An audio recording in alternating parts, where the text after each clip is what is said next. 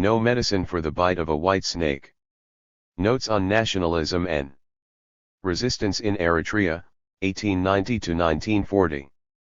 By THIRD Negish, University of Uppsala. In the long process of collecting source material, I am greatly indebted to many friends, colleagues, and institutions, a full acknowledgement of which is virtually impossible. I am grateful indeed towards the Scandinavian Institute of African Studies at Uppsala for undertaking the distribution of this effort. Many thanks to Peter Hughes, who at an earlier stage assisted me in putting the tenses and prepositions in their right positions. Heartfelt gratitude to my colleague Marie C. Nelson, who edited the entire anthology, and to Monica Blom for her invaluable assistance in many technical and practical matters. In Rome, the locus for the bulk of the source material, I acknowledge my profound indebtedness to Dr. Carla Geze, the librarian of the Ldalian Africa Institute, and the staff of the library for making me feel at home. To Giovanni and Anna Bussi, who during my frequent visits to Rome saw to it that I was properly fed, I express my profound gratitude. I also acknowledge warm gratitude to Professor K. Nylander and, the mother of all, Kirsten Magnoni of the Swedish Institute, in Rome, for extending me the privilege to stay in the Institute's splendid guest rooms virtually free of charge. THIRD Negish. Uppsala, Sweden. April 11, 1986. The papers in this anthology, which are a byproduct of the process of writing a doctorate dissertation on Ldalian colonialism, deal with the themes of nationalism and resistance more by accident than by intention. They were written at different times and for different purposes. Two main considerations prompted me to publish them in this less costly form. In the first instance, these notes are peripheral to my dissertation. And in the second instance, put together in this form, they would be more accessible to a wider public than if L were to publish them separately in specialist and, most often, inaccessible periodicals. Based on hitherto unpublished material, the first paper challenges prevailing views on the concepts of the Ethiopian, include Eritrean, nation and nationalism. Ethiopian nationalism has either been presumed to exist or altogether denied. While political historians of the pre-20th century took for granted the resilience of Ethiopian nationalism, the enemies of the Haile Selassie regime, example the spokesman of the Eritrean Liberation Fronts, went to the other extreme in maintaining that Ethiopian nationalism did not exist before the 1880s. Like other African countries, they argued, Ethiopia was very much the creation of European imperialism with all the consequences which derive from such birth. Indeed, there is some truth in the latter allegation. The expansion of the pre-1880s Ethiopia to 3 times its former size within a brief period of 3 decades creates serious methodological and conceptual problems as to the identity of the individual and the country. Ethiopia of the 1900s is geographically and ethnically different from the Ethiopia of the 1880s. Thus, for instance, the points of departure for a study of nationalism during the late 19th century are different from those used to examine the 1930s.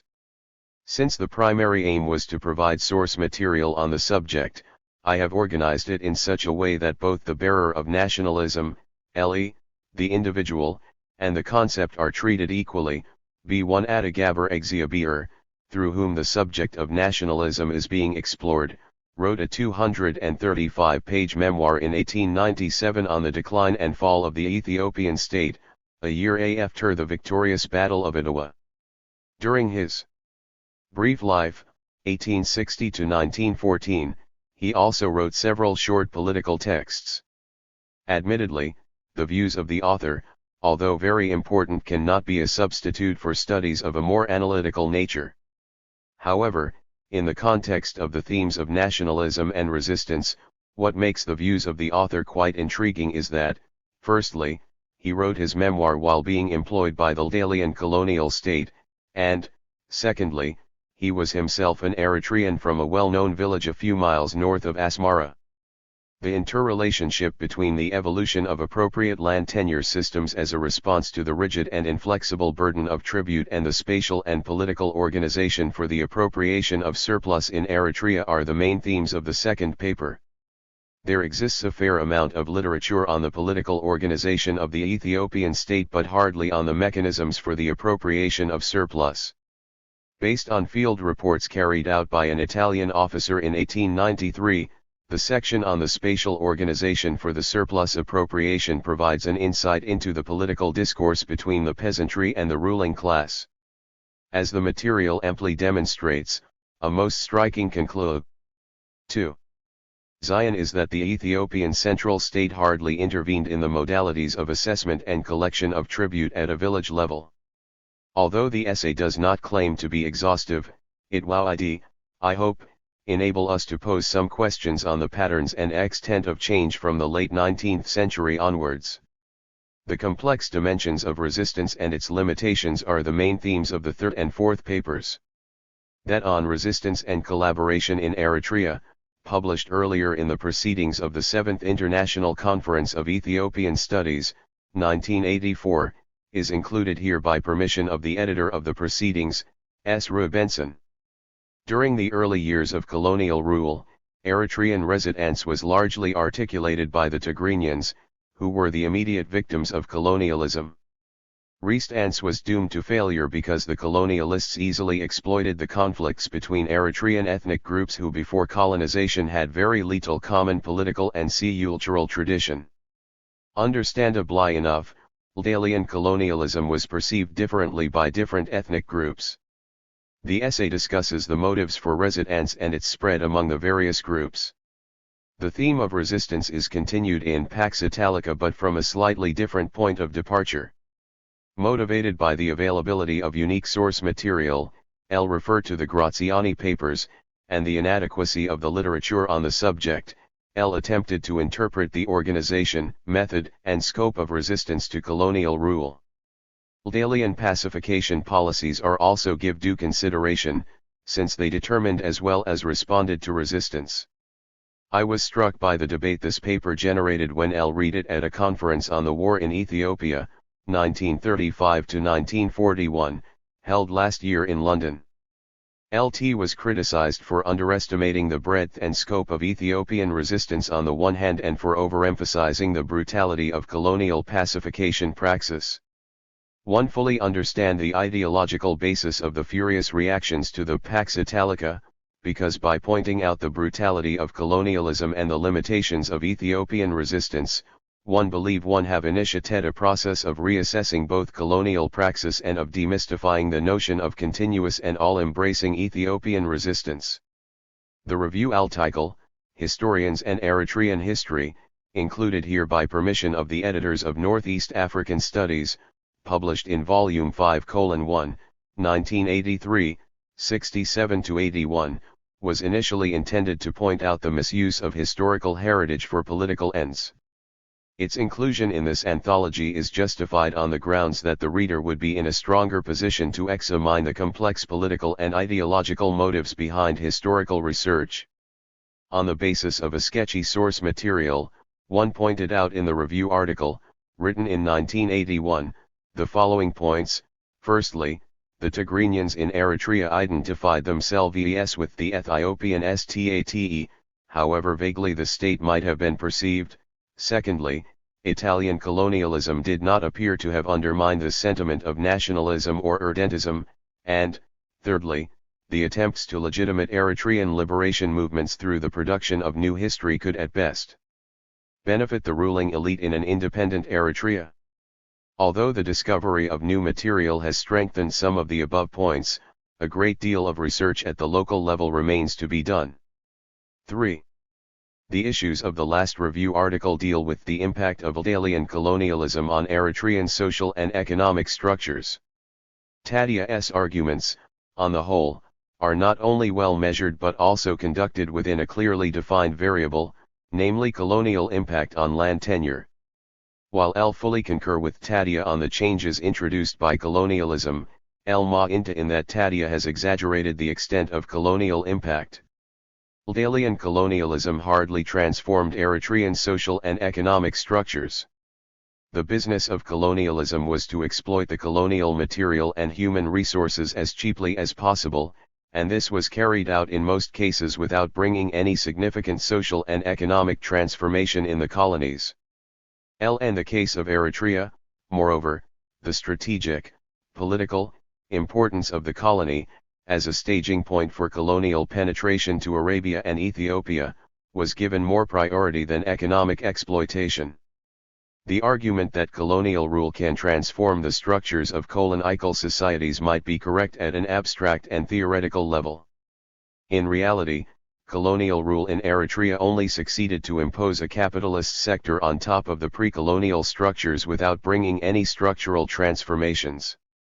To argue otherwise, as Gabermethan, whose work is also reviewed, appears to do, would amount to a perpetuation of a myth of colonialism as a modernizing experience. As the subtitle makes clear, no claim is made that these papers have answered many questions on nationalism and resistance.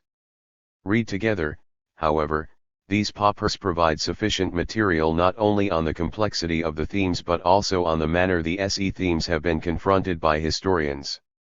The effort put into making this anthology accessible would be amply compensated if Sami would feel provoked to either pursue the widely open field of research on the region or challenge the views expressed here. 4.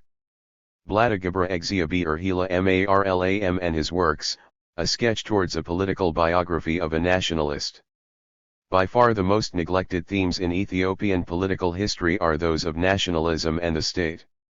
Tadas Tamrat Semin al work on Church and State in Ethiopia, 1270-1527, OUP 1972, concentrates on the general political history of the period. The impact of the state on the CHRH and vice versa, the horizontal and vertical links between, state organs and ordinary citizens, the ideological and mythical foundations of the society are neither systematically approached nor satisfactorily discussed. Addis Hiwet's provocative and highly interpretative study on the Ethiopian state, while ignoring completely the nature of Ethiopian nationalism, limited its analysis of the state to the policies of the ruling class that succeeded in fostering solid links with world imperialism.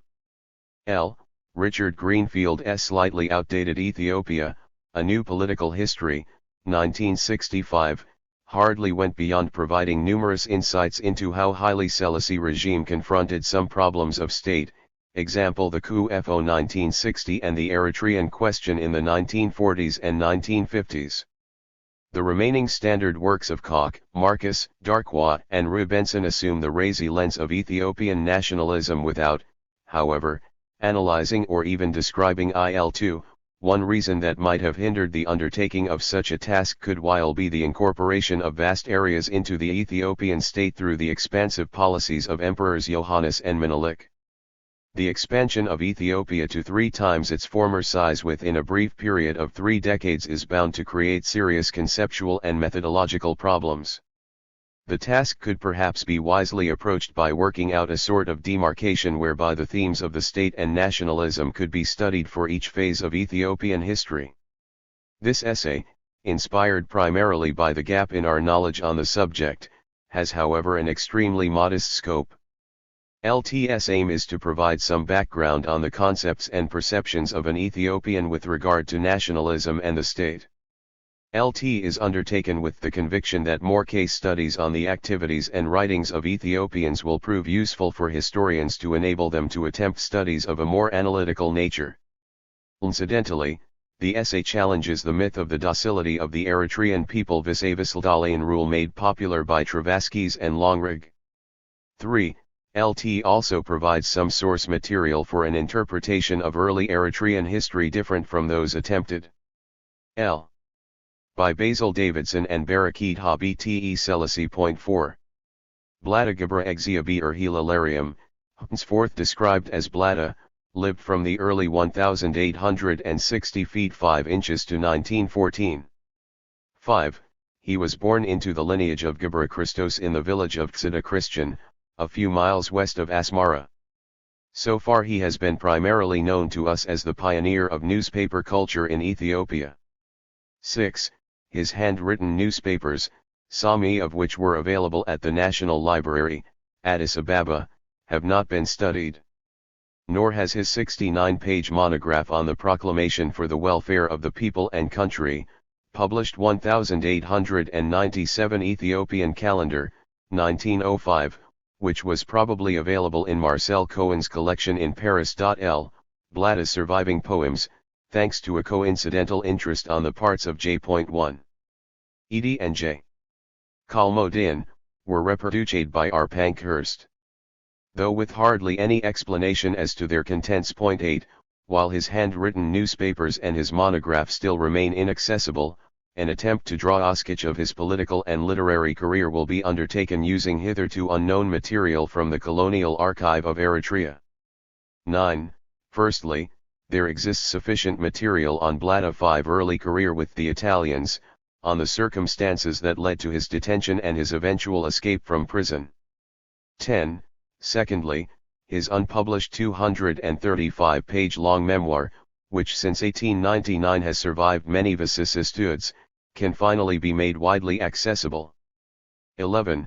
The memoir is a document of considerable importance for the study of its author and the themes he exhaustively discusses.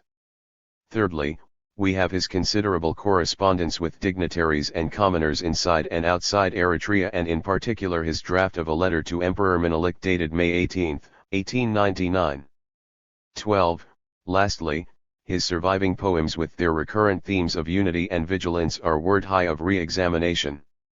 Very little is known about Blatta's early childhood apart from the fact that he was educated at Debrecen, one of the ancient monasteries of Ethiopia. According to his record of employment, he joined the Italians in July 1889, a few weeks before their occupation of the Ethiopian/Abyssinian highlands. L3, to what extent and to which goal he studied at Debrecen is difficult to know. His command of Gs, Ethiopic, and his continued close relationship with the monastery seem to indicate that he had been tutored for a good many years. For reasons that are not clear, he terminated his official connection with the monastery and entered service with the Italians as a clerk in Amharic. In the summer of 1890 he was promoted to the rank of interpreter and transferred to Asmara with an annual salary of 720 lire. 14. Between 1890 to 93 he accompanied Italian officers on their campaigns inside and outside of Eritrea. Between the years 1893 to 95 he was stationed in Sajanidi with an increased salary of 1,260 lire per annum. During the Batahagos uprising, Blatta, together with Captain Sanguinetti, was taken hostage to Halai. From here he escaped before the brief battle between Batta and the Italians. Blatta accompanied Italian forces to Tigray and was in the vicinity of Ottawa at the climax of the Ethio-Italian conflict of 1895–96. By August 1896 a winner of 2 silver medals, was earning 1,800 lire per annum. L5, it could be said that during this year Blatta reached the apogee of his power and fame. In the aftermath of Ottawa, Blatta accompanied 4 alien missions to Emperor Menelik and 1 to Ras Mikanan. 16. As the chief interpreter he had access to delicate information from both sides. He had many occasions to exchange views with Emperor Menelik and his advisors. By virtue of his office. 2. Unpredictable but enviable, Blatta considered himself, and was most certainly considered by others, as one of the most knowledgeable persons of his time. In 1896 Blatta had repeatedly expressed his views on how to revive and renovate the decadent Ethiopian state. 17. The following year he composed his memoir on the moral and material decline of Ethiopia. 2 months before his detention, May 1899, he drafted a 4-page letter to Emperor Menelik, in which he addressed his emperor on behalf of the Ethiopians under foreign, Italian, rule. It is highly possible that Blatta's fame and power were on the wane from the beginning of 1897. After the Ethio-Italian Treaty of October 1896 most of the important negotiations were held in Addis Ababa between the Italian legation and Emperor Menelik. The Boundary Convention of May 28, 1900 was concluded in Addis Ababa without the participation of the colonial state in Asmara. Blatta was no longer a key figure since there were no significant Italian missions from Eritrea to Ethiopia. The Italians might also have begun to recognize that Blatta was dispensable for a variety of reasons. At any rate, in July 1899 Blatta was detained on suspicion of treason. 18, on the basis of what was revealed in Blatta's confiscated memoir and considerable correspondence, he was proved guilty and shipped to a prison in Naples. L9. Several weeks later he was transferred to the detention center at Nakra, near Assab, a prison described by the informants of Kalmodin as the Beria ground. 20. THIRD material contains no record as to how Blatta reacted to the charges of treason. According to what he wrote in his memoir, he considered himself as an Ethiopian residing in that part of Ethiopia under foreign rule. His loyalty to the foreign rulers did not appear to create any conflict with his Ethiopianism. Vihati the Italians probably discovered in 1899 was not Blatta's lack of loyalty to them, but his Ethiopian nationalism, which had been clearly expressed as early as 1896. From November 5, 1899 Blatta spent his days chained and incommunicado in one of the cells at Nakra. On November 17 the other mates of the prison put into action a carefully devised plan of escape. 21. On the morning of the 17th there were 119 inmates guarded by 27 armed men under the command of 2 aliens. A group of 12 detainees were performing a routine duty of carrying water from a nearby well to the prison. They were escorted by 6 armed men. On a reasonable pretext, 4 of the gang separated from the rest and were followed by 2 armed guards. Then the 4 detainees put their plan into action and disarmed the guards, killing 1 in the process. The 4, partly armed, proceeded immediately to take care of the remaining guards. The gang, half of which was now armed, moved quickly to the quarters of the 2 aliens, killed 1 and took the officer, G.B. Cortez, as hostage. The gates of the prison were forced open and the detainees freed. Blatta swapped his chains with the alien hostage and preparations for escape began in earnest. A dhow, Sambucaja that happened to be there was seized. 107 detained plus 6 guards and the hostage sailed to the peninsula of Buri. At Bud the escapees were given an expert guide and adequate provisions by the son of a chief of Bet Asa Mohamdu, Dahomada Afar, Buril, who had also been a detainee since 1898. After an arduous journey of 15 days and nights they reached Enderta, Tigray. Lt was unlikely That Blatta inspired the P-lot, but the governor of Asabi wrote in his report that Blatta later assumed an important role. 22. 3. Blatta's movements from the time of his escape until his death in 1914 are difficult to follow. Ferdinando Martini, the governor of Eritrea, kept random notes based on reports made to him by his consular and commercial agents.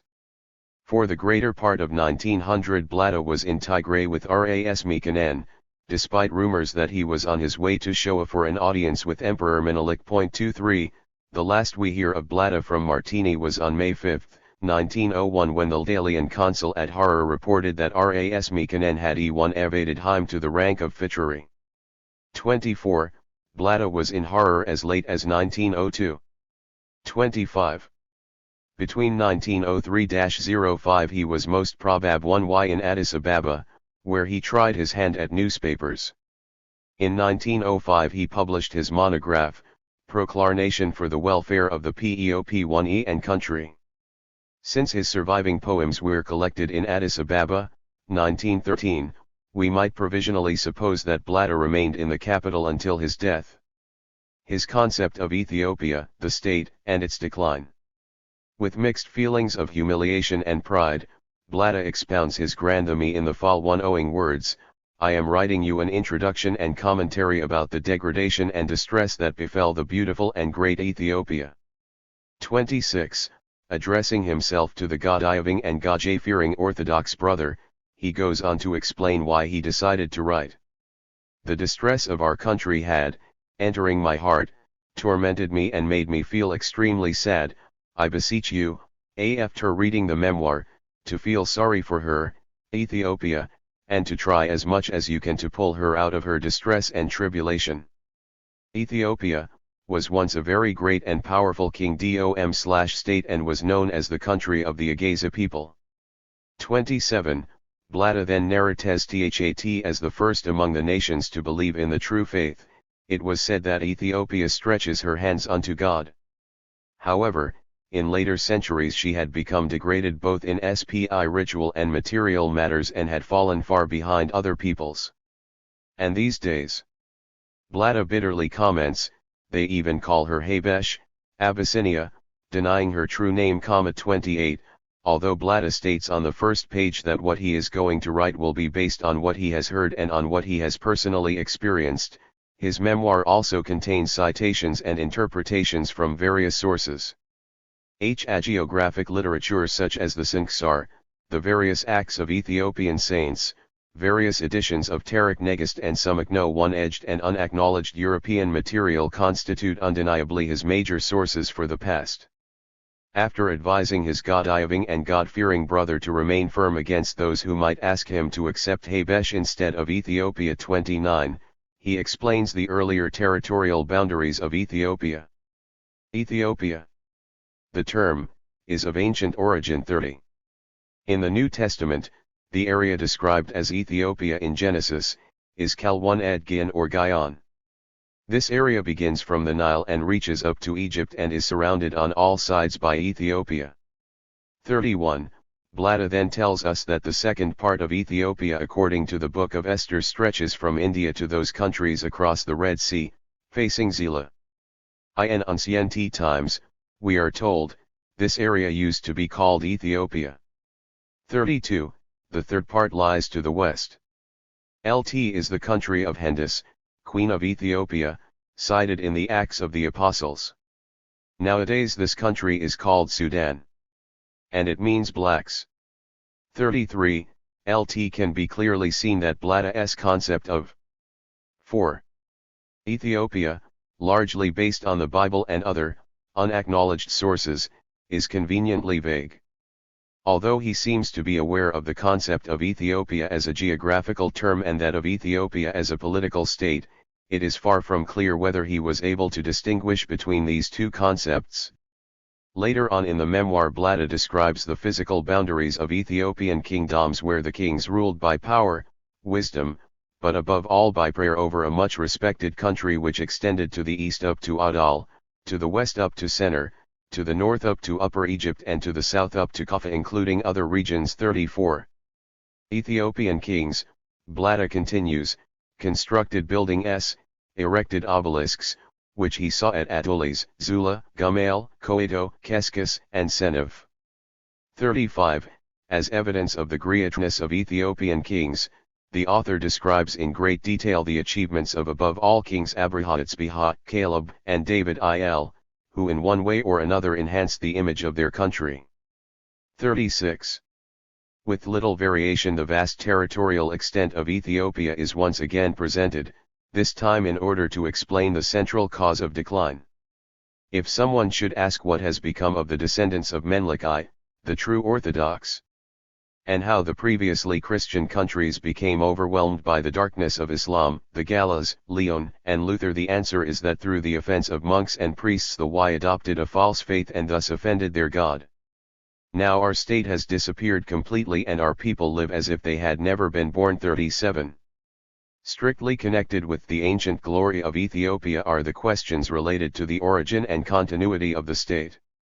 That the Queen of Sheba, Azib or Makeda, was the Queen of Ethiopia is taken for granted. 38. Blada's main source is Dilbo, the chronicler of Emperor Cisneus. Dilbo, according to Blada, wrote that 800 years prior to Azib Ethiopia was ruled by a python, Zendo. 39. On the basis of Ths Information and comparing it with the reign of Solomon, Ru led 3000 after the creation of the world, Blada writes that the Ethiopian kingdom was first formed 2200 after the creation. In other words, at the period when Solomon reigned in Jerusalem, The Ethiopian state had already existed for at least 800 years. Blatta concludes the genealogical feat by stating that he does not think that there are any other states like Ethiopia, which since the creation of the world have been ruled by a single dynasty. LTO, the only qualifications to this millennial-old dynasty were, according to Blatta, the rule of Yautit and the Zagi dynasty, altogether 365 years. 4.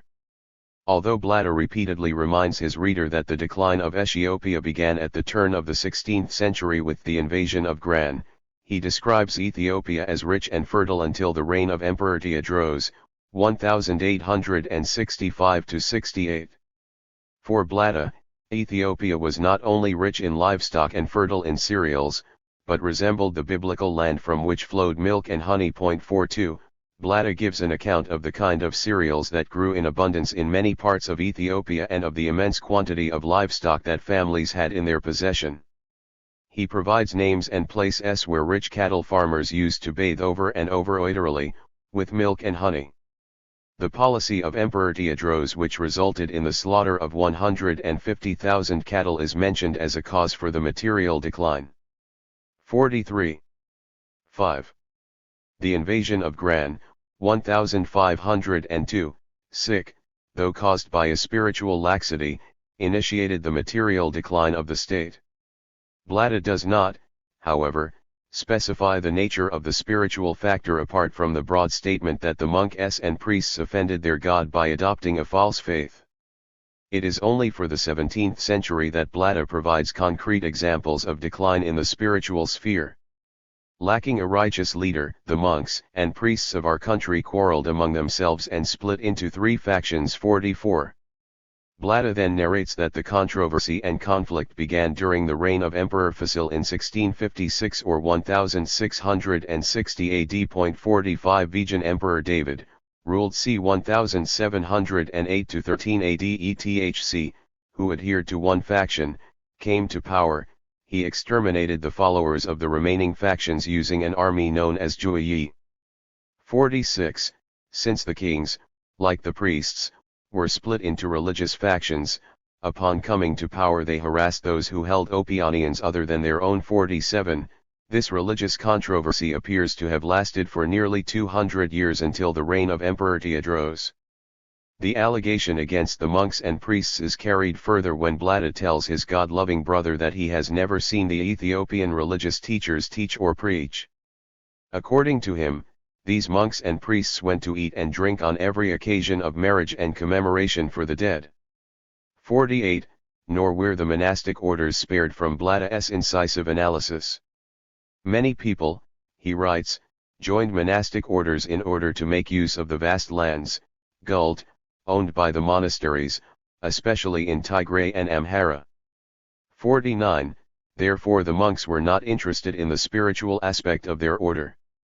Since the monks neglected their spiritual obligation, they became greatly discredited among the people. 50. To illustrate the material aspect of decline, Blatta summarizes Ethiopian political history since the invasion of Gran. From Gran up to 1889 ETHC, Blatta reminds his reader, the cause of war had not ceased. Against the kings, descendants of Menelik, rose first Gran and later the Galas. There was no respite from war. Later the Ethiopian state was destroyed when Christians rose against their kings. 51. This we are told took place in 1780 at the Battle of Ifenranat between Ras Ali and Emperor Tekel Hymenot. 52. Although Blatta seems to be acutely aware that it was Ras Mikhail Sehul who dealt a serious blow to the power and authority of the emperor, he does not date the complete destruction of the state at c. 1761 ETHC. The Battle of 1780 is, however, taken as a watershed in his interpretation of Ethiopian history. Blatta tells us that 109 years after Afairwainat, the fallen state had not been restored even by those who claimed to be the descendants of Menelik. Thus the state was destroyed at Afairwainat and Ethiopia split into 4 parts. The Ras of Bejemeter, Gajajam, Simeon, and Tigray became the rulers in their respective countries. However, since each of them desired supreme power, for 67 years there was continuous war between these rebels until Emperor Tewodros defeated them all. 53. Despite the fact that nearly half of the memoir is devoted to a detailed discussion of the correct faith, and despite his repeated statements that faith in Jesus and the Virgin Mary will enable the reader to overcome both material and spiritual obstacles, Blada places the central cause for decline in the political practice of the Ethiopian state. A far greater curse than those mentioned above, Blada writes on page 51, a curse that spoiled and destroyed the country was the practice of beleading soldiers. Blada 6. The governor dispatches his soldiers to a specified region, authorizing them to get from the inhabitants so much in the morning and its double at night. Their leader organizes his men into groups of 10 and billets a group on each house. Then the soldiers fall up on the region like locusts and hail. If the host is poor, the soldiers harass him to bring forth enough food and drink. He, the soldier, tortures him, the host, and chains him until blood oozes from his fingertips. If the host is rich, the soldier takes his wife and brings disgrace upon his daughter. He seduces the wife from her husband and the daughter from her father.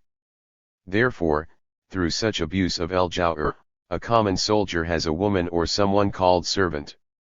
Furthermore, each common soldier has a male servant who takes care of his belongings. 54. Blada's account of the destruction of the subsistence economy from the mid-19th century onwards continues on the same page. In 1882, etc. There was famine. The governor ordered a collection of tribute. Each family paid a certain amount in grain or, in lieu of this, $8, most probably Mt thalers, or 2 cows. Eli, who was asked to pay 1 or 2 units of tribute, took out his livestock and handed them over to the soldiers. In Hamas scene, Blada Herdpeople Sathat families without any means gave their children in lieu of tribute. Out of bitterness of their distress and oppression, Blada writes, many youths were reduced to being soldiers and servants. Others crossed the sea, never to return. While only a few remained employed as followers of Europeans and other Christians, most of the rest became slaves to Muslims. 55. The criticism of the Ethiopian political system also includes a brief commentary on Ethiopian diplomacy throughout the previous 4 centuries. On the basis of Abba Jacob's hagiography, Blada criticizes Ethiopian kings because they too easily forgot their obligation to pay back the Portuguese for having saved Ethiopia from Gran. 56. As for the later period, Tewodros' policy towards Great Britain is criticized. 57. Emperor Yohannes is held responsible for his own death and the penetration of foreign rule in Ethiopia. Blada states that a French diplomatic mission warned Emperor Yohannes of the imminent danger from the Italians. The French, we are told, asked Emperor Yohannes to sign a treaty with them in order to maintain the independence and integrity of Ethiopia. By failing to conclude a treaty, Emperor Yohannes caused his own death and allowed his country to fall under the rule of a foreign power. 58. The curse that struck Ethiopia following the death of Yohannes up to the present time, Blada informs his reader, was like the one which fell upon Jerusalem when it was besieged by Titus. 59. One rising after the other led to war and pillaging. The crops in the fields were eaten by locusts. The people and livestock were afflicted by epidemics and drought. People fell dead like leaves on their migration to Messawa. Those who survived became Muslims. After the death of Emperor Yohannes, the Italians occupied Bogos, Hamasien, Akale and Siri. The dead they burned using kerosene. 60. 7. Blada on Italian colonialism in Eritrea. The memoir was written in order to explain the moral and material decline of the Ethiopian state. LT was completed in 1897.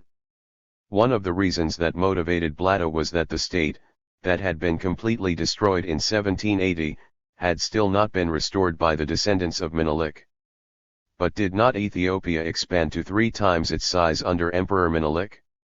Did Menelik V regime not represent a new era of regeneration in modern Ethiopian history, especially after March 896? Why did Blatta feel compelled to write, 1 year after Adwa, on the moral and material distress of Ethiopia? The memoir is not as explicit on this issue as his letter Dra Foot to Emperor Menelik in 1899. This is partly due to his background and partly to his attempt at comprehensiveness. Nevertheless, it could be demonstrated sufficiently, if not perhaps strongly, that what really motivated him to describe Ethiopia in the way he did was his perception of alien colonialism in Eritrea. On page 49, after an exhaustive treatise on the moral and political reasons for the destruction of the state, Blatta concludes his catalogue of cause 5 thus: L wrote these, which are by no means complete, because L witnessed my countrymen, my brothers, my sisters, and my religion daily being chained and thrown into the jaws of Python, Zendo, far more rapacious than the earlier one. And I wrote this commentary 50 that you would lament for their plight, and 50 that ways could be found to redeem them from their distress. 51. The far more rapacious Zendo was no other than alien colonial rule. Menelik, who in 1899 was axed, expected, and even provoked in blasphemous language to liberate our brothers, could not have been the one who daily chained and imprisoned the countrymen and religion of Blatta. Later, in the context of the decline of the Ethiopian state and while discussing the political practice of the state, the author writes that from the death of King Johannes until 1897, the curse that fell on Ethiopia was like the curse that had struck Jerusalem with the siege of Titus. On top of epidemics THATKLLED people and cattle, the aliens appear to have aggravated the situation by burning the dead. An incident that the author witnessed would seem to sum up the nature of the far more rapacious Zendo. A carabinier met an askari who was in the throes of death. The carabinier instruct his Eritrean subordinate te in the following manner: since the askari wi.ll die anyway, pour kerosene over him and burn him. Blatta, on hearing the screams of the dying man, ran to him and put out the fire. The man did not survive. Biatta then concludes, I have never before seen such cruelty and evil. 52. Lt was in his letter draft to Emperor Menelik, however, that Blatta expressed unambiguously his perception of alien colonialism in Eritrea. The aliens were not only ruling over the cradle lands of Ethiopia, but the reduced Blatta 5 countrymen, sons of Ethiopia, to a state of slavery far worse than that experienced by the people of Israel. 53. Blatta and Ethiopia in 1897. In the memoir, Blatta has reproduced a letter which contains in brief the subject matter that he had discussed extensively with 8. Emperor Menelik and his advisors in 1896. This sort of summary deals with the measures that need to be taken to renew Ethiopian society. The letter is followed by an explanation as to how his advice was received and as to why he refused to join Emperor Menelik when asked to do so. Since it is only in this letter that Blatta goes beyond explaining the causes of material and moral decline, a free translation of the said letter will prove useful in judging how realistic his measures might have been at the time. Furthermore, it would be much easier to attempt to explain Blatta's apparently contradictory position vis-a-vis Ethiopia. A word of advice by an Ethiopian.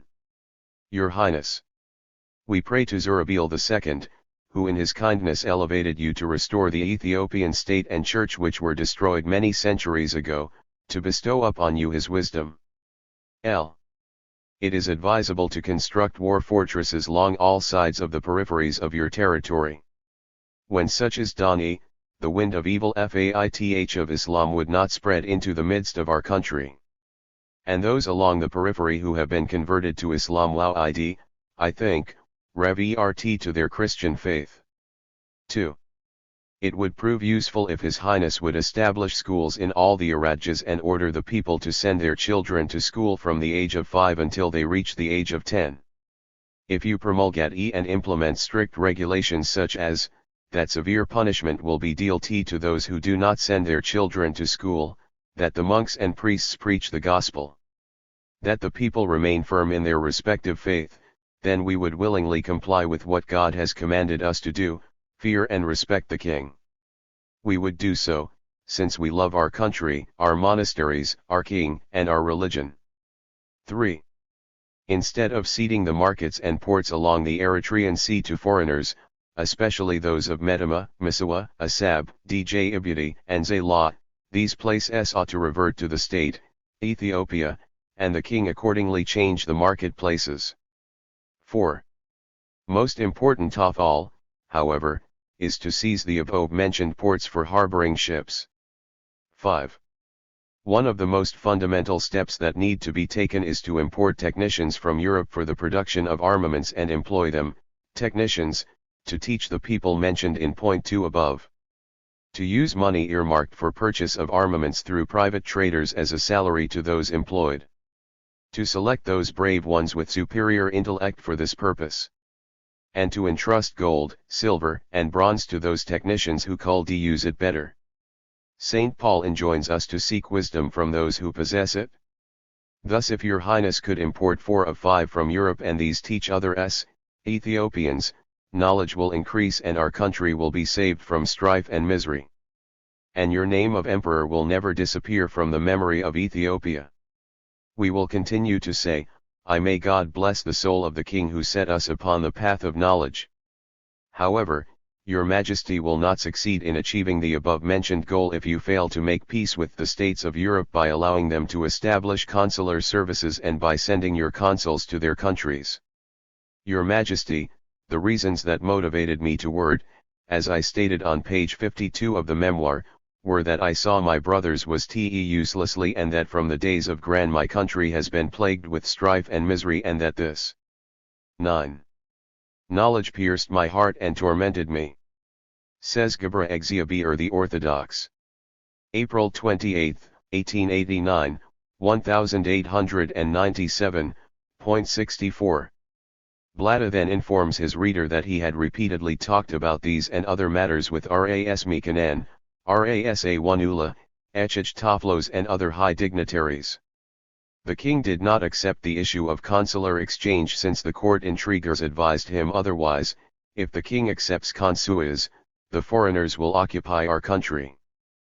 But that Blada's advice touched the king's heart is apparent from Emperor Menelik's comment to Ras Mikanan. The advice of that interpreter is indeed very good, only that his loyalty is not to us. Those who are with us did not advise us in the same manner. Try if you can to persuade him to join us. Blada, after hearing the message from Ras Mikanan, refused, saying, "El will not go leaving my lords, the Italians, but if you do what El suggested in point 5 El will come to study." Ras Mikanan reluctantly dropped the matter. 65. How might we explain the inconsistency between Blada's advice as an Ethiopian and his refusal to join the service of his king? Could it be that the Dalian policy of disengaging the highland areas of Eritrea from Ethiopia had begun to produce the desired effect? Neither in the memoir nor in his letter to Emperor Menelik in 1899 GC does Blada seem to straddle a politics of contradiction. His letter to Emperor Menelik was written by an Ethiopian to Ethiopians. His refusal to join the emperor probably arose from exaggerated perception of his position and the political power of the emperor. By virtue of his occupation he had access to Emperor Menelik and his advisors, which in turn might have enhanced his image vis-a-vis the population in Eritrea. Although we will never know more than what Blada has told us about this apparently contradictory position, it could be argued that, based on his experiences in Eritrea, he wished and to some extent acted in order to commit Emperor Menelik to introducing radical innovations for the revival of the state.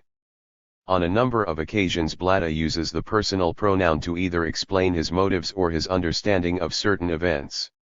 There can be no doubt that he was acutely aware of the far more rapacious nature of Dalian rule. But in every instance where he is writing about such things, it does not appeal that he was also one of those who were reduced to slavery by foreign rule. The image that we get of him from the memoir is that of an arbiter who portrays himself as a man deeply tormented by the sufferings of his brothers, sisters, and countrymen. His high position in the colonial state apparatus, his background as a moral teacher and the respect showed to him in Eritrea and Ethiopia seem to have encouraged him to speak and write as a spokesman for an oppressed people, in Eritrea, and a backward state, Ethiopia. Blada, Eritrea, and Emperor Menelik in 1899, 1891 ETHC. In the memoir, with the exception of his summarizing letter on how to revive the state, Blada does not go beyond narrating the plight, distress, and misery that befell his countrymen and Ethiopia. In 1899, however, for reasons that are not to see one ear, Blada together with some unidentified collaborators wrote about his views on Emperor Menelik and his policy towards Eritrea. The letter draft is 4 pages long. It is rather difficult to read since 10. It contains a lot of additions by a person or persons other than Blada. Most of the additions could with careful editing be worked into the text, but even then it might prove impossible to read the draft in the manner it was intended to be read by the authors. In the Reimble, Blada asks the emperor to authorize a public reading of the letter, before the king's advisors and the people, and then to deposit it in the monastery of Abuntekel Hymenot at Debre Libanos, Shoa. The spirit, as well as the main points of the letter, will hopefully emerge from the following excerpts. 2. Ras Mikanan, the Lord of Horror. In the name of the merciful God I beseech you to deliver this letter to His Majesty, the King of Kings of Ethiopia. King Tewodros and King Yohannes, may the God of Ethiopia bless their souls, preserve their mother country with great veneration. But you, Your Majesty, have severed its integral parts completely. Even though Your Majesty had power to do otherwise, you are proceeding to tear to pieces your mother Ethiopia's womb in the same manner as King Nero did with his mothers. Either because of incapacity or because of stupidity, you are disposing of Ethiopia as a person disposes of his urine. This process is not of recent origin. It was you, long before the death of King Yohannes, who, by establishing good relations with the Firanjak, Europeans, allowed them to enter and rule in our country. Secondly, you have committed a far more serious offense at Wikil. By the Treaty of Wikil you sold your mother country, Ethiopia, by authorizing them to take such and such places and by delimiting boundaries for them. And the Europeans, moving slowly like a turt, i.e., encouraged by the concessions that were made to them, broke the treaty and occupied the cradle lands of Ethiopia, including land rights of the monasteries. Against you, Your Majesty, they, the Italians, reached the point of stating that you, a pagan king, had no power whatsoever and that according to our Treaty of Wikil, you were only our Italian protectorate. Your feeding hand got bitten. As you were the one who in Ilikal Gavi lands to the Firanjak, you mutilated and exterminated sons of Ethiopia, against the laws of Ethiopia saying /he did you Ethiopians make war against me, your king. However we mitigated, the cruelty of your act, by reasoning thus, no matter, as long as we have a king who will redeem lost land, revive the state, who is steadfast in his word and who feels sorry for his mother Ethiopia. We fools were exceedingly happy when we heard that the King of Kings of Ethiopia and his council had expressed a desire to liberate their mother Ethiopia. Meanwhile we were ordered to facilitate the release and proper treatment of the king's white prisoners of war. Yet now when we inquire and examine the state of facts, what we heard has become like a dream. It is evident that in your reign your thoughts are on how to destroy Ethiopia and not on how to develop it. In fact you have sold the whole of Ethiopia in exchange for money. You who are an ancient descendant from the house of David, why do you daily violate your mother Ethiopia? /e do you become 2 tongues in one person and 2 heads in one crown? Why? 11. Wouldn't you liberate our brothers according to your word, or else why not appeal to country and God? Instead of such an indecisive reign which will lead to the destruction of Ethiopia, it would be wise to relinquish your throne to someone who could do better. Otherwise, if this year, as is your habit, you sell your country, then call your reign Menelik II, King of Kings of Gala and half of Ethiopia. To include a country, under a reign title, where you do not rule, will bring upon you the ridicule of many a people. Your Majesty, King of Kings, I wrote this letter not because I wanted to abuse and blaspheme God the Savior, but because I could no longer tolerate the sadness of seeing my countrymen, sons of Ethiopia, reduced to the state of slavery by their foreign rulers, Italians, far worse than that of the people of Israel. I wanted the above account, like a S.I. Lord, to pierce your heart. Ethiopia is encircled by Europeans, and if we wait for them in increased numbers and strength as sons of our single mother Ethiopia, our God will certainly not forsake us. Written May 11, 1891 in the city of the Lost Nation. Depending on which questions one poses, a discussion of the letter draft would inevitably lead either to the nature of Eritrean resistance or to the foreign policy of Emperor Menelik. Both of these themes are, however, outside the scope of this descriptive essay. While the theme of resistance in Eritrea is being currently studied, that dealing with Emperor Menelik has fortunately been extensively studied by R.A. Koch, H.G. Marcus, R.H.K.67 Daxquat and not least, S. Benson. Seen within the context of illiterate Ethiopian from the region that came to be known as Eritrea, the draft letter throws considerable light on the specific features of Ethiopian nationalism, a theme hard won studied, but 2 of 10 taken for granted. The draft is extremely provocative. H.S. lines of argument are well articulated. H.S. underlying assumption that a nation is under bondage until every inch held by foreign rulers is freed, is very clear. For Blatta, Ethiopia begins and ends with the geographical area where he was born and brought up. Blatta was indeed a profound nationalist who used every means to arouse an active policy of irredentism from the king and the population at large. The message of his memoir was that since 1780 Ethiopia had never regained its former status. The message of the letter draft, far more poignant, was that Ethiopia was being continually sold to the Europeans through the policy of an irresponsible and unpatriotic monarch. As is the case with most nationalist writings, the memoir and the Dra foot leave room for rectification. The memoir Blatta calls, among other things, for the establishment of schools, the production of armaments and military vigilance. In the letter draft Blatta calls for the liberation of Eritrea, for more military vigilance and unity as sons of a single mother Ethiopia against European encirclement. Literary career AF turn 1900. A. Roberts, R. Pankhurst and the editors of the Historical Dictionary of Ethiopia credit Blatta as the pioneer of newspaper culture in Ethiopia. 68, when exactly he began producing these newspapers and what they looked like are, however, not well known. 12. The year 1900 as the initial year of Blatta 5 handwritten newspapers appears to have been chosen for its convenience, since no newspapers have 54 been cited or commented on for that year.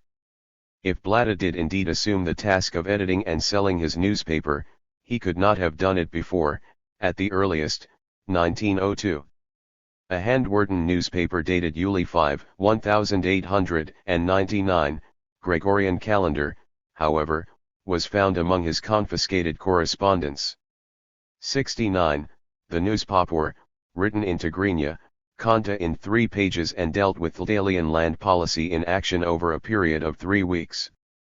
The Ldalians were in a better position to ascertain whether their detainee, Blatta, was indeed the author.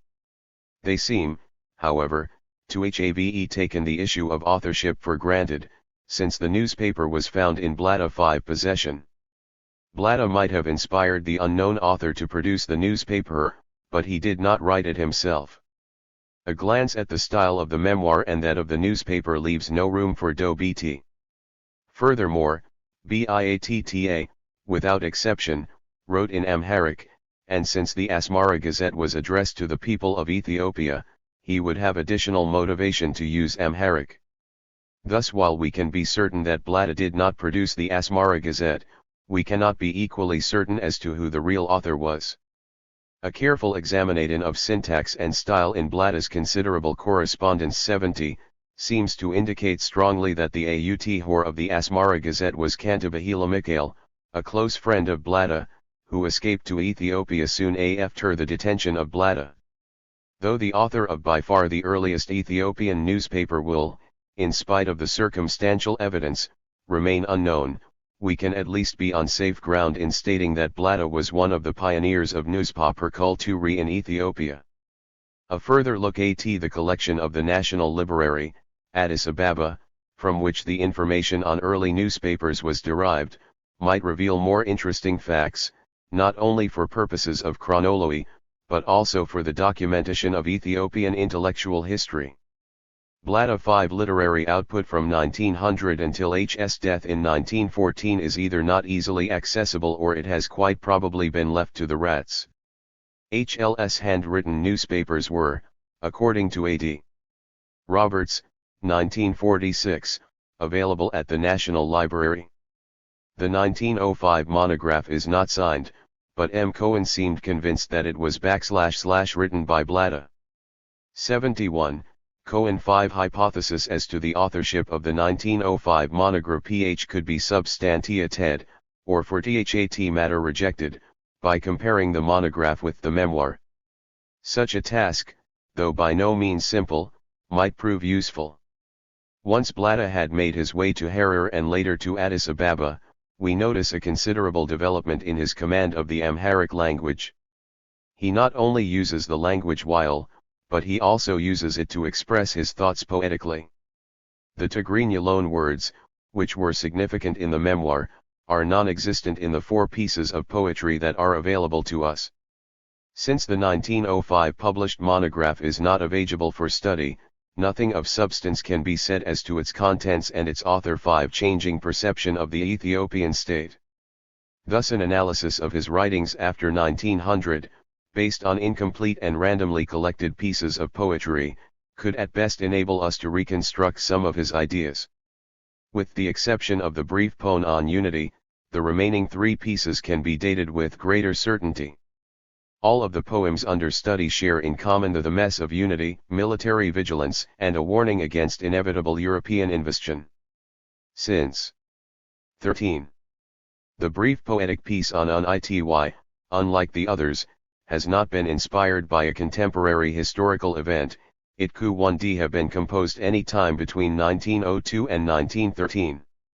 In this work, 72, employing a metaphorical language, B1 Atta tries to convey to his listeners the message that the reigning king should be no other than Mr. Unity. With a masterly economy of language, Blada explains the advantages of being ruled by Mr. Unity, where the enemy will not harm and envious persons will not be many. He reminds his listeners, be vigilant, do not be weak. Theach knowledge, let counts 1 multiply. Lest we become the plaything of other peoples and the object of plunder. 73. While Blada was on his way to Harar, the Italians succeeded in concluding a treaty with Emperor Menelik on the delimitation of boundaries between Eritrea and Ethiopia. By virtue of the Treaty of May 28, 1900, both the Treaty of Wickle and the Ratification Convention between F. Crispi, the Italian head of state, and Ras Mikonen in October 1889 were rectified. Italy acquired legal possession of Eritrea, whose southern boundaries with Tigray had been rejected by Emperor Menelik since February 1893. Once in Harar and Shoa, Blada ceased to write in the manner he once did in Eritrea. He could, for instance, have used his freedom to popularize his Iranditist ideas, but instead he brushed aside the alien colonization of Eritrea and directed his skill towards warning his nation and countrymen of the impending confrontation between the European states and Ethiopia. Was it somehow made clear to him that his part of Ethiopia was completely severed and given in perpetuity to the aliens? Or were the invisible arms of the censor hovering over his shoulders? Or did he begin to appreciate Emperor Menelik's expansionist policy which resulted in the incorporation of vast areas into the Ethiopian state? From the evidence that is currently at our disposal, we can only pose such questions. His Se-Con-D piece of advice was composed sometime between May 1908 and June 1909 on the occasion of the designation of Lagayasu Mikhail to the Ethiopian throne. 74.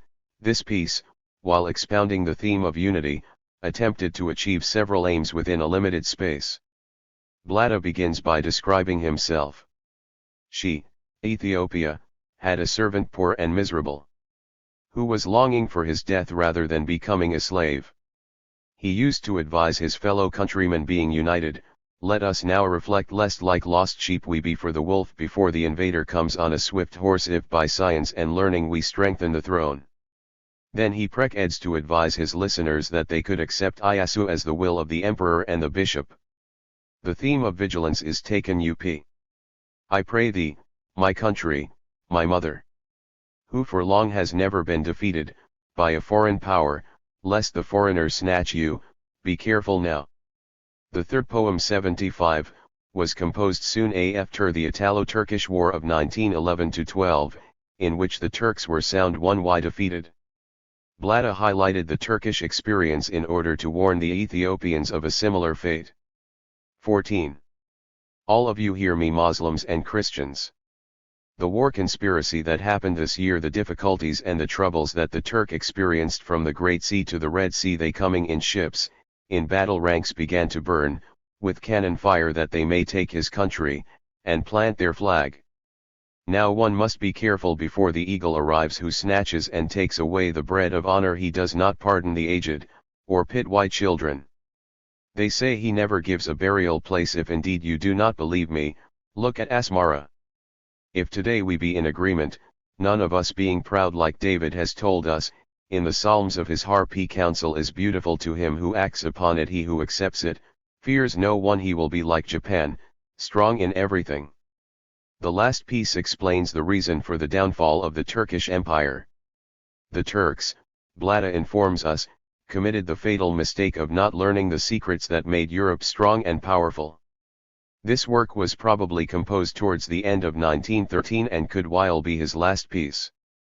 After a detailed exposition of the degenerated Turkish Empire and its inevitable defeat by the country, daily, that had learned science, that moved freely on land, sea, and air, that had mastered wireless telegraphy, Blada shifts his emphasis to the lessons that Ethiopia could draw. Let us then understand, since we have heard in our turn, the Turkish fate, and also let us notice, before our turn comes, let us learn from Europeans, let us become quite strong, let counselors abound, that our mind may not be undecided, so that the enemy may not win on the day of our encounter. Let us examine history, let us read newspapers, let us learn languages, let us regard maps. It is this which opens our people's eyes. Lest our mother Ethiopia divorce her husband, let us advise her today, that she may not become a harlot, and that we, her children, may not suffer harm. Towards the end, Blada strikes a profoundly pessimistic note. When I always give advice, every Sunday, I found no one who disagreed with me and criticized me, or who told me, it is certainly true, and since it is so, silence is better. Since I have got no result, what use is talking? What difference does it make to a solitary vagabond like me? Woe for whoever is accustomed to luxury. 76. Blada's persistent ca11 for politica el unity, military vigilance and economic development are based on his appreciation of a number of crucial factors. First, Blada had since 1899 been convinced that the one Y or other European states will one day attempt to invade Ethiopia again. The draft of the letter to Emperor I Ilenelik Conc udes that the Ethiopians should remain united as sons of a single mother Ethiopia against European in circ one imant. His last three pieces of 15. Poetry consistently stress the fact that Ethiopia should be politically and militarily prepared for an eventual European invasion. Secondly, Blada was convinced that the outcome of an eventual Euro-Ethiopian confrontation would depend on the political unity or disunity of Ethiopia. That a politically, militarily, and economically backward Ethiopia could fall prey to the claws of the eagle from overseas was certainly one of Blada's major preoccupations from 1899 until his death in 1914. Unlike his contemporaries, 77, who contented themselves with lamenting the backwardness of the Ethiopian socio-political system, Blata tried through his brief and sharp poems to outline the consequences of backwardness. For Blata, political unity, vigilance, and progress were not ends in themselves, but only instruments for the maintenance of Ethiopian independence.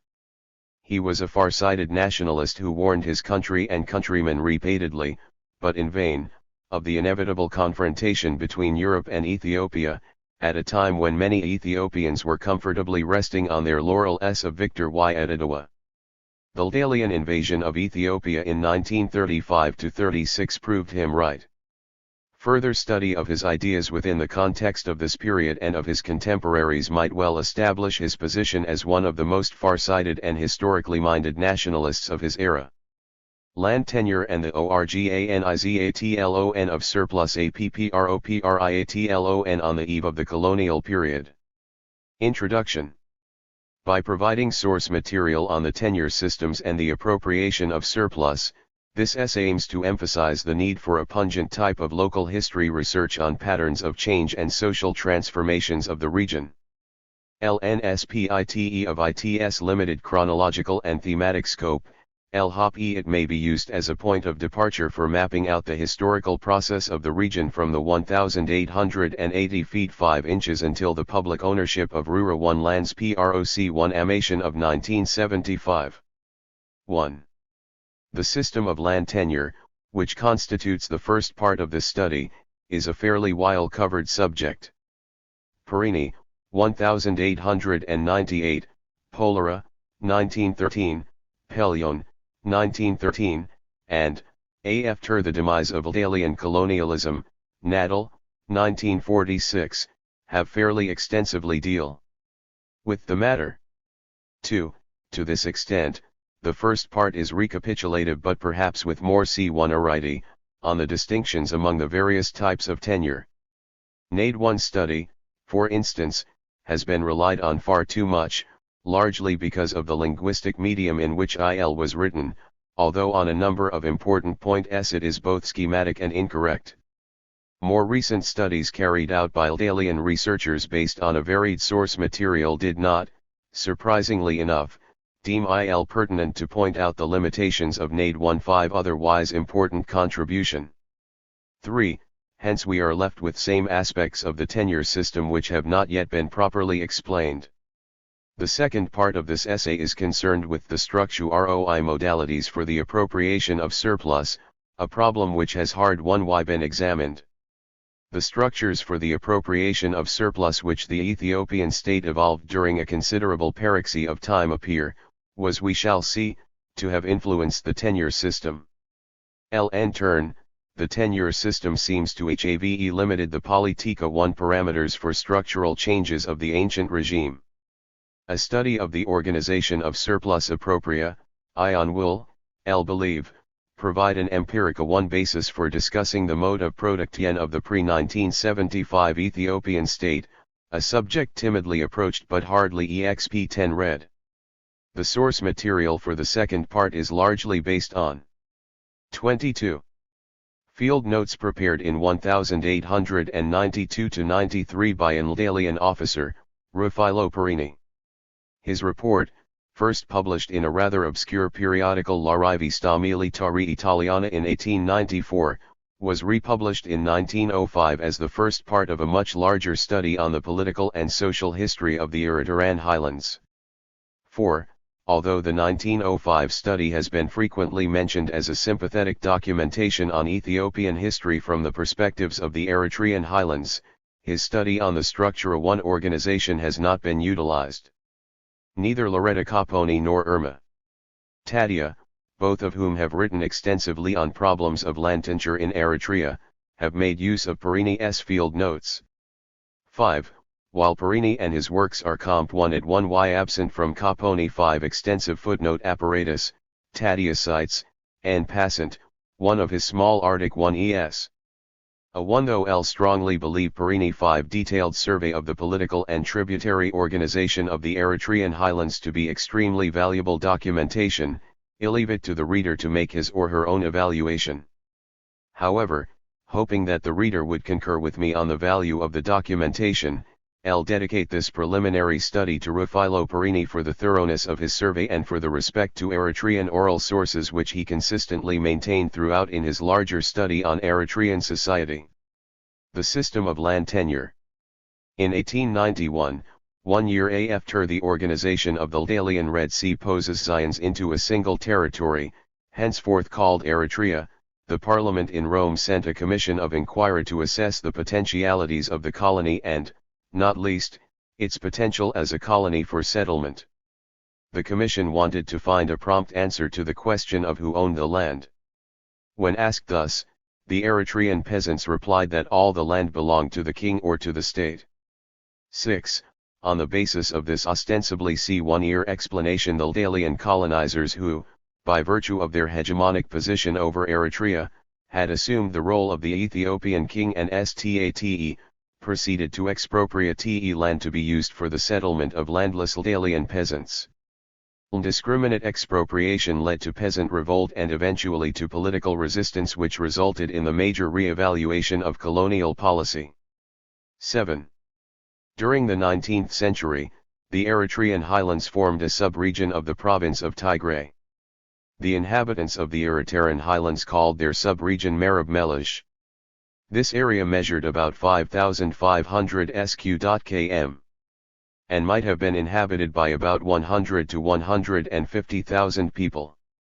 The Marab Melish was in turn made up of 5 zones: Hamas Sin, Akele Goze, Siri, Deki Tesfa, and Deki Maliga.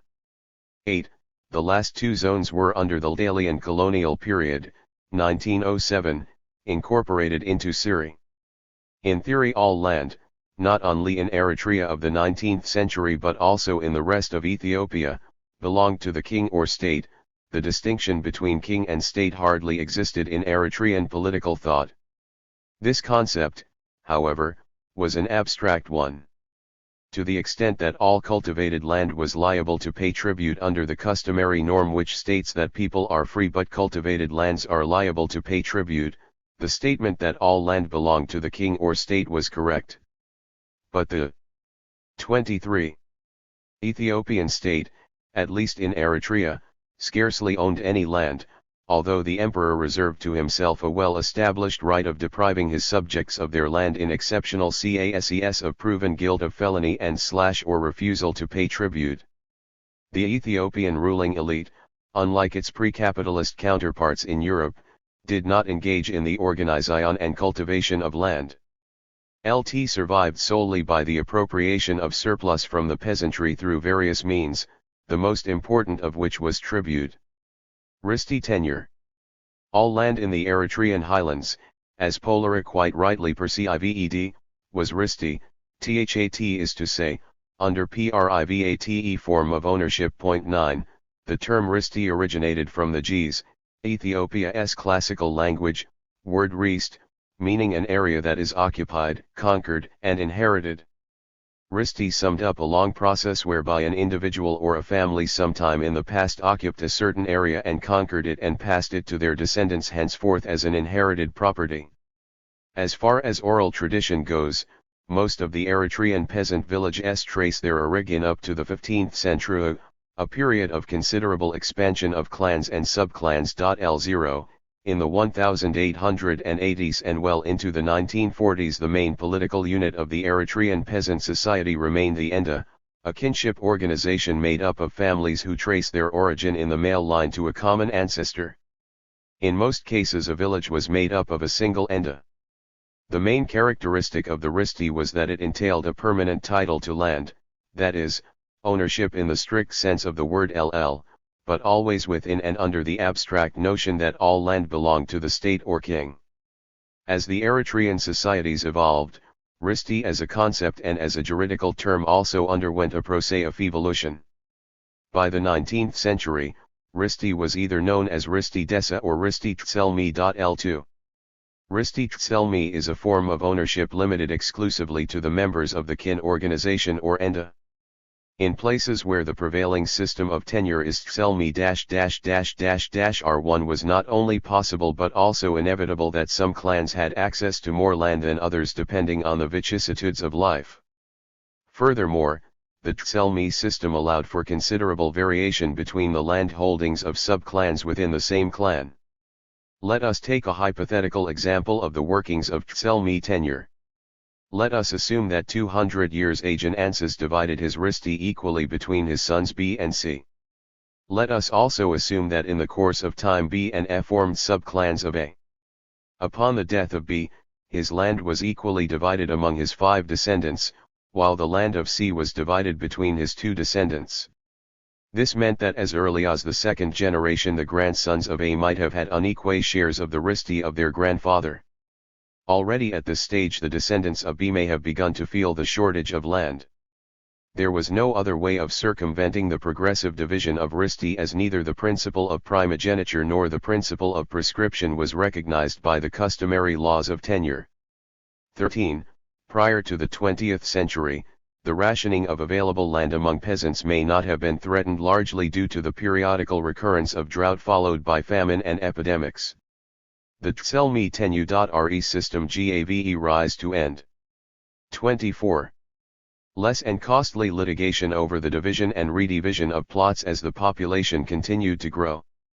To a great extent this was used by the fact that Tselmi land were vaguely demarcated both at the Dan and sub-Dan level. The Tselmi system appeared to burst at the seams when people who lived outside for 2 or 3 generations suddenly turned up and diemed their share of Risti. Not only did such diems call for a sort of redistribution within the sub-Dan of the daemont, but tended to affect the Dan as a whole, thus making the problem of division of Tselmi Rist into a long DRAWNOUT process. We lack precise information on the spatial spread of the Tselmi tenure system. However, out of the 5 sub-regions, Tselmi was uldily practiced only in Siri, the most fertile area of highlands. LN Risti Desa, on the other hand, land is owned collectively by the village and exploited equally by the Desa members who at an earlier period had enjoyed an absolute private ownership similar to Tselmi. LN the Desa Risti, the individual peasant enjoyed a hereditary right fristal to a plot of land for a specified number of years. The land fund, to borrow an apt phrase from Desa LN, was distributed among the members of the village periodica LLY, usually LLY every 7th year, with the great possibility that the peasant will get a different plot after successive distribution of the village land. Periodical redistribution was carried out by a committee of 3 elected by the land-holding members of the village. 14. Redistribution appeared to have been motivated, firstly, by the need to eliminate some inequalities and injustices created by the process of distribution, and secondly, in order to accommodate the newly established families of the village. Explaining the origin of Desa Risti, Polera has suggested that in the old days land might have been divided equally among the sub-dans as in the Tselmi system and not according to the number of Dama and Ts in the sub-dans. This system in turn might have produced 2 results. Firstly, since the land and not the peasant was assessed to pay tribute, it meant that the tax burden affected adversely smaller groups of the same Dan. Secondly, the division of Risti among the sub-dans also meant that the more fertile sub-Datis felt the pressure of land shortage more than their cousins whose number, for one reason or another, remained small. L5, the push for the evolution of the collective Risti originated, according to Polera, from the demand for trib which, as mentioned earlier, was imposed on a well-demarcated territorial unit of land and not on the capacity of individual peasants. Many decades must have ebbed away before the various sub-dans agreed, firstly, to pull together their Risti and proceed to divide it equally among themselves and, SECOLCI1Y, to share the tribute burden according to the relative prosperity of each peasant. 16. This new system of tenure has been defined as the Desa Pact. The Desa land was Risti which was exploited and enjoyed equally by the Desa members who had originally enjoyed an absolute form of private proprietorship. With the conversion of land into Desa, the individual peasant lost his right over a piete, but retained his right to a plot within the Desa Risti or the village. The payment of tribute was equally modified by the evolution of the Desa Pact. Prior to Desa, tribute was protioned out in the following hypothetical manner. Let us assume that an area A was asked to pay a tribute of 100 mt thalers. L7, and let us also assume that the area A 25 is inhabited by 5 kinship groups, 2 of which, L and 2, are greater in number than the remaining 3. In the Tselmiralsti, the 100 mt thalers would be equally divided among the 5 kinship groups, thus adversely affecting the kinship groups with fewer peasant members. In the Desaristi, on the other hand, a compromise solution appears to have been discovered among those subclans or clans who might have felt the pinch of land shortage and those who, being fewer in number, bore a heavy tax burden.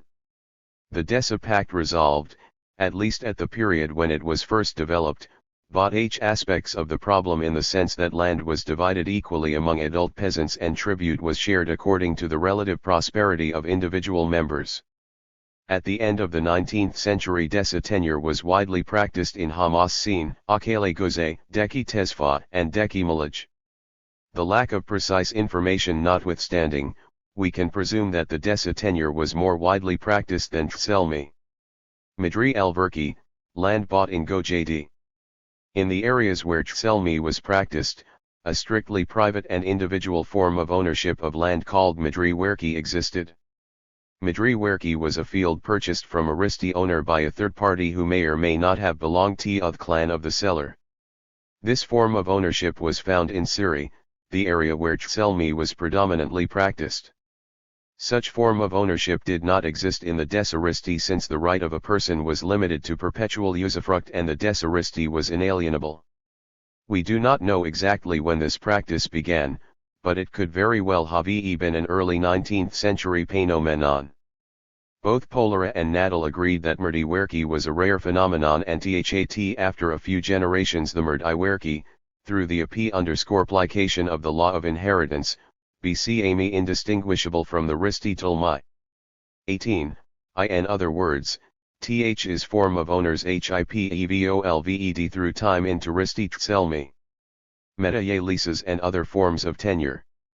There were various kinds of leases short of absolute ownership, and a specific lease, known as sedbai, contracted between groups for an indefinite period of time. 19. The sedbai system was frequently found in frontier areas where the Risti lands were either threatened by outsiders or that some type CI1 arrangement with outsiders would benefit the Risti territory. In the sedbai pact, the stranger group undertook to observe certain well-defined rituals as a condition for the continued exploitation of land. The sedbai pact was contracted for an indefinite period of time as long as the sedbai holder fulfilled the conditions agreed upon. The Risti owning group reserved the right to evict the sedbai holder in cases where the former needed the land for their own use. The sedbai pact had some similarities to the relationship between a landlord and tenant, but only in form and not in content, primarily because the motives for evolution of the sedbai pact were not the need to collect dues and services but to ensure a peaceful coexistence between Risti communities and expanding alien groups in the frontier regions. The Firika, most common form of lease, was where the Risti owner provided. 26. The Metaye form, Jirat implement S and CD in return for Ha of the produce.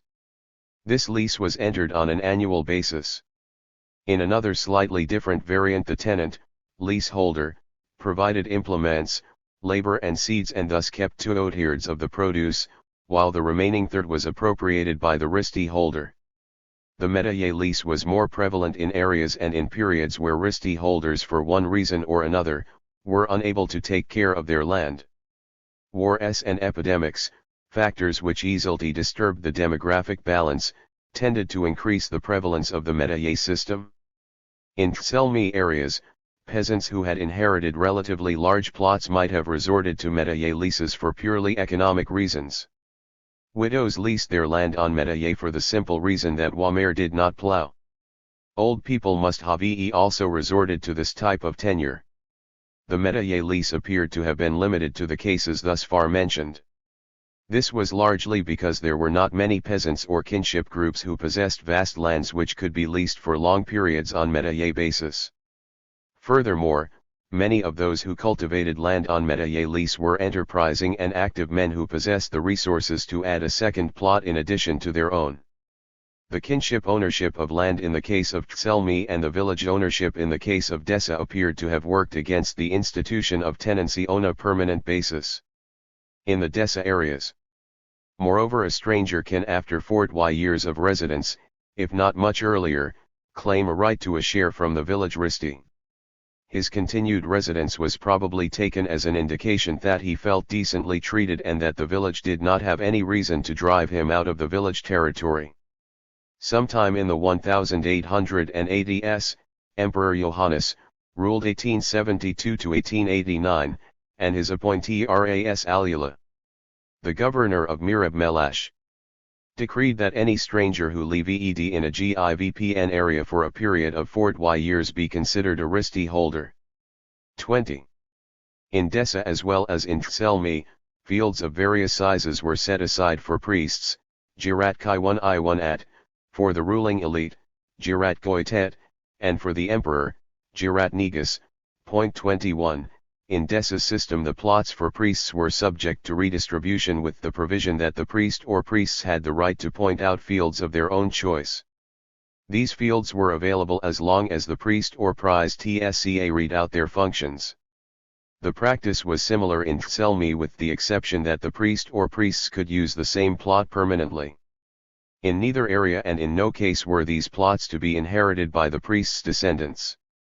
Furthermore, the practice was not universal. Villages resorted to it in order to attract priests, and hence plots were set aside for professionally competent people in recognition of their contribution to the spiritual needs of the community. The plots for the ruling elite, almost invariably made up of a single family, Jirat Goitet, appeared to have been more prevalent in Dessa than in Tselmi. In the Dessa areas where the system of equal division and periodical redistribution of land has been described as communistic, 22, the chairman of the Land Distribution Committee and the political officer one step higher up the ladder were each given additional plots in recognition of their services. These fields remained available to the political office holders as long as they occupied their offices. Their descendants. 27.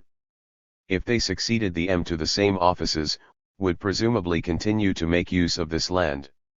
In Tselmi areas, the political officers mostly relied on their fields, but some chiefs, probably copying the Dessa model, compelled villages under their authority to set aside fields for them. These plots were plowed, cultivated and harvested by the peasants, and harvests delivered to the chiefs.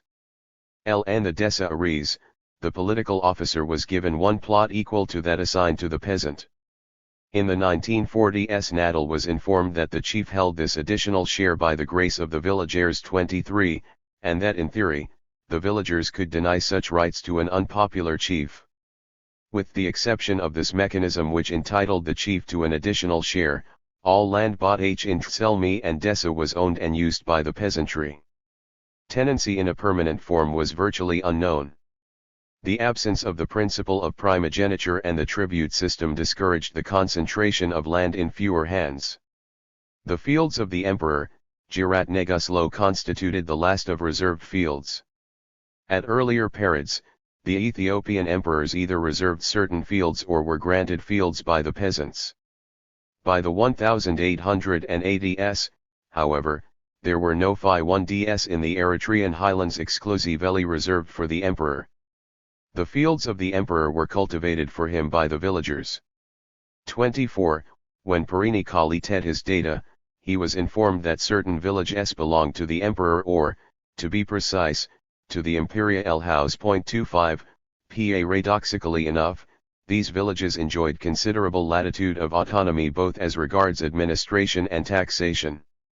26. These villages were neither inhabited by the king's servants nor did the inhabitants cultivate for the king. As peasants living in an area which once in the past belonged to the imperial house, they dealt directly with the governor of Merab Melash, bypassing a number of local political institutions. Finally, the Gultai and Gultai lands were mistakenly treated as fiefdoms. 27. By TTI 1880s, groups of villages for historical and circumstantial reasons were put together under a political officer called Shumgultai. The area under his authority was simply described as Gultai. The Gultai office involved obligations and privileges. On the obligation side, the Gul-N officer was entrusted with the administration of justice, the coaction of tribute, and the levying of men in arms. His privileges were generally made up of a percentage of tribute, various prestations in kind from the peasants under his Gultai, and various charges.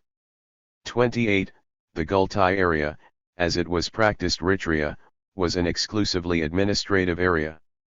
To illustrate this aspect clearly, let us take the political organization of one district in the Siri sub-region. The district of Tekela was made up of 6 Gultai. This meant that the collection of tribute and the administration of justice, etc. was carried out by 6 Shum Gultai. Each Gultai was in turn made up of a number, up to 30 of villages. The Shum Gultai, who was the representative of imperial authority, might have had an additional share of land. More than this, his authority as Shum Gultai opened no other avenues for him to increase his possession and exploitation of land. Thus a Gultai holder in the Eritrean highlands was nothing more than a political officer entrusted with the administration of the Gultai area. He exercised no proprietary rights over the disposal and exploitation of land. 28. Organization of surplus appropriation. Most of the surplus generated in the Eritrean highlands was appropriated in the form of tribute. Before the introduction of Maria Theresa thalers in 1780, this yearly royal tribute, Gibri Negus, was paid in kind. While defined territorial units called Madri were assessed a fixed quantity of tribute in kind depending on the produce readily available in the area. Perini was informed that the tribute fixed by Emperor Ieyasu, ruled 1729 to 1753, was not revised until the reign of Emperor Johannes, who ruled between 1872 and 1889. 29. In addition to tribute, the peasantry paid a tax called fesses for the maintenance of the royal army during their sojourn RNTHE area. Fesses was levied irregularly and villages were exempt from it as long as the king and his army were engaged somewhere else. While these were essentially the means used to appropriate surplus, the ruling elite at the local level demanded or coerced the peasantry to contribute towards the former's conspicuous consumption such as during marriages and some religious celebrations. The church, including the monasteries and the convents, was an appropriator of surplus in its own right. Villages and Madri were granted to the church as its guanti by the imperial hosis. As a Gultai holder, the church collected the tribute and kept it for its own purposes. 30. Viewed from the perspectives of the Eritrean highlands, the Ethiopian state was not a feudal state. What prevented the Ethiopian state from being a feudal society was that its ruling elite had no proprietary rights over the tribute-producing land. The economic structure of the ruling elite was based on a fixed and rigid turnover of peasant surplus. The ruling elite waxed and waned with the peasantry. During the good years, the ruling elite stretched its muskwan and during bad years it suffered tajther with the peasantry. With permanent tenancy virtually non-existent and no real control over the land, the ruling elite depended almost exclusively on tribute for its maintenance. The Ethiopian state, in spite of its sophisticated political structures, appeared to have been more a tributary state rather than feudal. The ruling elite did not in any way organize production, it did not interfere in the tenure systems.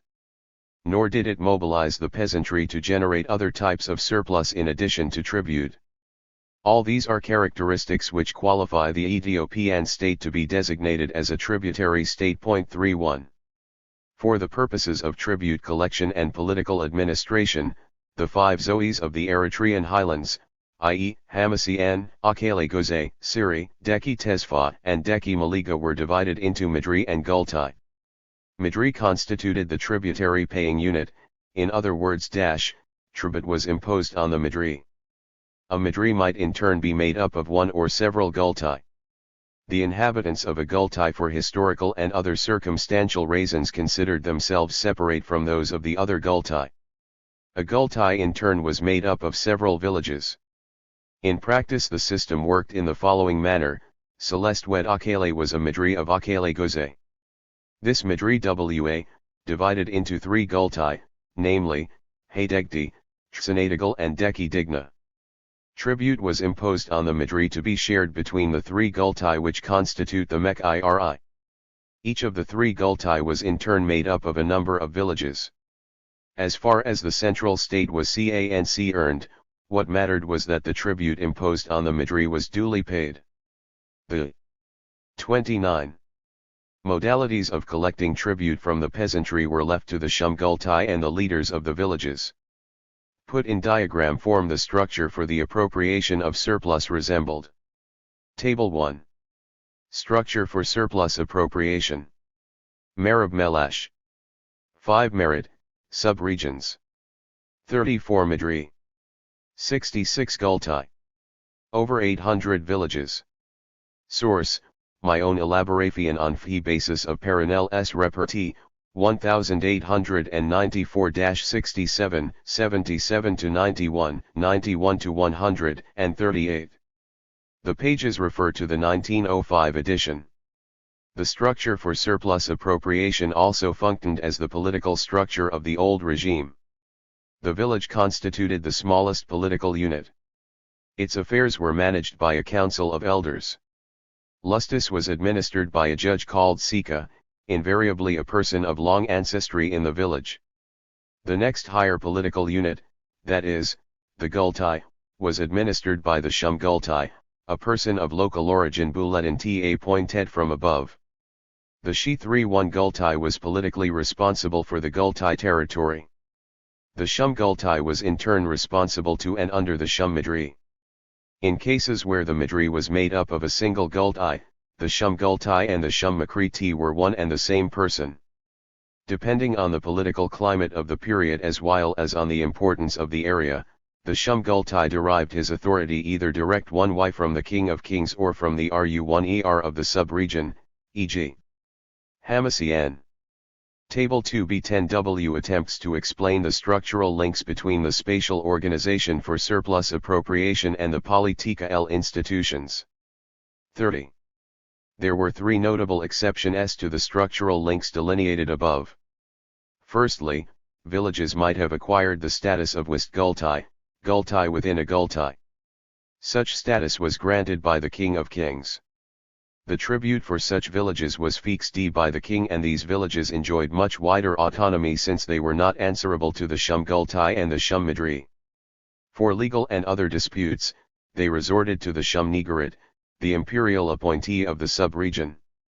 The West Gultai villages were treated as favored ones, and many other villages aspired to achieve such status. 32. Secondly, for one reason or another, some villages, instead of being organized as Gultai, were treated as autonomous entities and dealt separately with the Shum Nigarit.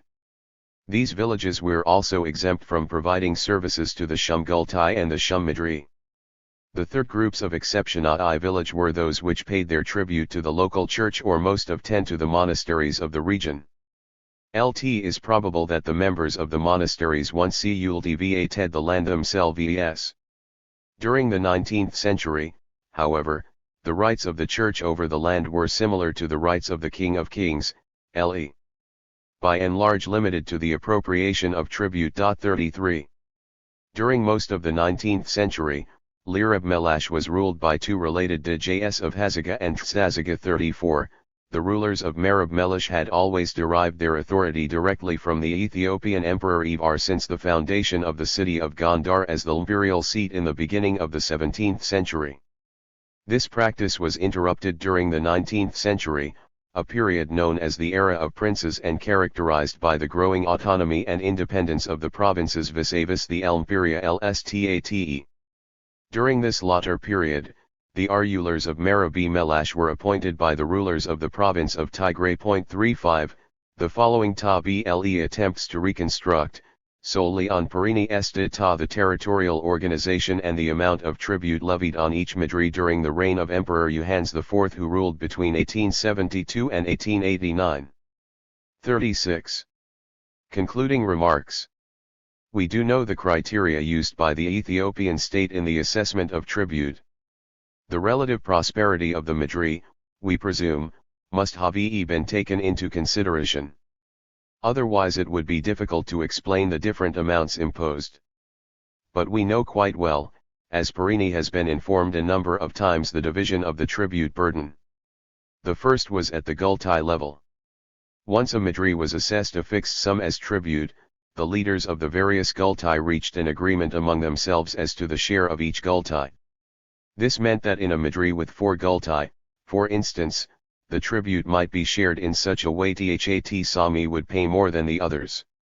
The second level of further breaking down the share of the tribute burden took place also at the Gultai level. Once a Gultai was assigned its share, the representatives of the villages negotiated how much each village was to pay. The third level occurred at a village level, where the council of elders further assessed each peasant for his share of the tribute according to his relative prosperity. In the Desaristi mentioned earlier, some peasants would have paid more than the others depending on their relative prosperity. While the assessment of tribute on the Madri level could well have been arbitrary, its collection from the Madri downwards appears to have been carried out in a democratic and egalitarian manner. The same principle appears to have applied in the collection of fesses, for the maintenance of the imperial army during its sojourn in a Madri. Thus at the best of times and during periods of political stability, as far as we can read from Parini 5 account, the tribute burden appears to have been of tolerable magnitude. This was even more true since the ROIE of the central state was highly limited to the fixing of a certain amount of tribute at the Madri level and hardly intervened in the modalities of assessment and collection at the Gultai and village levies. As long as the Madri paid its annual tribute, the villages within a Gultai and the Gultis within a given Madri could count on carrying out their lives with minimum interference from the central state. 34. Res 1 Stance and Collaborati 0n, 1882–1914. Although colonial rule has come and gone, and a fair amount of literature on African residence has already been produced, there are several compelling reasons why African reactions to colonial rule need to be examined closely. The theme of resistance is largely based on the notion that oppression colonialism breeds resistance. The of collaboration on the other hand is rooted in the technological superiority of Europe and in the modernizing civilizing aspect of European colonialism. 2. No attempt has been made to demonstrate, firstly, the synonymity between oppression and colonialism, and secondly, the implied allegation that colonialism is nothing else but oppression. Likewise, no proof has been forthcoming to show that no other alternative to colonialism was available for modernizing Africa. Furthermore, the tendency among historians to view African reactions as either those of resistance or of collaboration has resulted in two sharply divided historiographic camps. 3. A fresh study into African reactions might contribute towards a more coherent historiography. Any study of African reactions, be it at the local level or at the regional level, has to develop a viable framework in at least 3 areas. Firstly, key concepts, such as resistance and collaboration, need to be clearly defined. Secondly, the African setting on the eve of colonization and throughout the period of study need to be closely kept in consideration. And thirdly, an attempt should be made to re-examine the concept of colonialism. While the African setting and the concept of colonialism will be discussed in greater detail later, the concepts of resistance and collaboration will be defined now. Unless otherwise specified, resistance is understood as a political concept. LT is for our purpose defined as any organized collective or individual action against the presence of an alien political power, with the express objective of freeing the region, locality, or village from such outside domination. 4. Protests and rebellion against specific political and economic policies of colonialism, important as they might be, need to be excluded. A series of protests might lay the ground for later resistance activities and thus determine the course of resistance.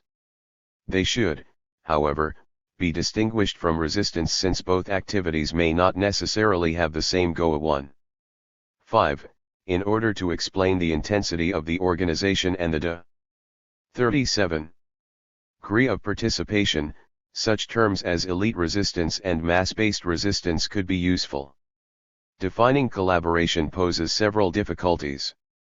In addition to the need to distinguish between economic and political collaboration, there is also the possibility of cases where collaboration may not have been freely given. On the basis of R. E. Robinson's thesis, however, collaboration might be defined as the compatibility of economic and political interests between European and African political economic systems. This form of economic collaboration could, at least in its initial phase, be described as rational economic collaboration. 6. As the process of shaping and reshaping the colonies in the interests of the imperial power continued, colonial rule concentrated on eliciting collaboration and diffusing resistance. In this process, imperial manipulation determined the form of response. Hence it could be described as coerced collaboration. A detailed study of the period through the use of oral tradition and colonial policy might show the nature and degree of coercion and the manner in which collaboration was elicited. The antagonism between various African social formations that were lumped together into territories MIGHT encouraged some societies to collaborate with the colonial power in order to protect the interests of the primordial group. This form of collaboration could be described simply as political collaboration. Finally, colonial rulers have always used individuals or outsider groups to strengthen their rule and to control resistance. The role of these collaborators appears to be similar to that of the mercenaries of our time. Although they might in some cases have been useful, their role has been usually exaggerated. Eritrea on the eve of colonization. Although Daily's colonization of the Red Sea coastlines began in 1882, it was in 1890 that its possessions were consolidated into a political entity known as Eritrea. These possessions amounted to about 119,000 square km. Geographically, Eritrea can be divided into 4 zones. The Highland Plateau, an extension of the Abyssinian/Ethiopian highland topography, covers about a fourth of the total area. Located in the central, south, and southeastern part of the colony, the plateau constituted one of the most strategic areas. Most of the colonial activities were centered around the plateau, partly owing to its temperate climate and its potential for agricultural development. To the north and the northwest of the plateau lie the coastal belt and the western lowlands. The western lowlands were once, probably on the eve of colonization, a savanna region which extended to the Sudanese lowlands. The Danakil region begins a few kilometers south of Massawa and extends all the way to Djibouti. Inland, it includes large areas of Tigray and reaches up to Wollo province in Ethiopia. The fourth region, commonly described as Pendyce Orientale, is the narrow strip of land, c 300 km long and c 35 km wide, between the coastal belt and the highland plateau. Despite the fact that this region enjoys 2 rainfall periods per year, its usefulness for permanent settlement was greatly limited because of malaria. Ethnically, Eritrea was inhabited by at least 9 distinctive groups. These could be roughly divided into 3 socio-economic formations. Among the set-led agriculturalists were the Bariyat, the 38th Kunama and the Tigrinians. The semi-pastoralists were the Bogos, Habab, Mensa, Marya and the Saho. The pastoralists were the Beniamer, the Haydendawa, and the Afar. While the demographic and economic history of the region still remains to be written, a certain degree of antagonism between these socio-economic formations can be clearly discerned. At the local level, the political organization of most of these ethnic groups provided ample ground for antagonism. The Habab, Mensa, Marya and Bogos, the Beniamer and the Afar were divided into ruling and serf, or vassal, castes. 7L. With the exception of the Afar, the ruling castes were originally foreigners or outsider groups who succeeded in imposing themselves on the autochthonous population. The Saho, Bariyat and Kunama constituted what political anthropologists describe as chiefless societies since they lacked both chiefs and ruling castes. 8. Among the Tigrinians, political relations were more complicated. The Tigrinian society exhibited several feudal characteristics. 9. There has always been an aristocracy, but in most cases aristocratic privilege was earned through military valor and not inherited. In theory, the land belonged to the emperor, whose power and authority depended upon his military prowess. Bulletin in practice and in custom, the land belonged to the peasants. The essence of aristocratic power lay in its ability to extract surplus from the peasantry through various types of tribute. The absence of an established and self-perpetuating aristocracy appears to be the main weakness as well as the main strength of the Ethiopian, Abyssinian, policy of the 19th century. While the struggle for succession led to political chaos, access to political power remained open to practically anyone with political and military ingenuity. The concept of Ethiopian unity throughout the last 6 centuries was kept alive by the Orthodox Church. In periods of peace, relations between the aristocracy and the peasantry appeared to be tolerable. It tended to deteriorate during prolonged conflicts for political power. This was largely because the peasantry was expected to provide men and provisions in support of claimants. Thus it was rare during the conflict-ridden 19th century for the peasantry to find peace and security. At the regional level, the lands of the semi-pastoralists, the Saho, Bogos, Habab, and Marya, were encroached upon in the north and northwest by the Beni Amr and in the south and southeast by the Abyssinians. In search of better pasture, the Beni Amr fought intermittently against the Bariya, Kunama, Bogos, Habab, and Marya. The Tigrinians, sometimes at the local level and at other times led by the Ethiopian emperors, forced themselves upon the Saho, Habab, Marya, Bariya, Kunama and the Bogos in order to expand their territories and to collect tribute. The decline of central authority at Gondar created favorable conditions for the emergence of Tigray, and the revival of the Red Sea trade too, further enhanced its power. During the 1872 to 1889 period, the political power of Tigray extended to all the Abyssinian regions in Ethiopia. This Tigray hegemony was, however, short-lived. Moreover, Tigrine hegemony brought about direful consequences for the peasantry of northern Ethiopia. Between 1870 and 1889, northern Ethiopia was threatened, first by Egyptian invasion, later by Mahdaists from northwestern Sudan and finally by Italian imperialism. Emperor Johannes was compelled to keep a standing. 39. Army far too long in Tigray and parts of Eritrea. 12.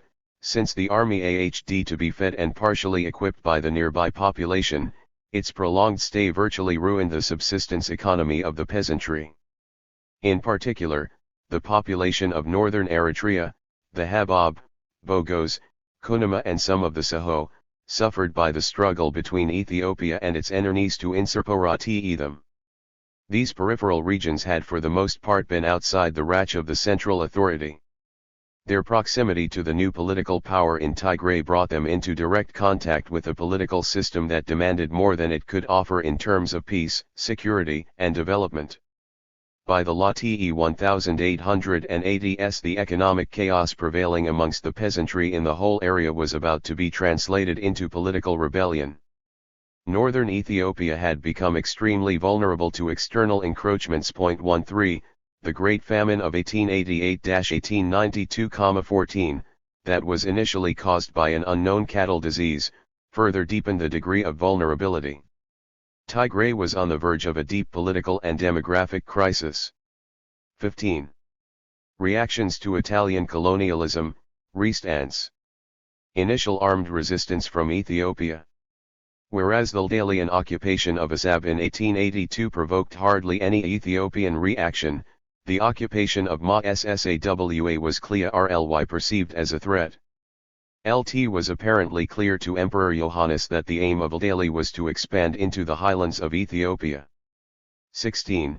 Since the British-inspired and guaranteed Ethio-Egyptian boundary treaty of 1884 had restored all the hinterland of Massawa to Ethiopia, L7, connect between the expanding Italian imperialism and the Ethiopian state seemed inevitable. Northward expansion along the Red Sea coastal belt into the Habab, Hadendawa, and Beni Amr region remained a possibility. However, as the SE regions were not suitable for Europeans, no attempts was made in that direction. In October 1886, Jean, Lian, Ender occupied Saati, ostensibly in order to keep open the Carabian route to the Sudan. Rasalullah, the Ethiopian governor of the northern region, sent an ultimatum demanding the immediate withdrawal of Aldalian forces. There was no dispute as to the Ethiopian sovereignty at Saadi. On January 25, Rasalullah came with a force of about 10,000 men to Saadi and launched an unsuccessful attack. Failure to evict the Italians from Saadi was compensated the following day when the forces of Rasalullah ambushed and wiped out a reinforcement force of 500 Italians at Dogali. 18. Following this massacre, Saadi was abandoned by the Italians. The implications of the Dogali incident were far-reaching. In Rome, the protection of national honor and dignity called for military revenge. Parliament voted the necessary funds and Di San Marzano was dispatched with some 15,000 men to reoccupy Saadi. In Misawa, Italy declared a state of war and sealed the port, the main outlet for North Ethiopian trade with the outside world. Moreover, viewing northern Ethiopia as an enemy territory, the Italian administration at Misawa launched an active policy of undermining the political base of the emperor by providing support to dissident elements. 19. Johannes' failure to attack the newly reinforced Aldalian garrison at Saadi in March 1888, the power of Tigrine hegemony declined rapidly. By the end of the year, an Ethiopian threat to the Aldawanian presence at Saati had virtually ceased. Moreover, the emergence of Shoa as the Senti of the Ethiopian Empire appeared assured. Af Terminalik, king of Shoa, had successfully resisted Johannes' attempt to subjugate him. 20. The highly impoverished and blockaded northern region lost its hegemony completely when the followers of Johannes, who had died in battle at the hands of the Mahdaists in March 1889, failed to produce a unified leadership. Heavily weakened by the political and demographic crisis, Tigray was unable to resist Aldalian expansion into the highly coveted highlands of Eritrea. 21. Resistance within Eritrea, elite resistance. Since the Tigraypian areas of Eritrea were considered as territories acquired by conquest, the Italians proceeded to eliminate those chiefs whom they suspected of either desertion or resistance. Between August 1889 and December 1890, the Aldalians killed about a dozen chiefs together with some 800 of their followers 22, on the grounds that the were likely to challenge Aldalian authority. Livargi, who made the disclosure of what later came to be known as the Aldalian genocide in Eritrea, did not state that these chiefs had offered any resistance. In this process of ruthless pacification, the Aldalians used Adamaga and his band from the Saho. 23. Those chiefs who were not eliminated on the spot were detained at Nakra, near Asab, and many of them died in prison. 24. Kalmodin, one of the earliest to record the oral history of the Abyssinians in Eritrea, was told that the Aldalians succeeded in their pacification policy without arousing any alarm amongst the peasantry, since many sought collaboration with the new rulers. 25. Only three notable chiefs, Dijach Tesfamariam of Siri, Dijach Bada Hagos of Akale Goze, Blada Biriki of Asmira, survived the initial Aldalian pacification. By the end of 1890, it had become clear to those Eritreans who, owing to their position in society, might arouse the suspicion of the colonial state that the only alternative available to them was to cross the Barda into Tigray and continue their XFO resistance from there. Of these there were many, here the is space for only the most notable. The persistent resistance of Abera is vividly recounted by Kalmodin. Abera from Hamasan was probably one of the few surviving chiefs who hoped to remain in his country by collaborating. In February 1892 a rumor spread that Abera was suspected of opposition to Aldalian rule and would soon be detained. Instead of either fleeing or going into hiding, Abera gathered his men and waited until an expeditionary force was sent to capture him. Luckily, he defeated the 100-men expeditionary force, killing their leader, Captain Bedani, and then went into hiding in Asranara. 26L. Only after an extensive search to capture him had failed and the authorities had lost hope of tracing him, did Abera gather some of his followers around him and leave for Ethiopia. An inspiring hero for the people of Hamasan, Abera was given audience by Emperor Menelik.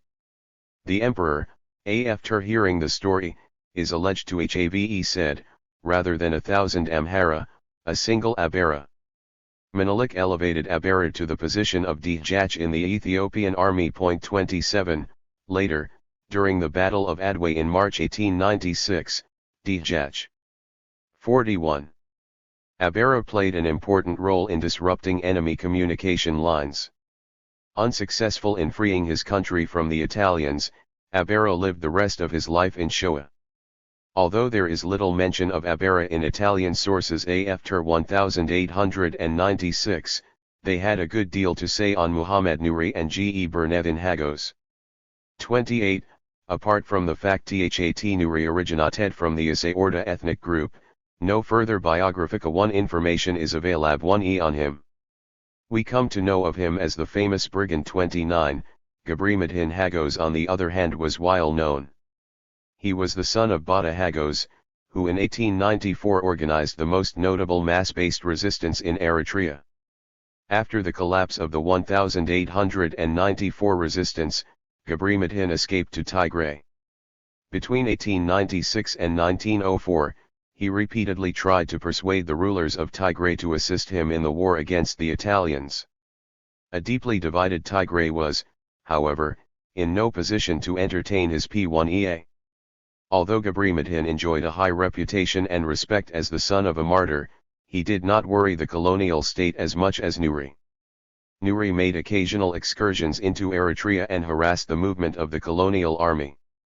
Sometime between 1889 and 1891, Nuri asked the permission of Ras Mekonnen, the Governor-General of northern Ethiopia, to assassinate Ferdinando Martini, the colonial governor at Izmir. 30, a request that was, perhaps wise one, denied.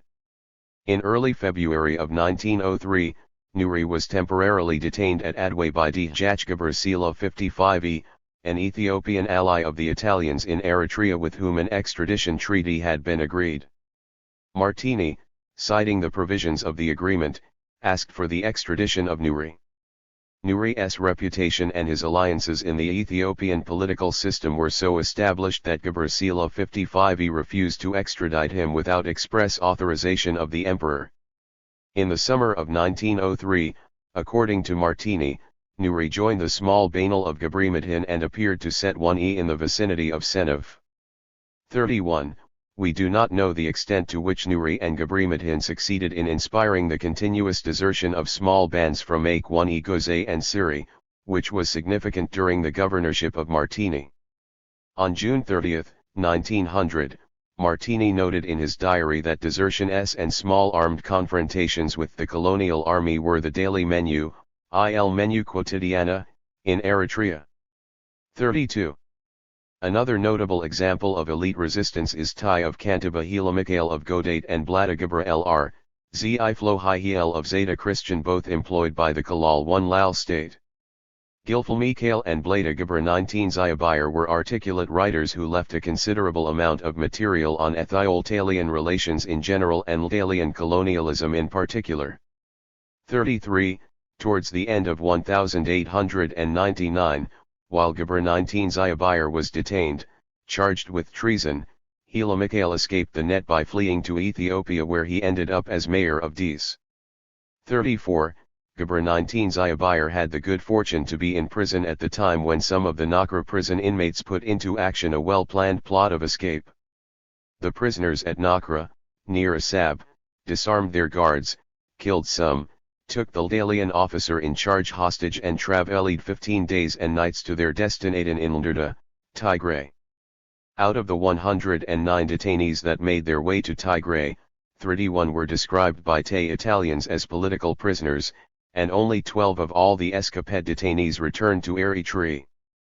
Blattage Bri Ziabayer proceeded to Addis Ababa, where he continued to write on the themes of Ethiopian unity and military vigilance against foreign invasion. 35. 42.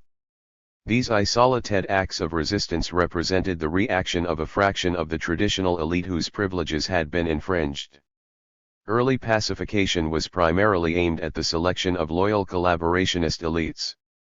Selection through elimination was swiftly accomplished, as the informants of Calmodin rightly perceived, since the pacification did not affect the peasantry. 36.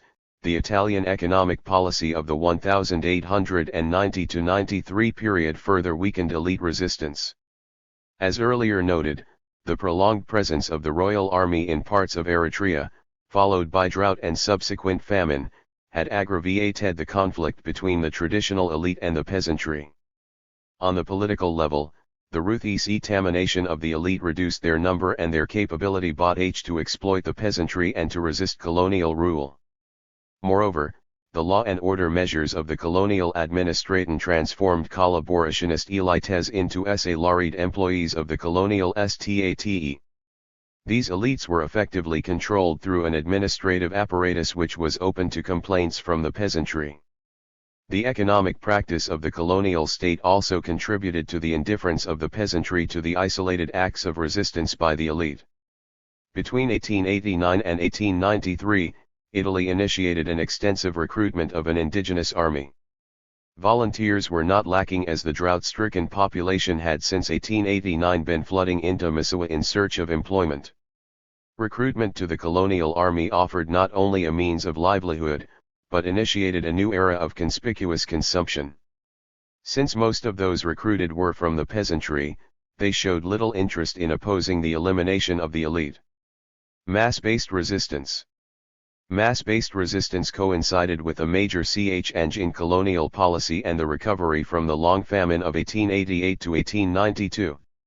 Resistance suppressed, the colonial state felt that the moment had come to build the necessary infrastructure in order to use the colony for the purpose of settling daily and landless peasants. 37. According to the recommendations of the Commission of Inquiry of 1891, 38, an office for the settlement of colonists was established. Leopoldo Franchetti, an expert on the southern Italy problem, was appointed as a special deputy to run the office. The settlement office was empowered to select the areas to be expropriated, to decide on the type of colonists, to arrange their transport and to provide them with funds and equipment until the first harvest. Encouraged by the results of the two agricultural experimental stations established in 1891 in Asmira and Chiudo Felice, Franchetti instructed Baratieri, the military governor, to proceed with expropriation in 1893. Within a year, more than 483,000 acres, nearly 3/5 of the arable land, had been appropriated. By 1894, the process of settling Italian peasants had begun. About a dozen peasant families were settled at Chiudo Felice. 39.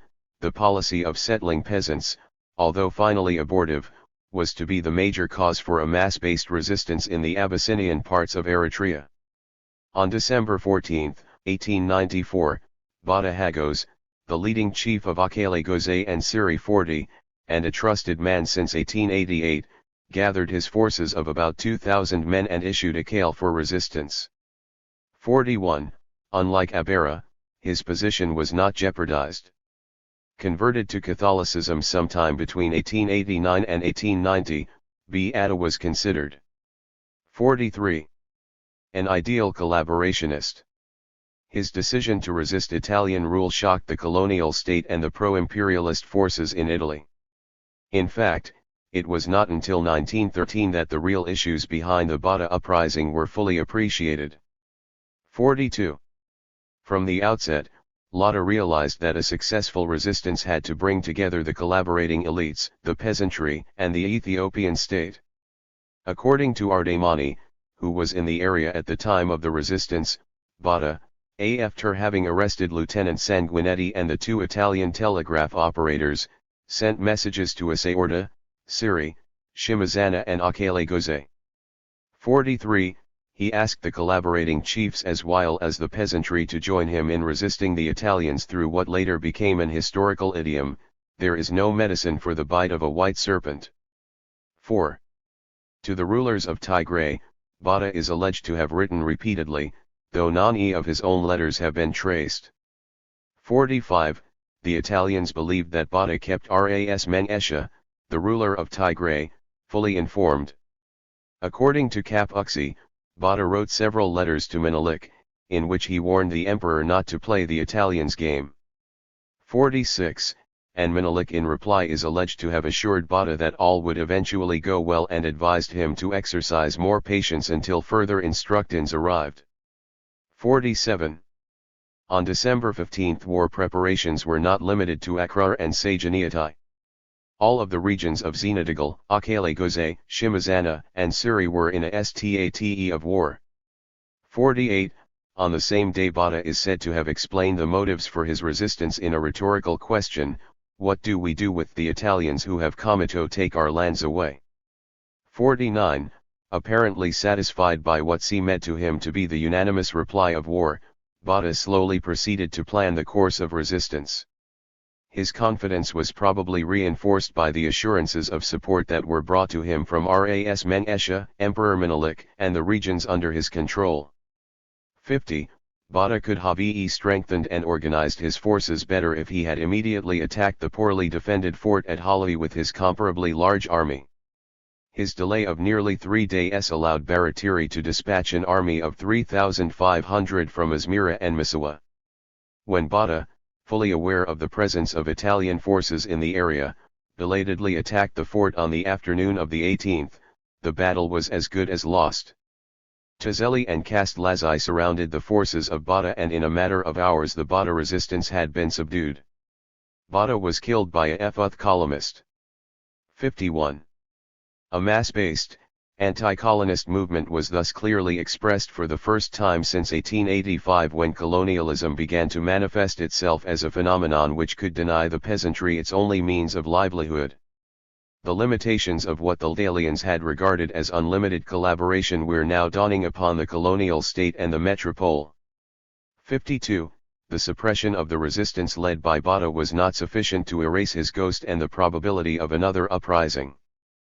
Partly in order to suppress Eritrean resistance completely, Baratiri decided to invade Tigray, where the followers of Botta were regrouping.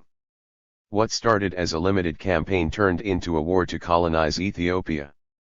In the Battle of Adwa in March, 1896, Italy lost about 4,000 Ldalians and 2,000 Eritreans in dead alone.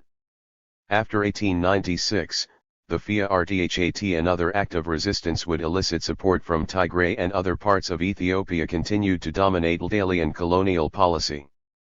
53. 44. In 1895 the office of colonist settlement was abolished. Although for Ldalian interna one political seasons, the policy of colonist settlement remained an objective of the colonial state, its future applicability was severely curtailed. The laws of 1903 and 1909 recognized the proprietary rights of the indigenous population. Previously expropriated land was either returned to its owners or rented at a nominal fee. By 1913, there were 62 Ldalian farmers cultivating 6,500 hectares of land, most of which was of poor quality. 54. In reality, the function of the colony had changed from that of a colony of settlement into that of a colony of trade. 55, and in colonies of trade, colonial rule depended for its continuity and success on forging collaboration with the indigenous ruling class. The drastic change in economic policy greatly diffused resistance, but did not eliminate it. The main area of confrontation remained the few thousand hectares of land under Ldalian possession.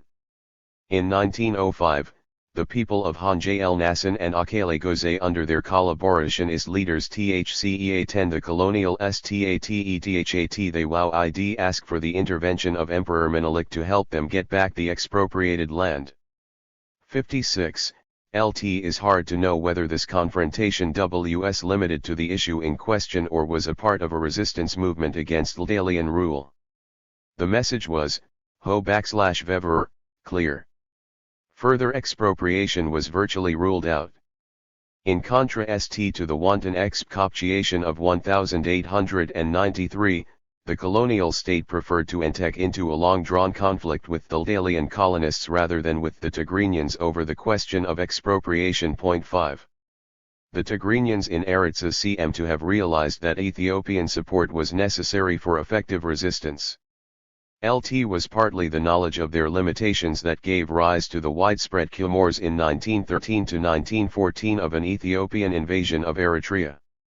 58. At Asmara as well as in the newly created Ministry of Colonies, not only were these clamors taken seriously, but they were used to reinforce the policy of collaboration initiated by Martini and rigorously pursued by Salvago Raggi.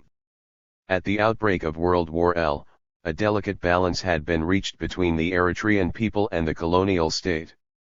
Wanton expropriation having been stopped, the colonial state could proceed to diffuse resistance by several means, one of which was collaboration. Reactions to Italian colonialism, collaboration. Collaboration resulted from a consistent policy as much as it was a rational Eritrean response to the political and economic realities of colonialism. The Bata resistance of 1894 had been one of the major factors that caused the Italo-Ethiopian War of 1895–96. In the metropole, the loss both in terms of men and financial resources was deeply felt. In early 1897, the cabinet, expressing the opinions of the anti-colonist sentiments in Parliament, resolved to withdraw from the colony in dignity. 59. Negotiations were secretly undertaken with Leopold, the King of the Belgians, for the transfer of Eritrea against reasonable compensation. 60. While de Rudinai, the Psame minister, instructed Martini to unitate the colony with Din Itai, King Umberto secretly instructed the latter to retta in the colony for Italy. 61. From the outset, Martini seemed to have fully understood that the colony could be kept for Italy. 45. Only if resistance and rebellion could be successfully diffused. Once in the colony, Martini adopted a highly conciliatory policy towards the traditional elite in the Highlands. 62.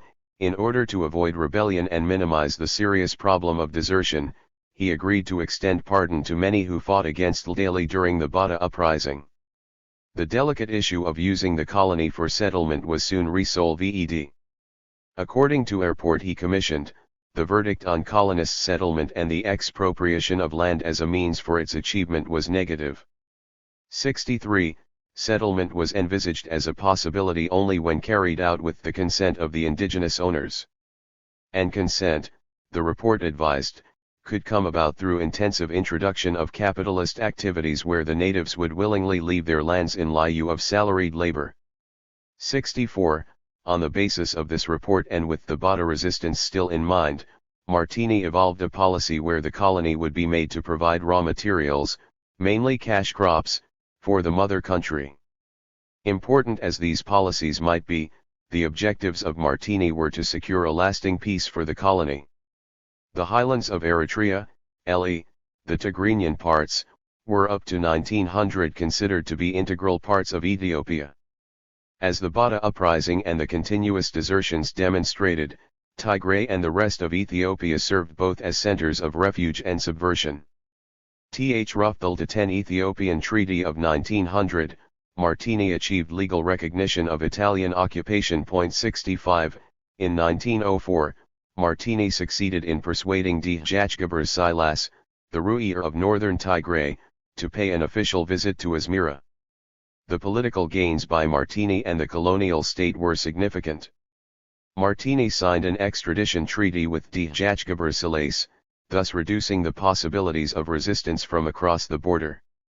At the same time, he succeeded in further legitimating Italian rule by publicizing the extradition and friendship treaty between the two governments. Martini's policy of peaceful coexistence reached its peak in 1905–6 when he managed to squeeze from Emperor Menelik an invitation to visit Addis Ababa. According to the diplomatic custom of the period, Menelik instructed his officers along the Asmara-Addis Ababa route to provide protection and food and drink, for the European guests. 66, Italian:(IAL) rule was sanctioned. To the people in Eritrea, it became apparent that as long as the situation remained, resistance had to be planned and undertaken without the support of the Abyssinians across the border. The extent to which Italy's bargaining power had been enhanced can be easily appreciated. It is, however, difficult to speak even in this case of Eritrean political collaboration. The informants of Kalmodin, fully cognizant of the implications of Martini's peaceful policy, remarked that as a result of Italo-Ethiopian treaties they had become subjects of Italy. 67. In the absence of appropriate conceptual terms, the reaction of the Abyssinian people in Eritrea could from 1897 to 1914 be described as coerced political collaboration. Abyssinian resistance was not directed against Italian economic activities but against Italian political rule, a phenomenon that curtailed the free exercise of their own political authority and greatly reduced their chances of a political career. In this respect, Eritrean resistance could be said to be predominantly elitist, in the sense that it was the aspirants to political office. 46. Who were most concerned about the presence of Italian rule? The diverse social formations in the colony further enhanced the trend of prolonging the life of collaboration. The Hadendawa, Beniamar and Afar had very little to sacrifice by collaborating. Inhabiting the ecological zones that were least suitable for colonist settlement, the SE communities experienced far less upheaval than their Tigrinian counterparts. Slowly drawn into the market economy through the mediation of their traditional elite, their perception of colonialism was that of a phenomenon committed to the maintenance of law and the development of commerce. These communities hardly felt the difference between economic and political collaboration. From the Habab, Mensa, Marya, Baria, Kunama, Bogos and Saho, political collaboration was easily elicited for two important reasons. Firstly, the Ethiopian state considered these regions as peripheries. Dar means literally countries along the border, essential to its survival. In order to maintain their huge armies, Ethiopian kings had institutionalized periodical raids into peripheries as well as into rebelling core regions. By using the north and northwestern parts of Eritrea as its peripheries, the state deepened the alienation of the Se communities vis-a-vis itself. For these regions, collaboration meant an end to periodic raids. Secondly, with the exception of Saho, Baria, and Kunama, these communities were sharply divided into ruling and serf, vassal, castes. In one of the customary codes recorded by Conti Rossini, it is specifically stated that there was no way by which the blood of Betarch, the ruling caste of the Bogos, could run into the veins of a Tigray, the serf or vassal caste. 68. The Tigray serfs who repeatedly asked the colonial state to free them from their onerous obligations would most certainly have rebelled against their ruling castes had the latter chosen to resist. Their demands, however, were not met by the Italians. While political collaboration appeared to meet the interests of the ruling castes, the gains of the serfs were less significant. Although collaboration with colonialism eliminated the threat of periodic raids from the Ethiopian/Abyssinian state, the Tigray remained serfs almost until the end of the 1940s-69. Lasting collaboration with colonialism resulted from the slow but steady growth of the market economy and the new economic, capitalistic, order set up by the colonial state. Economic collaboration was not only freely given, but actively sought. Throughout the period, the colonial army remained the most prestigious center for recruitment to the money economy. Although salaries were low, they were considerably higher than incomes enjoyed by Menelik's soldiers. 70. During the Italian campaign in Libya in 1911-12, the colonial state dispatched 6,000 men from Eritrea to serve in the Italian expansion in North Africa. 71. The overall economic impact of militarization cannot be overestimated. Taking the census of 1900 as a guide, the colonial army alone employed about 3 out of every 10 productively active men of the colony. 72, slightly more than 20% were engaged in the construction and commercial sector of the economy. The new economic system lessened the problem of land scarcity considerably. Those who remained in the colony had, in addition to their small pieces of land, some extra land available, which they could cultivate on the basis of sharecropping. The additional sources of income, supplementing but not. 47. Yet substituting the returns of the tradition a mode of production, nevertheless brought about a period of prosperity and abundance to a populatlon with fresh memories of the Great Famine of 1888-1892.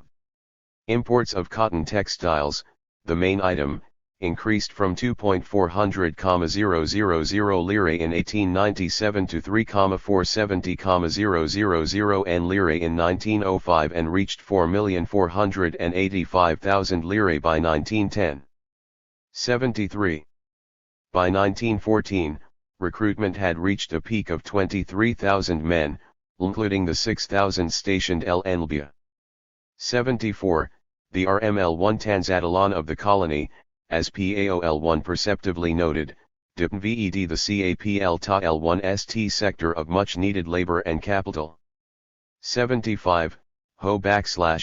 Ever, LN so far as the important objectives of colonialism were concerned, the colonial STATE stood to GA in, the employment abroad of 6,000 men OUT of a total population of c. 300,000 considerably reduced the threat of resistance, thus enabling the colonial state to consolidate its political rule.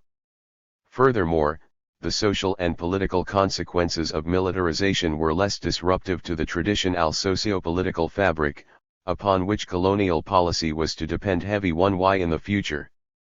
Despite the fact that this new economic order had been imposed and dictated from outside, it gained acceptance as it was a partial fulfillment of a rather long-standing desire of African pre-colonial societies to participate in the advanced European industrial economy. At Agordat cotton plantations had by 1906 begun modest export. Pearl, salt, palmatum, oil seeds, wax, hides, and livestock constituted the main exports.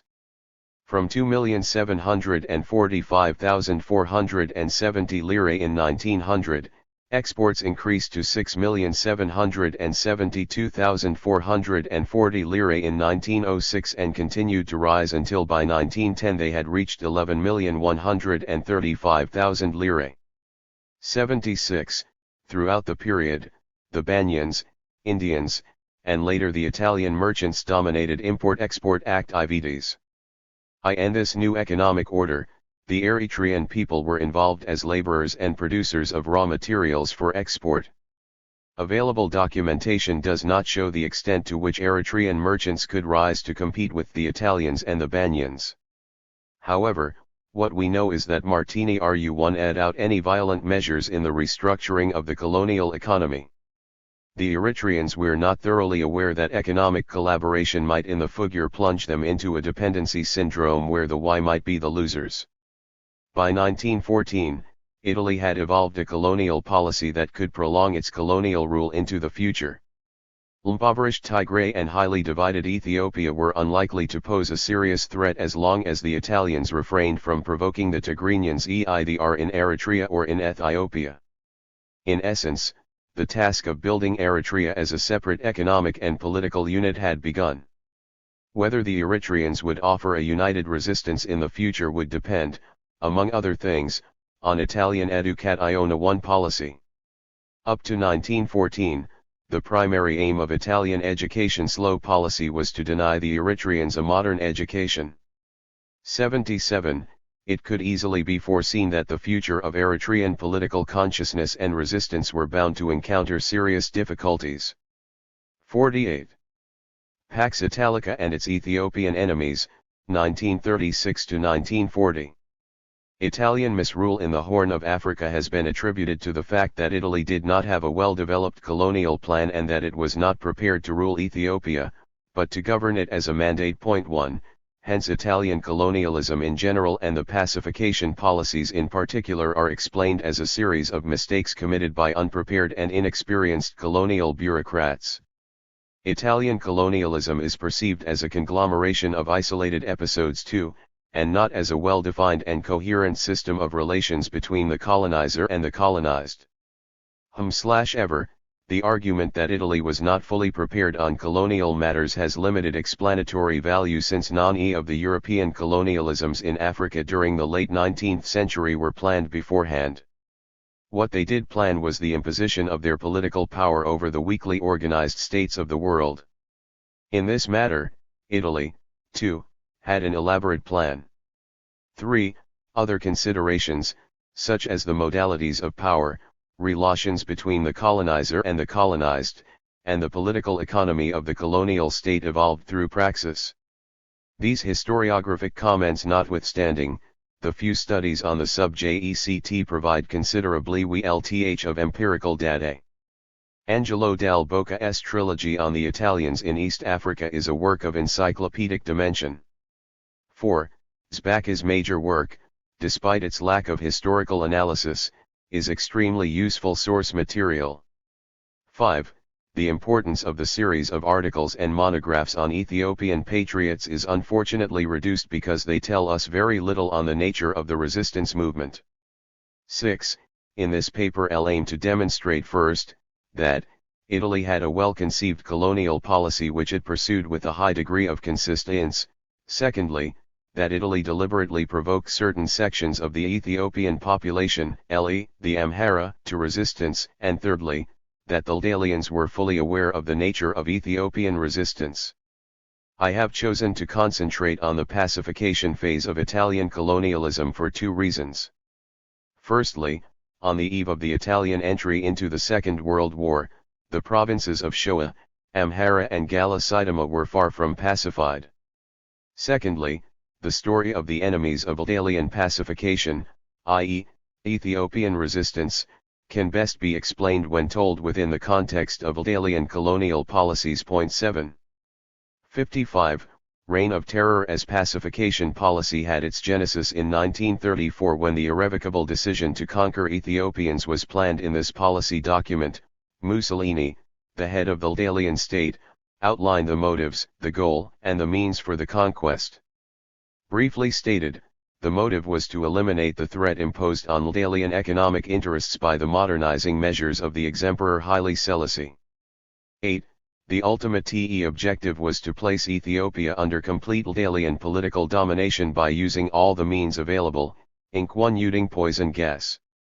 9. Soon after the occupation of Addis Ababa, the capital of Ethiopia, in early May 1936, Mussolini, through one of his well-known slogan-type policy statements, laid down the basis for pacification through terror. The slogan "No Power to the Races," 10, which remained the cornerstone of Italian colonial policy, could only be implemented after Italy had achieved absolute victory over the country. High military officials including Marshal Graziani, Governor-General of the Italian African Empire from May 21, 1936 to December 20, 1937, were aware that the policy of no power to the races would lead to prolonged confrontation and had in fact advised against it. 11. These were summarily overruled by the head of state, who alone was the source of all major colonial policies. 12. In order to speedily pacify the new empire in accordance with the no power to the races policy, the head of state instructed Graziani to shoot captured prisoners of war, on the spot. 13. All Ethiopians found in possession of arms, following notification that the SE must be returned to the Italians, were also to be summarily executed. 14. For Termor, rebel areas, or areas where rebels were located, were to be sprayed with poison gas, the inhabitants indiscriminately killed, their villages destroyed and their property looted. 15. When the Italians announced the conquest of Ethiopia in May 1936, the war had not yet been brought to a conclusion. The lack of roads and the approaching rainy season were to make redundant the 466,000-strong Italian army of conquest.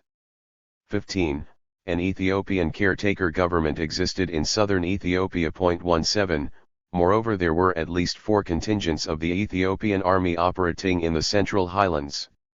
These forces were led by Ras Wendwesen Kassa, Ras Desta Damtu, the Kassa brothers and Dejach Balsha. 18. Until the beginning of September 1936, military initiative lay with the Ethiopians. The Italians, due to the rainy season, were besieged on all sides. 19, and constrained to wait until the dry season, used their air power to maintain their presence in the new empire. Italian military initiative began in September, and it soon became clear to the leaders of the remnant Ethiopian forces that they had little chance to withstand military confrontations, though the Ethiopian races were willing to surrender if the new rulers agreed to confirm them in positions which they had held during the reign of Haile Selassie. 21. Since political concession to the races ran counter to the cardinal policy of no power to the races, the Ldalians opted for a military confrontation by insisting that the races submit unconditionally and that the only guarantee which the Ldalian state would be willing to make was for the safety of their lives. In the process of defeating the races, the Italians used extensive bombing, including the use of poison gas, thus 56. Pacifying rebel areas through the Reign of Terror.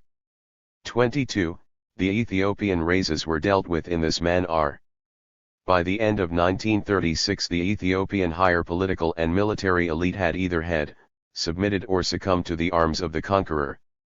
It is extremely difficult to assess the human cost of pacification since the Ldalians provided only random figures of rebels killed in battle. 23. Much less is of course known of those killed through aerial bombing and poison gas. On the other hand, we are of 10 on safe ground concerning Ldalian losses from May 1936 until the end of the year. 24. The first phase of pacification was about to be concluded to the satisfaction of Ldali, when the attempt on the life of Graziani in February 1937 called forth a policy of terror multiplied tenfold. 25. Though Graziani soon recovered from his wounds, the impact of the attempt lingered far longer. The enemies of pacification were not only the races, but also the indistinguishable urban and rural masses. Partly as an act of revenge and partly as an opportune moment to pacify the capital through elimination, Graziani signed the summary execution of 324 Ethiopians. 26. The fascist party, taking the law into its own hands, managed to murder BC plus 3 and 6,000 Ethiopians in 48 hours. 27. The attempt on Graziani's life was taken as an expression of the yet uncrushed nationalist sentiments of the Amharas, the hitherto dominant ethnic group in Ethiopia. Graziani's policy after the attempt on his life was to eliminate the potential enemies of Italian power in the Horn of Africa.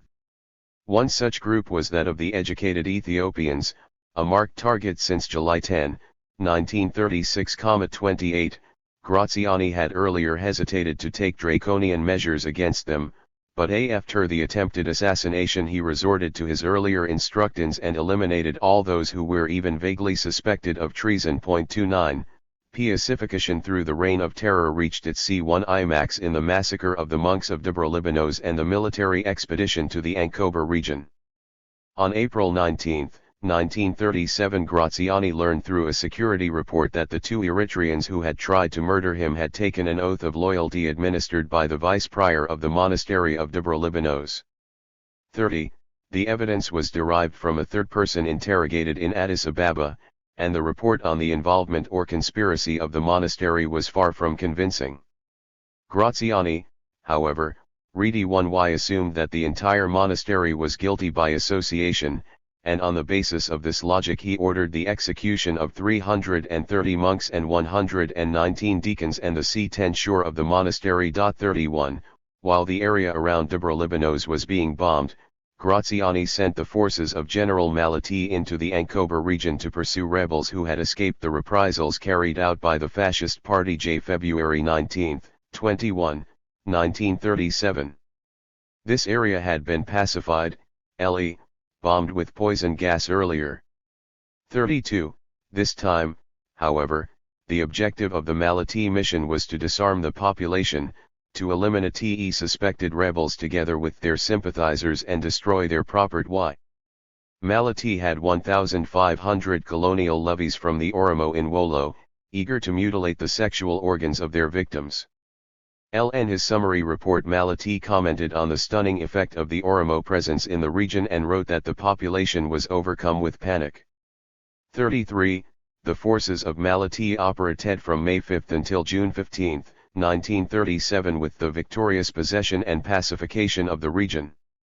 34. Ldalian losses were 10 dead and 6 wounded. Ldalian colonial soldiers, 98 dead and 238 wounded. Ethiopian Los SES stood at 15,078 killed. 35. 57. While Graziani pursued his policy of total pacification with iron and fire, his Ethiopian enemies were reorganizing themselves both military and politically. In the summer of 1937, the rebels in Ex-Shoa, 36, i.e., Ankober etc., held their first meeting and agreed firstly to form an Ethiopian Patriotic Association. 37, and secondly, to proclaim Melek Sahai Iyasu as their king. 38, Balambiras Abeba Arigai was elected to lead the rebellion. More military expeditions were dispatched to the stronghold led by Abeba Arigai, where only in the last operation carried out between December 17, 1937 to January 9, 1938 Ethiopian losses amounted to 1,448 killed. 39, Graziani lost 3 Italians dead and 7 wounded, while colonial soldiers suffered 135 dead and 201 wounded.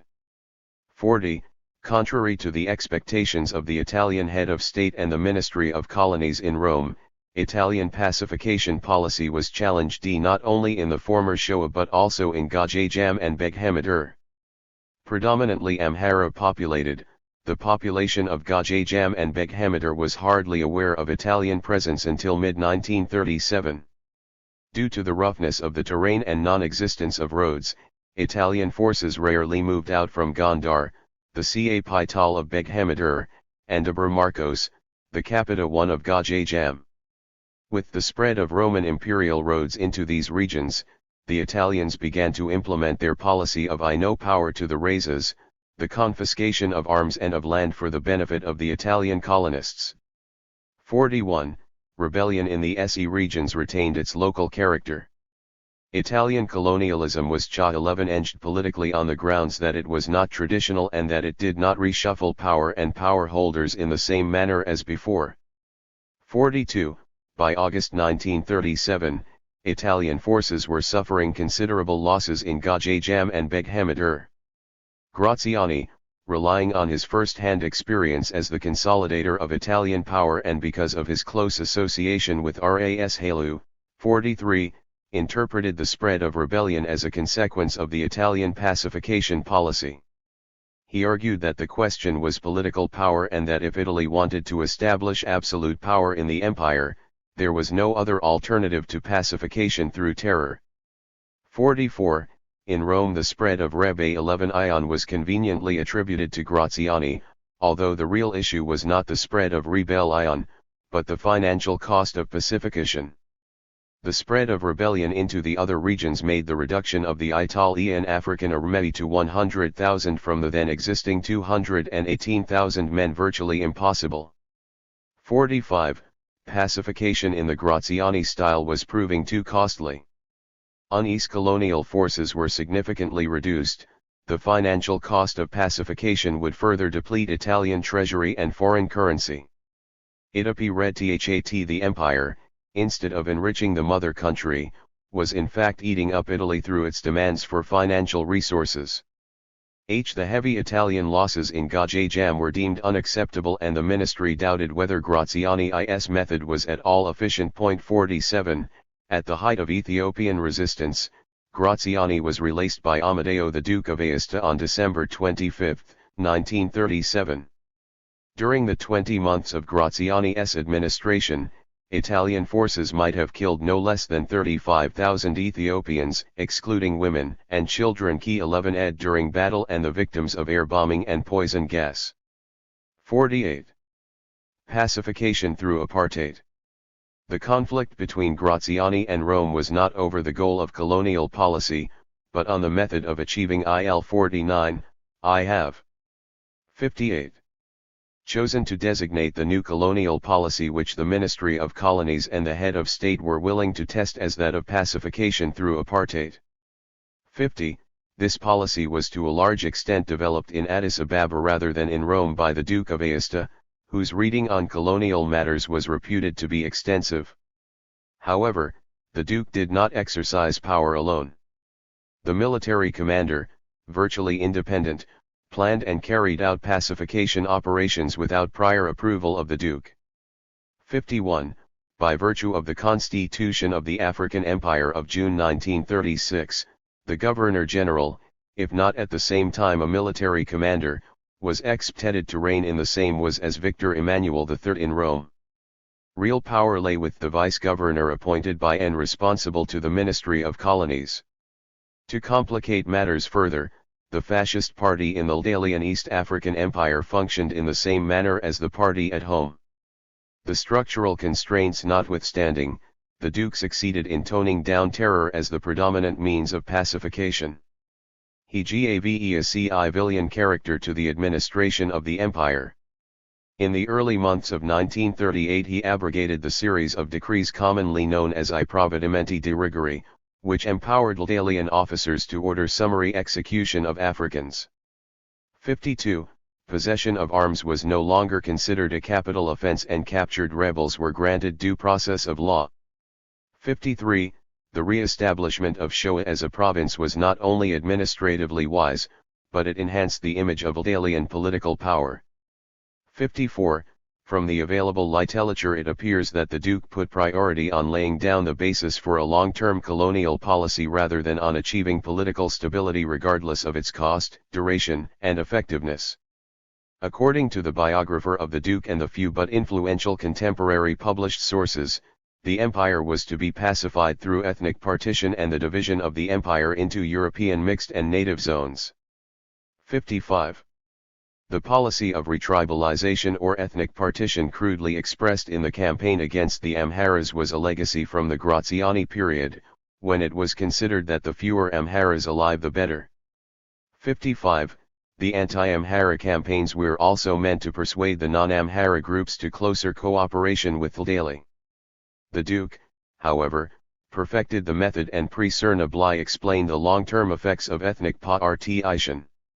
During the Graziani period the Muslims and the Galas were expected to cooperate with the Ldalians against the ruthless Amhara oppressors. The Eritreans and the Somalis were on the other hand elevated to a higher status in recognition of their contribution to the construction of the empire. Lt was provided that the Eritrean and Somali ex-colonial soldiers be able to acquire licenses to start small business in preference to the other inhabitants of the empire.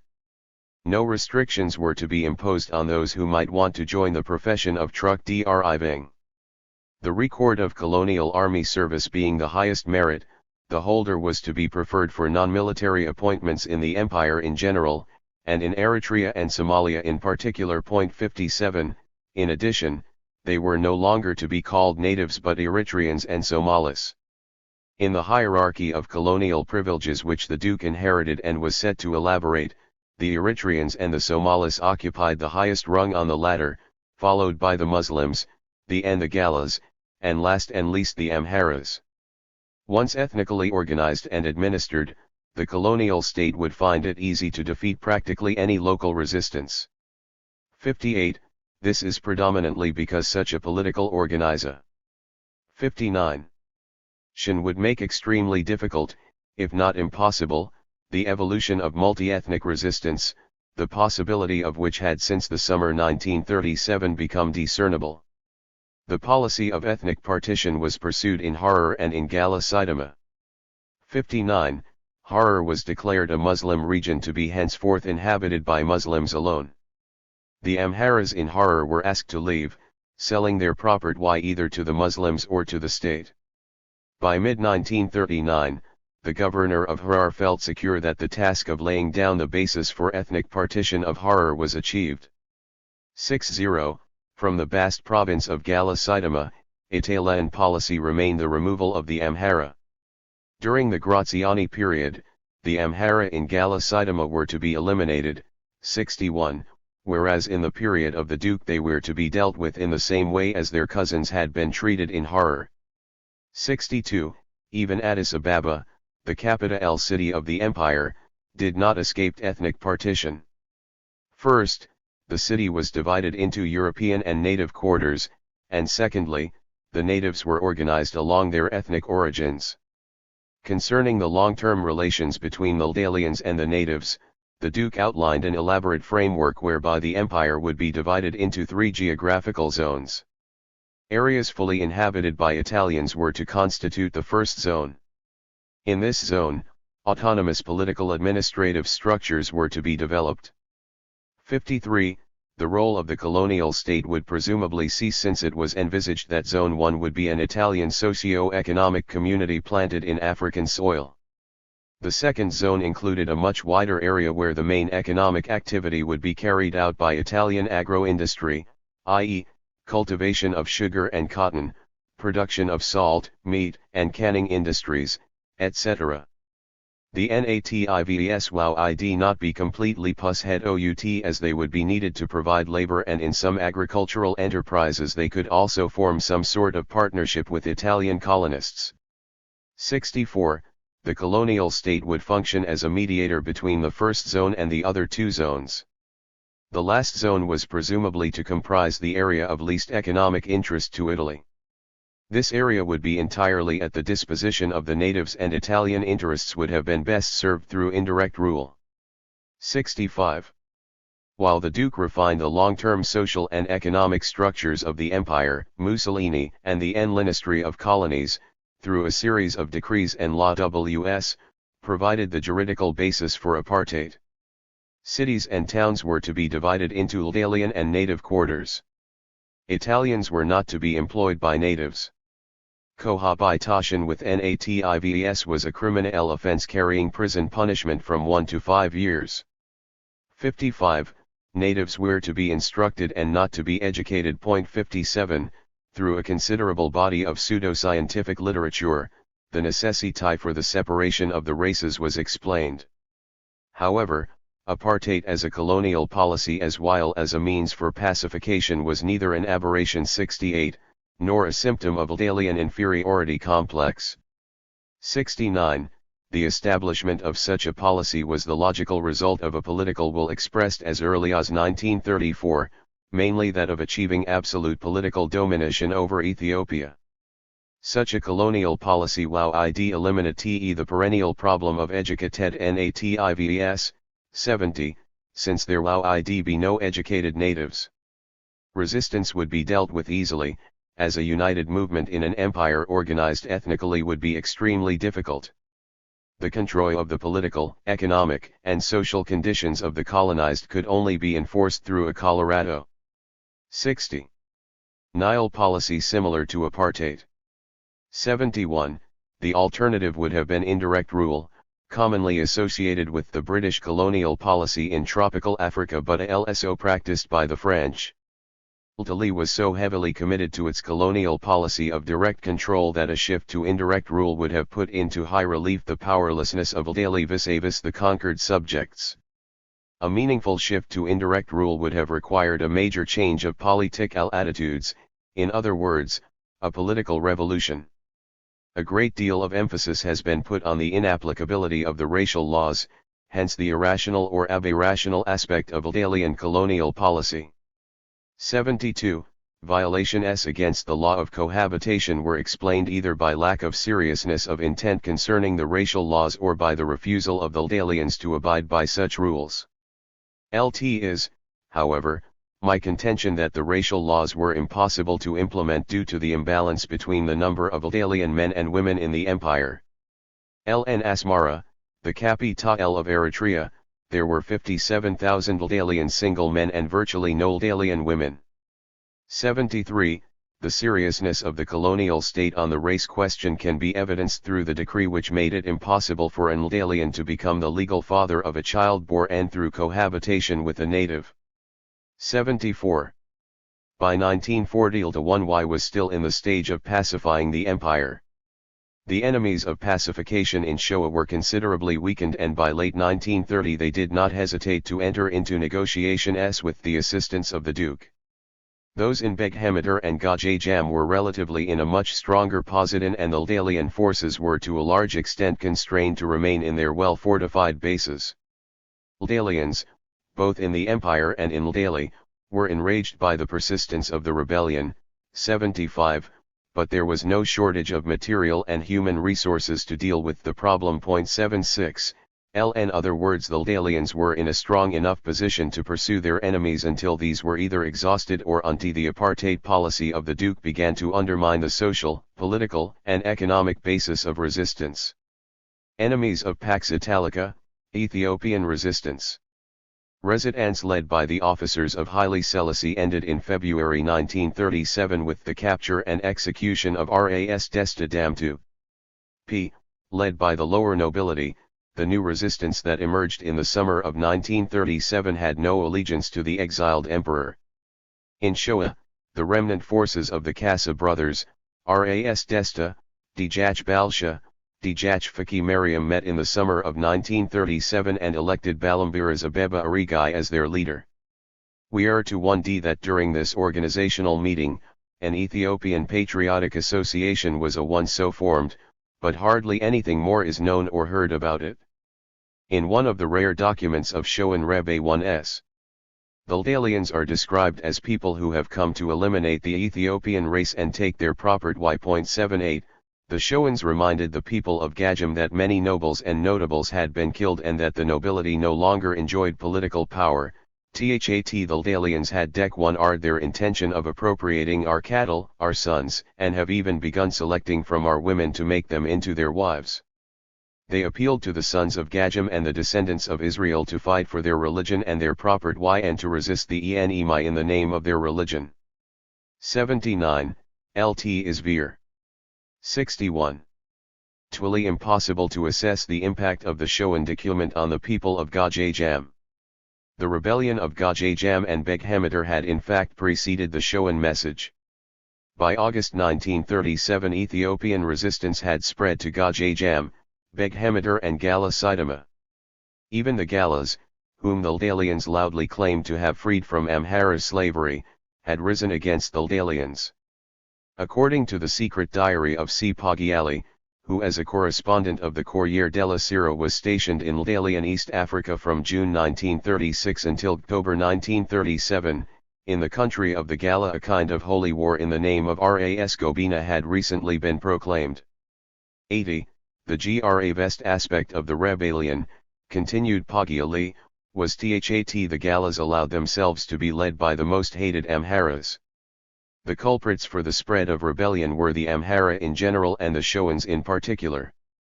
Taking the Shoan document to the people of Gajajam, Graziani reminded the Provincial governors once again that the Shoan action was a manifestation of their spirit of revendication. He instructed his subordinates that they drop any feeling of sentimentalism towards the Amhara and that they obey his standing directive and proceed to eliminate the Amharas. 81. Explain the spreading rebellion. Graziani in one of his final politico-military situation reports emphasized three issues. These were firstly the continuous curbing of Shoan and Amhara privileges, in other words the implementation of direct control of the political and economic activities of the region inhabited by the Amharas. Secondly, Graziani, turning to his favorite theme, accused foreign direct and indirect interference, and thirdly, the inefficiency of the colonial bureaucratic machinery. 82, for the Ethiopian rebels and for Ras Haile, the former hereditary ruler of Gajajam, the cause and spread of rebellion was primarily Italian refusal to concede local power to the Ethiopian nobility. In a number of reports to Graziani, Ras Haile explained that the Ldalians would be able to live in peace if the would either confirm or appoint people of their choice over administrative zones according to the political custom of the country. 83, from Gajajam, the leaders of the rebellion, writing to Ras Haile, justified their rebellion on the grounds that the Italians were not ruling according to the Ethiopian manner. Wizaro Se Blue Angel, the daughter of Ras Haile and the wife of the de facto leader of the Gajajam rebellion, wrote that Gajajam would cease to rebel if the Ldalians recognized the right of Ras Haile to rule over Gajajam. 84, since, however, such concession would have meant a complete reversal of colonial policy from direct rule to something similar to indirect rule of the British, Graziani opted for the continuation of the policy of total political domination while, as was pointed out earlier, Rome, slightly disturbed by the financial cost of pacification and the growing rate of casualties, began to review the entire situation. The leadership of the Shoan residents was made up of Abeba Arigai, Zid Asfa, Mesfin Sileshi, and Takli Welda Hawariat. All of these originated in northeastern Shoa with its deep gorges and inaccessible escarpments overlooking the Adal Plains. Located on the main highway artery, that of Addis Ababa, Dessie, Asmara, their region was ideal for guerrilla warfare. Due to the high priority given to the communication line and due to its proximity to Addis Ababa, the region was one of the most subject to the Reign of Terror. In 1937–38 the main concerns of the Shoan patriots were the establishment of a secure base of operations, contacts with 62 other resistance groups and recruitment of new patriots. The problem of recruiting new patriots being closely related to the legitimacy of Shoan rebel leadership, it was resolved in the traditional Ethiopian political system. This was done by first proclaiming Limelek Sahay Iyasu as king and expressing allegiance to him. 85. The young king in turn appointed Abeba Arigai to the title of Ras. Lt was not sufficient that Abeba was elected a leader, he must also occupy a certain position in the political hierarchy of the Ethiopian state. Thus with a legitimate title bestowed by a descendant of the Solomonid dynasty, Ras Abeba could with all due honors proceed to grant military titles to his deserving patriots. In this manner new ones could be recruited and old ones kept morally satisfied. The prestige of Ras Abeba increased as the caretaker and protector of a young king from the house of Solomon. In addition, Ras Abeba sent messages repeatedly to the people of Addis Ababa about his plans to attack the city. 86. There has been no evidence of Ras Abeba attacking Addis Ababa, but his messages could well have functioned as reminders to the inhabitants of an alternative career. Ras Abeba Arigai secured his base of operations through continuous battles against those appointed as chiefs or suspected as collaborators with the Ldalian administration. 8l. The difficult terrain, Ldalian attempts at total disarmament and their indiscriminate practice of revenge worked in favor of the patriots. The policy of confiscation of arms was extremely unpopular, since it ran counter to the Kulturai aspirations of the Ethiopian warriors. Moreover, the Ldalians failed to pay adequate compensation. 88. Resistance in Gajajam and Beghemeder was not as tightly organized as that of Shoa, although the patriots of Beghemeder elected Uj Yohannes Iyasu to be their king and Halubalu to be the king of Gajajam. 89. For the Ethiopian church as well as for the surviving higher nobility, Italian power deserved allegiance as if it were indigenous. This was largely due to Ldalian policy towards the leadership of the church and the higher nobility, whereby these were guaranteed financial security. The problem of sharing some power with the Ethiopian higher nobility might have surfaced in the future, but by the end of 1940, the eve of Ldalian entry into the Second World War, those who submitted remained loyal to Ldali. The lower nobility on the other hand perceived the colonial state as completely foreign to the country's political and cultural tradition. In the countryside, Ldalian attempts at direct rule posed an immediate threat to the lower nobility's socio-economic structures.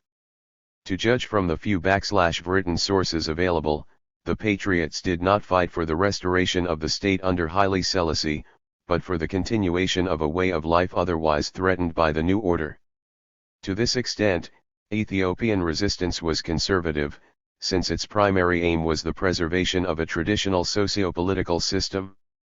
The fact that the new power was that of Firenze, European, instead of indigenous did not seem to have been a significant motive for rebellion. In the Shoan document to the Pope Le of Gajajam, the patriots described the Ldalians as a common threat to land and religion. What is, however, meant by land is not the country as a whole but the locality, village or district or region where traditional existence was threatened.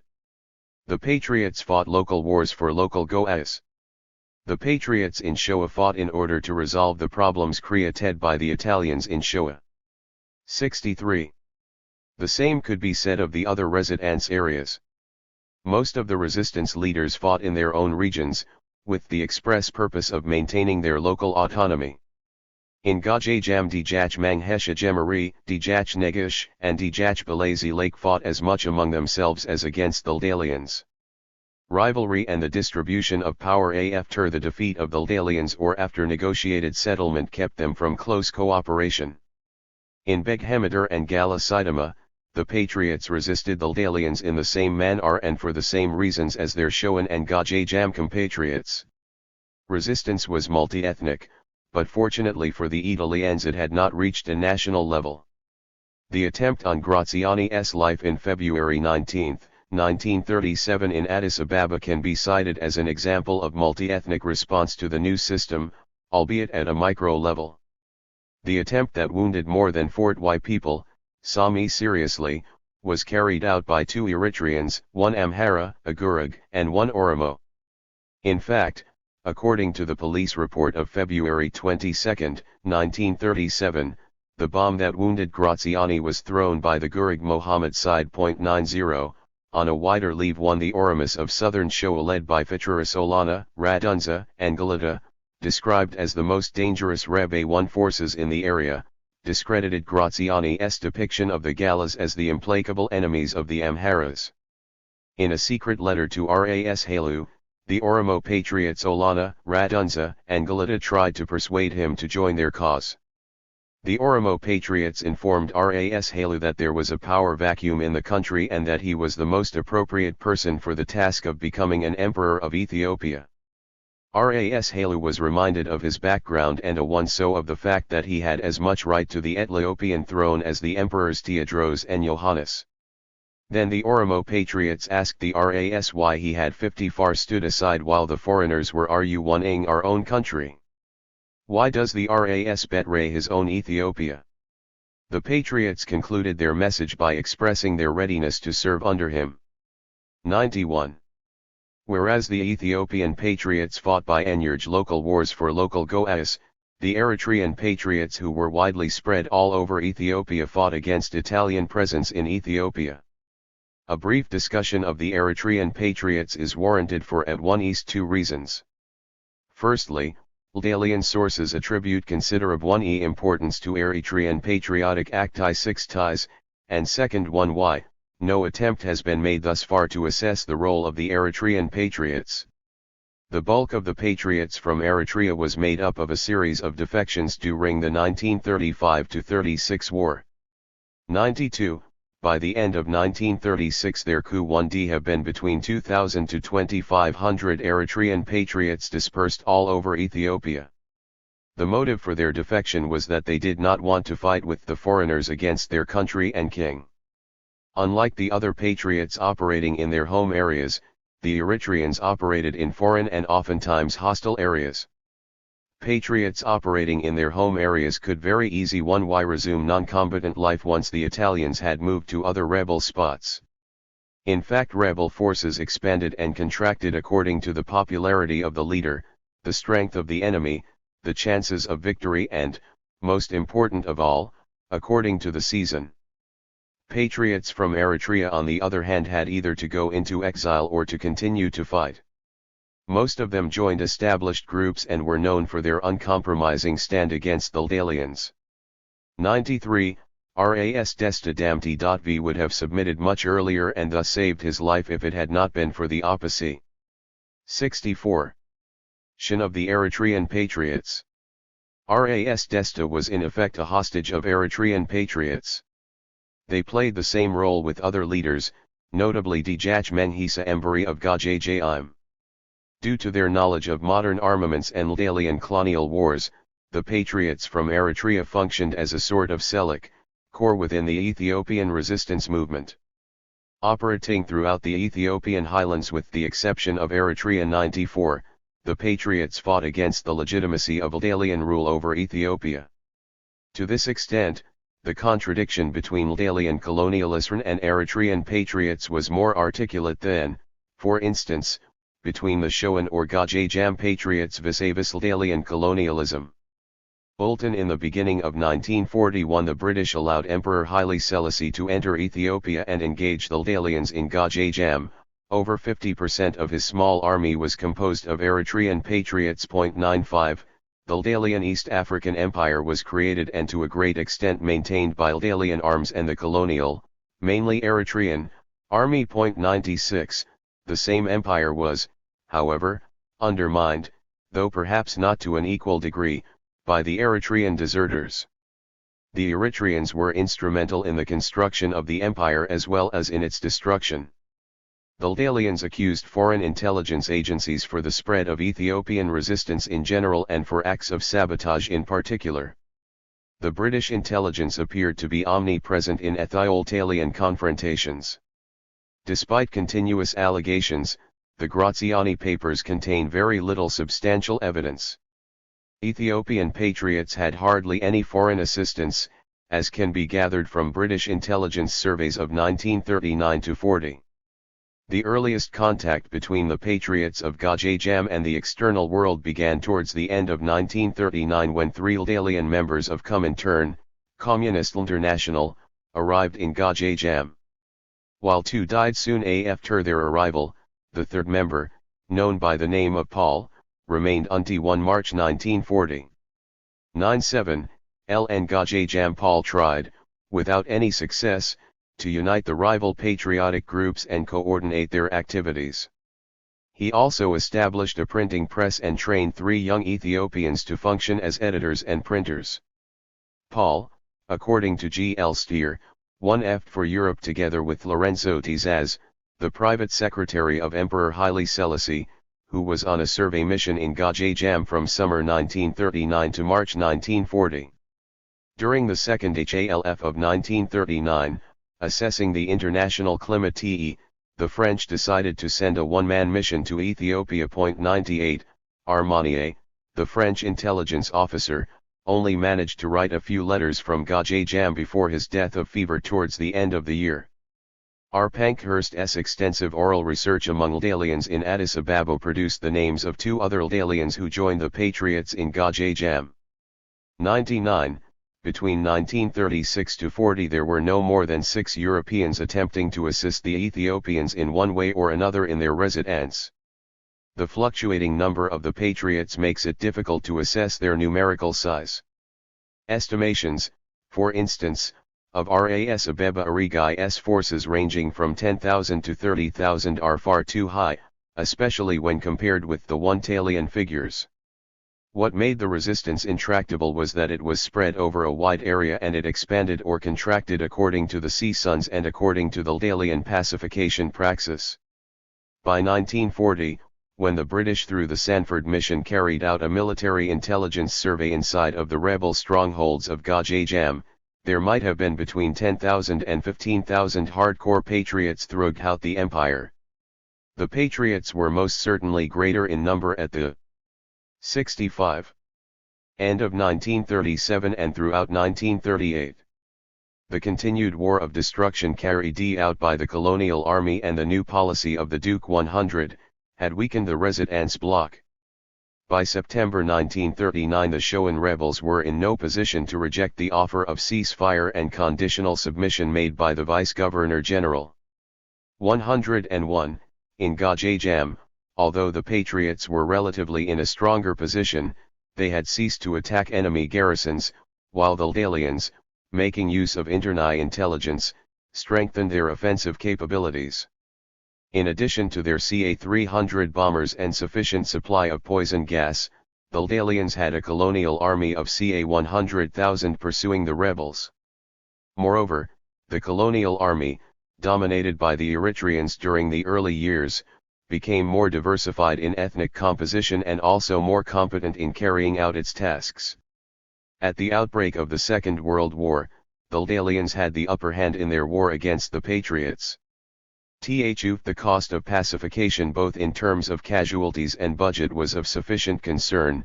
There were no signs in Italy of shortage of manpower and material for the empire. For the financial and arms industrial sector of the economy, Italian African imperialism was a welcome respite from the crises arising from the Great Depression. 102. The colonial as well as the metropolitan army expanded during the 1939–40 period largely in anticipation of the war.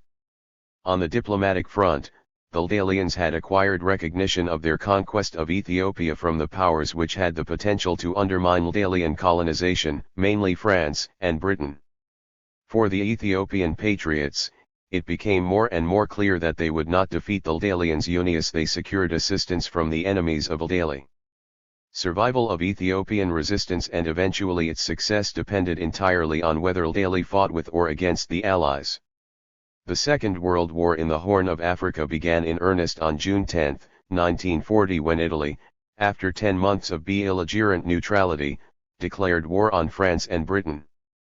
The French were by then out of action and the British, despite the Sanford mission, taken by surprise. The British soon proceeded to revitalize Ethiopian resistance, mainly that in Gajajam, and 5 months after the declaration of war a great part of Gajajam was completely outside of Ldalian control. Ldalian failure to attack Malta and Egypt, thus securing the Suez Canal communication line, made their defeat a foregone conclusion. Ethiopian resistance and its quick revival in led Britain to achieve an easy victory. Hinterlands and Eritrean History, a review article. Richard Sherman, Eritrea, The Unfinished Revolution. Praeger, 1980. David Poole, Eritrea, Africa's Longest War, Anti-Slavery Society, Human Rights Series, Report No. 3. London, 1980. Basil Davidson, Lionel Cliff, and Barakit Habd-Selassie, eds, Behind the War in Eritrea. Spokesman. London, 1980. Barakit Habd-Selassie, Conflict and Intervention in the Horn of Africa. Monthly Review Press, 1980. Introduction. As the Eritrean-Ethiopian conflict enters its third decade, the Eritrean position has during the last 5 years assumed clarity. The Eritrean fronts argue that their struggle is primarily anti-colonial. Ethiopia, they argue, without any valid claim over all or parts of Eritrea, succeeded in imposing its colonial rule over Eritrea with the active connivance of Britain and the US. Secondly, the Eritrean fronts argue that the Eritrean people seek to implement their right to self-determination, a right denied when the UN resolved to federate the ex-colony with Ethiopia in 1950. The Eritrean fronts in general and the Eritrean People's Liberation Front EPLF, in particular at ISO consider that they are conducting a revolutionary war with the aim of transforming the neocolonial entity into a socialist-oriented state. Furthermore, the Eritrean fronts insist that despite a discontinuous history prior to 1890, the Eritrean people today are united in the fight for independence, because they have been forged into a nation by the contradictory phases of colonialism. Eritrean nationalism owes its origin and development to the exploitative colonial system. 1. With varying degrees of emphasis, this position is endorsed by the authors under review.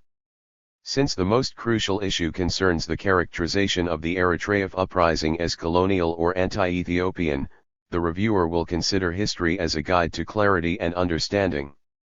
2. Owing to lack of space and their secondary importance, the themes of right to self-determination and the socialist orientation will not be thoroughly examined. Format and content outline of the books under review. Richard Sherman's book, originally a PhD dissertation, contains 6 chapters and about 30 pages of appendix material. The aim of the author was to gain a deeper insight into the history and practice of the Eritrean liberation movements. Throughout his book, the author has tried to tackle the issues that are considered crucial by the Eritrean protagonists, and only in the final chapter does he discuss the role of the superpowers and Cuba in this region. The pre-colonial and colonial history is treated in chapter 73. Chapters 2 and 3 deal with the history of the two main movements, namely the Eritrean Liberation Front, ELF, and the EPLF. The revolutionary aspect of the movements as the Eritrean alternative is discussed in Chapter 4. A highly speculative exposition on the prospects for an independent Eritrea is taken on in the 5th chapter. Some of the appendix material on Ethio-US relations is extremely useful and has not previously been published. The volume could be described as sympathetic to the cause of Eritrean independence. David Poole's small booklet resulted from a controversial study commissioned by the Anti-Slavery Society in London. In 7 brief chapters, Poole seeks to explain the history of Eritrea prior to colonization, colonial history, British military rule, the Federation and its subversion, Ethiopian maneuvers to gain international support for its policy on Eritrea and, finally, the Eritrean political and military opposition. 2 appendices on the right of the Eritrean people to self-determination and the policy declaration of the Ethiopian Provisional Military Government to solve the problem in Eritrea are included. Behind the War in Eritrea is a collection of papers read in a symposium organized in 1979 by Barakit Habt Selassie, ETAL, and War on Want. The aim of the symposium, as expressed by the volume's editors and more forcefully by Basil Davidson, was to demonstrate to those persons, parties, and movements that the Eritrean Revolution as crystallized in its most developed form, that is in the EPLF, deserves close attention and active support. The symposium was organized around 3 themes, each reflected in the book. Part I is devoted to the theme of Eritrea's historical claims to nationhood, as asserted by Basil Davidson, Richard Greenfield, and Barakit Habt Selassie for the period up to 1962. The second theme, the nature of the liberation struggle, is confronted in Part 51. The main emphases of the 4 essays concern the organizational capabilities of the EPLF, Ethiopian cities in Eritrea and the nature of external involvement, particularly that of the Soviet Union in Ethiopia and Eritrea. The third theme deals with the socialist revolution in Eritrea, and is defined by 3 papers in Part 3. Although the editors did not write a conclusion, the unity of the themes and their messages are clearly discernible. The Eritrean people are waging an anti-colonial war or are struggling to implement their right to self-determination, and the Eritrean revolution, as characterized by the EPLF, is a liberation struggle capable of transforming the society. The EPLF will build new social, cultural, political and economic structures from the base by means of which Eritreans will take power within their own hands and govern themselves. 3. The last book, Conflict and Intervention in the Horn of Africa, is written by an Eritrean, Barakit Habt Selassie, who, for at least a decade before his involvement in the Eritrean anti-colonial struggle, was a high-ranking Ethiopian official in the Ministry of Justice, even becoming Imperial Ethiopia's Attorney General. This book aims to provide more information on the anti-colonial nature of the Eritrean struggle and to demonstrate the reasons why the Ethiopian Empire must be transformed. Transformation will, according to the author, most likely come through the success of 74. The Eritrean freedom fighters and the continued wars of liberation in Tigray Ogaden and among the Oromo, Conflict and Intervention, p. 171. The foundations of the Ethiopian Empire STATE and the implications of the revolution are treated in Part I. Eritrea as a forgotten colonial struggle, the Oromo and Tigray wars of national liberation and Somalia's lost territories are extensively discussed in chapters 3 to 5. The book concludes with an historical presentation of the politics of intervention by big powers as well as the neighboring countries. History and the colonial issue. Basil Davidson and Eritrean history. Behind the War in Eritrea is introduced by Davidson's brief paper, Eritrea, an historical note. In view of Davidson's contribution to African history, his article on Eritrea deserves close scrutiny. 4. In the first paragraph Davidson introduces the Eritreans as if they had a common political and cultural history and concludes that they were subject to none of their neighbors, p. 11. On the contrary, the evidence for the pre-colonial history of the region is plentiful and clear. 5. Half of the population of Eritrea constituted an integral part of the Abyssinian, Ethiopian, state. Whether such common cultural and political history is sufficient to establish a claim is another question. But to argue against any dependency amounts to the serious fallacy of overlooking facts to suit a desired interpretation. While discussing Rome's slow penetration into the highlands, Davidson wrote that the Italians did not find pushing inland easy, being stiffly defeated by the Eritreans in 1887. Once again Davidson seems to have deliberately decided to read the history of the period in a manner that would legitimate the EPLF as an anti-colonial liberation movement. The northern frontiers of Ethiopia were demarcated several years before the abortive efforts of Italian expansion through a treaty between Ethiopia and Great Britain. In this treaty Britain was acting on behalf of Egypt. During the 1872 to 1889 period, the center of the Ethiopian state was Aksum in Tigray. When the Italians began to expand into the Abyssinian High lands, it was while understood that they were violating Ethiopian territorial integrity which they had undertaken to respect. 6. And in the ensuing Battle of Dogali, 1887, the confrontation was not between the Eritreans and the Italians but between the Ethiopian state and Italian imperialism. The Eritreans from the highlands, the Abyssinians in Eritrea, did of course contribute their share. However, to try to present such important historical tradition as entirely Eritrean can only serve the purpose of sustaining an already formed opinion. Davidson continues to make his case by arguing the fact of living together within the frontiers which were now defined as those of a separate entity, Eritrea, gave them a new sense of common fate and of incipient nationhood, p. 12. It is undeniably true that common, colonial or otherwise, experiences may contribute to inchoate nationhood. However, colonial experience alone, as African history amply demonstrates, has not been found a sustaining force for African nationalism. In the case of Eritrea, N. 75. Colonialism remains almost an entirely unresearched field. From the sketchy knowledge that we possess, the impact of colonialism on Eritrean nationalism before 1935 was of hardly any significance. Eritrea was only effectively colonized between 1935 and 1940. 7. This brief period could be said to have produced an incipient nationalism and nationhood is a proposition that has to be studied closely. In countries like Nigeria and Ghana, where British colonialism in its mature form reigned for a longer period, the sense of common fate and incipient nationhood was extremely weak indeed. Nation-states in Africa continue to exist not because of the resilience of African nationalism but because of the concerted efforts of those powers that decided the political destiny of Africa in collaboration with African ruling classes.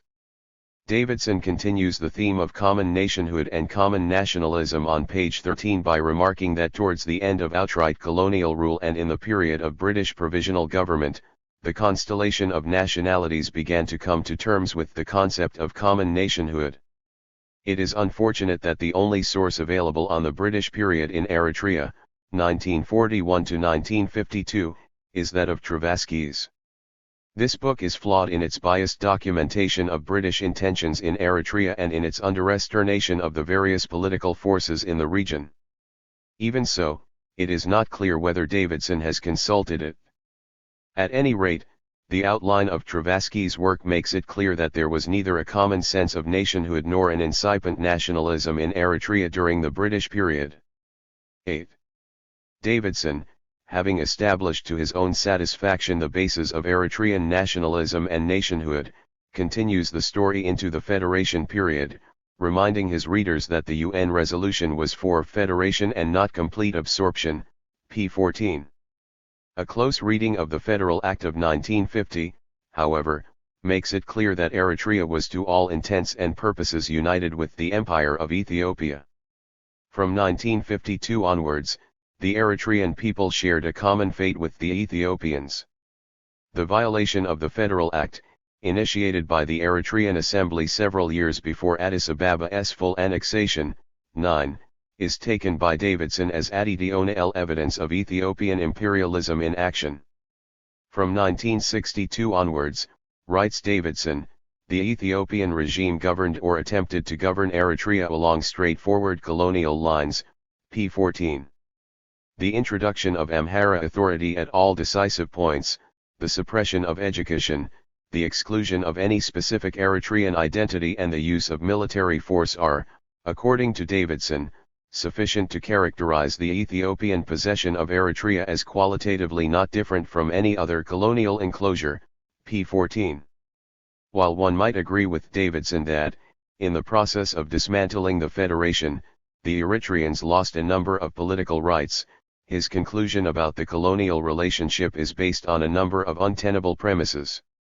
First, Davidson misconstrued Eritrean pre-colonial history. Second, on the basis of a self-serving and untenable hypothesis, he assumed the existence of Eritrean nationhood and nationalism.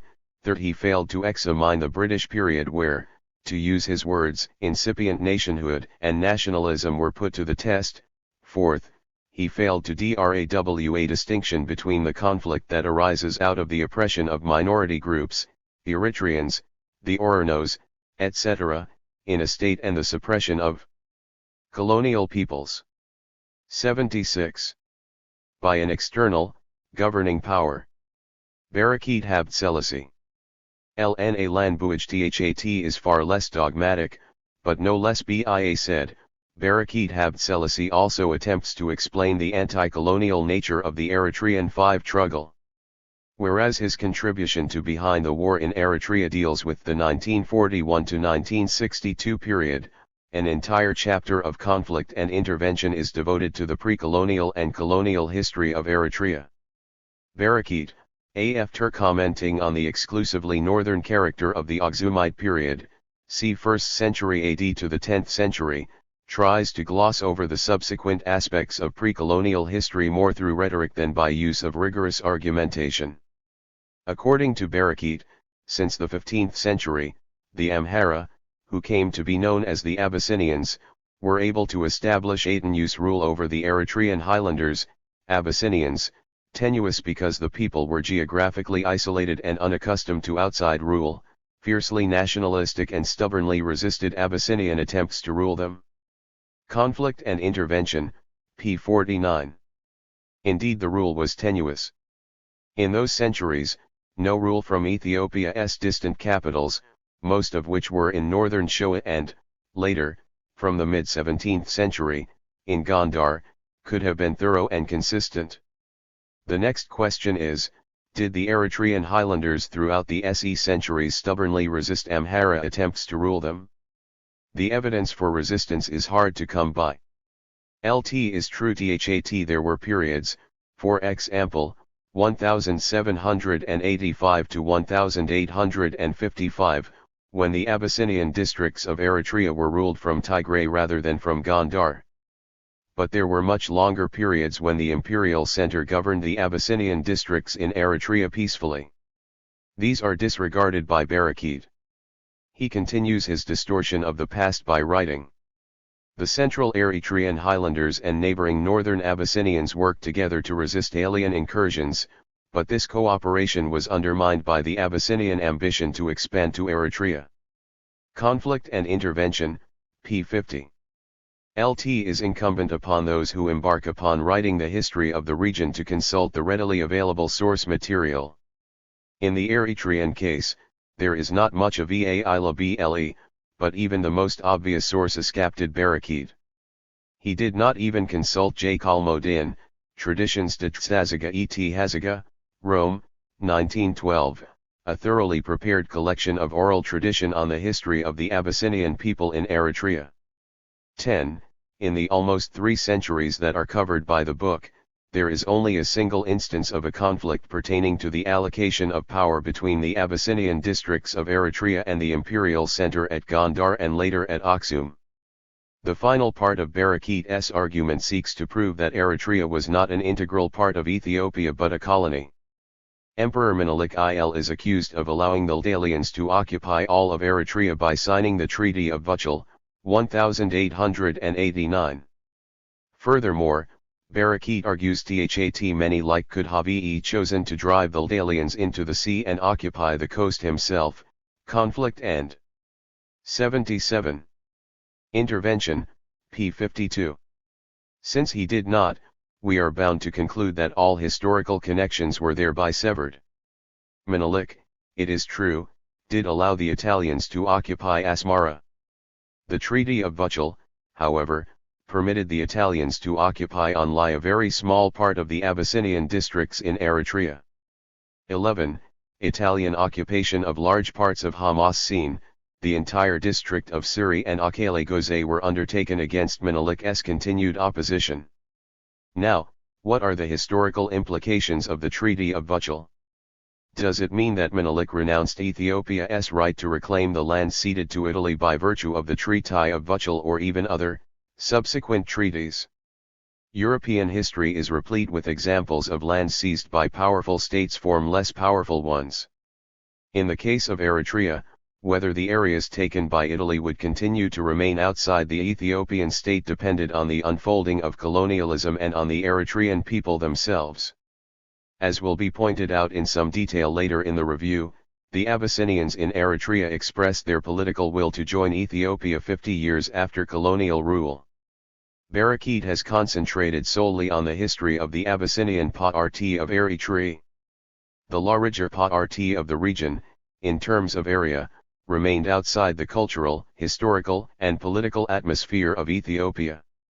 He could have quite easily succeeded in demonstrating that the Ethiopian presence in these parts of Eritrea might have been colonial in the sense that there was no Ethiopian presence here prior to 1952.12, instead he found it necessary to concentrate on the Abyssinian region of Eritrea.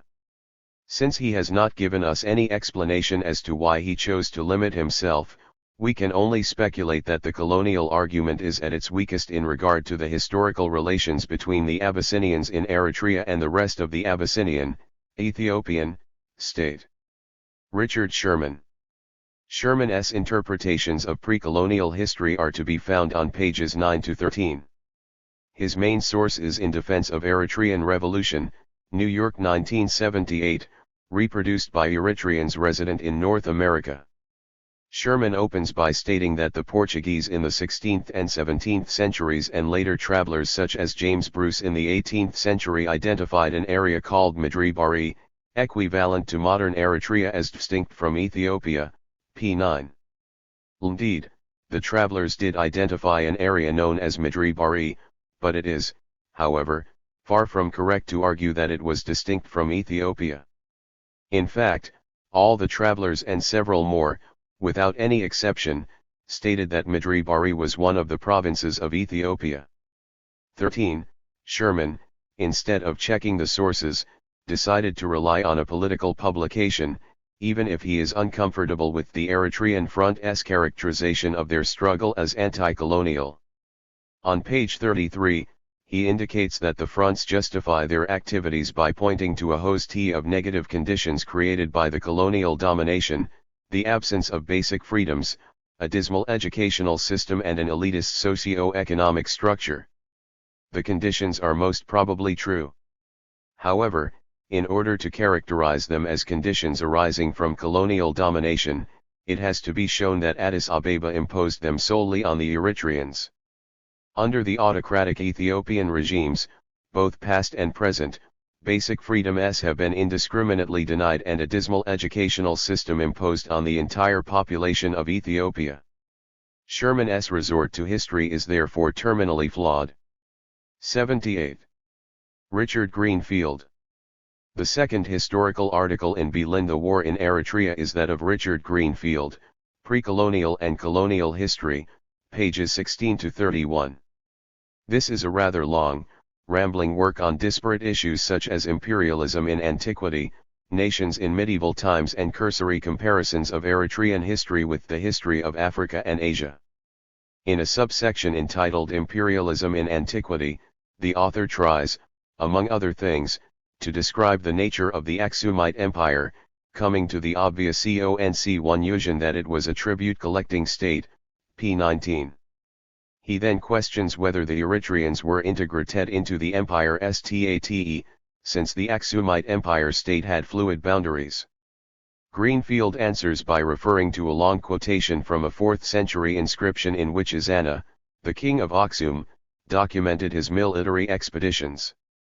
On the basis of this incomplete evidence, Greenfield concludes that the tributary limits of the Aksumite state were C1 early fluid. This indicates that, as today, the colonized people did not accept that status willingly, and Eritreans were among those people, p. 20. This reviewer will not argue about the fluid nature of the boundaries, but he objects to the criteria that the author uses to define the existence of unity or disunity. In ancient times, states survived through trade and tribute. From the source cited by Greenfield, the prime concern of the king's ruling class was a peaceful flow of trade. Although we do not have sufficient evidence, military expeditions to force payments were most probably the exception rather than the rule. Greenfield's conclusion on the basis of Izana's inscription, that the Eritreans were among those who did not accept the rule of Aksum willingly, cannot even be sustained by the same inscription. The quotation, in fact, contradicts Greenfield 5 concluding statement. Izana, according to the full text of the inscription, was compelled to cross the Takas River and destroy Miro because the people of Miro had committed acts of violence against the people of Hassa and Baria, both of whom are found in modern western Eritrea. While in any imperial state some groups would be more integrated than others, we have to look into the cultural, economic, and geographical factors to assess the nature and extent of integration. The author did not find any of these factors important. David Poole. Poole 5 summation of pre-colonial history is remarkable indeed.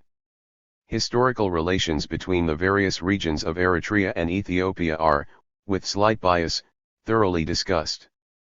The author has checked all the relevant sources and used the quite while. As Longrig had done before, Poole concluded that some parts of Eritrea were historically, culturally, and economically linked to Ethiopia. He quite rightly stated that since other regions hardly fell within the sphere of Ethiopian rule, the image of Milnia of Ethiopian rule is a myth of Solomonic dimension, p. 20.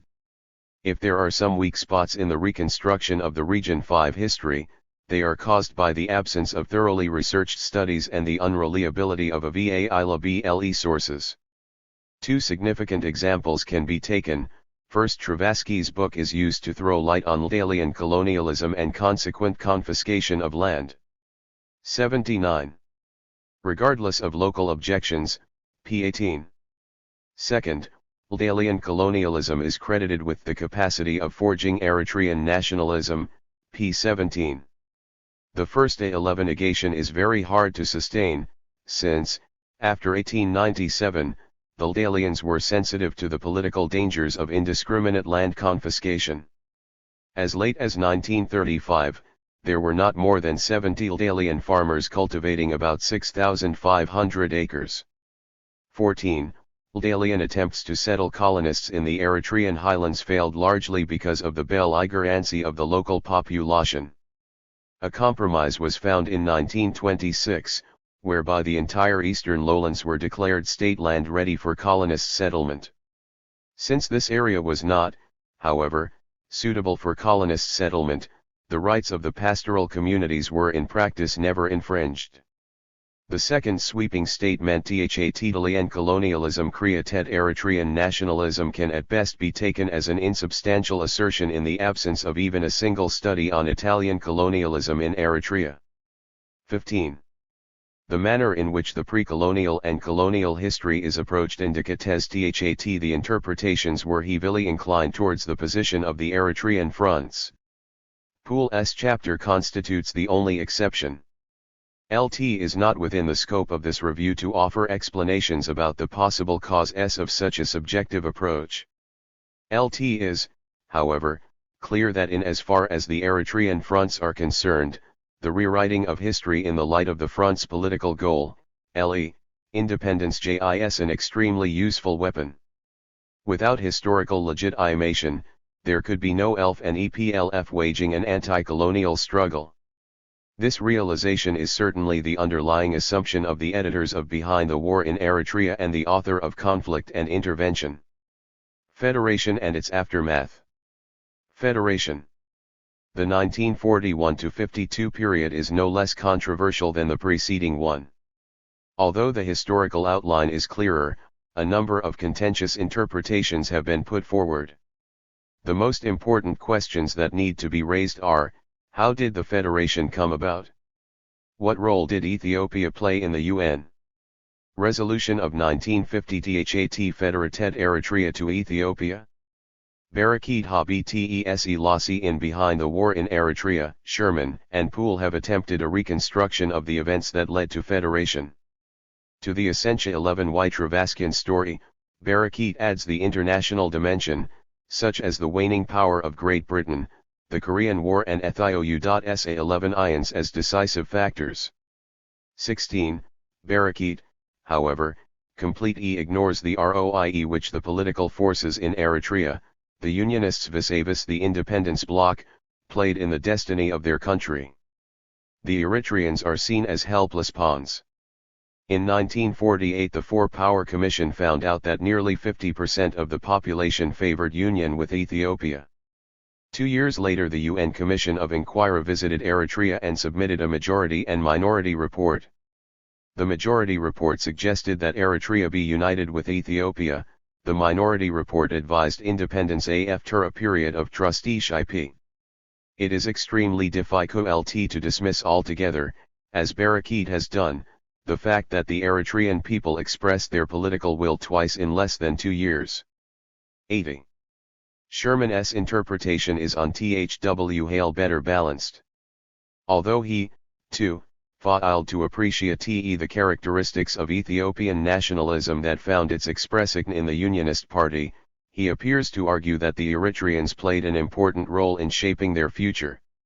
After commenting on the findings of the Four-Power Commission on Eritrea in which 44.8% voted for union with Ethiopia, Sherman concluded that the population had divided its support in terms of geography and religion, p. 21. The 1941-51 period is treated in Poole's third chapter, in which the author's objectivity is compromised. Towards the end of 1948, Britain and ETA 1Y reached an understanding that came to be known as the Bevan-Sforza Agreement on the disposal of Italian colonies, whereby Eritrea was to be partitioned between the Anglo-Egyptian Sudan and Ethiopia. Poole writes that the Eritrean clauses of the agreement were rejected by the General Assembly 1Y of the UN, p. 21.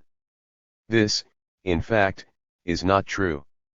Before the Bevan-Sforza package was rejected, the UN General Assembly 1Y did vote on the Eritrean clauses of the agreement.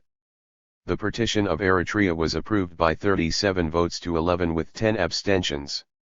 17.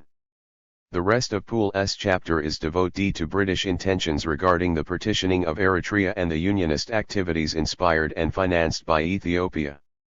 Once again, Travaski's book is used to demonstrate that every village in the Eritrean highlands had become the center of Ethiopian nationalism, p. 22, and later to describe the Unionists as mostly aspirants to chieftainships, chiefs and headmen who had been deposed by the British and the Italians, p. 23. The contradictory statements of Travaski's are not thoroughly examined. The foreign inspiration syndrome is fully subscribed to when Poole concludes that it was Ethiopia, unrestrained by her British ally, that for her own purposes had been able to establish and foment the very state of internal insecurity which proved so vital in deciding the future of Eritrea, p. 29. There are several questions that need to be raised in regard to such conclusions. Why did the British fail to conceive of an Eritrean nation, since decolonization was on the international agenda by the end of 1947? Why were the British unable to restrain Ethiopia from fomenting internal insecurity? If every village had become a center of Ethiopian nationalism, how can we sustain the argument that the Unionist movement was solely Addis Abeba's tool? Could not one equally argue that Britain, economically and militarily unable to suppress a popular, Unionist, movement, found it convenient to find a culprit in Ethiopia? Travaski's, it should be noted, had the task of defending British policy or its absence in the region. With the exception of Sherman, Barakit and Poole have put undue emphasis on the role of external forces. From the sources that are available to date, their position is hard to sustain. The crucial steps for the federation were taken by the Eritreans themselves.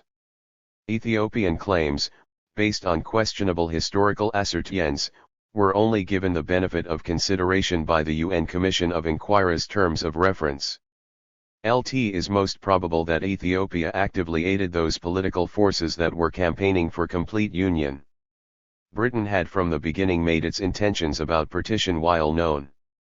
The extent to which Britain undermined Eritrean nationalism and incipient nationalism cannot be known.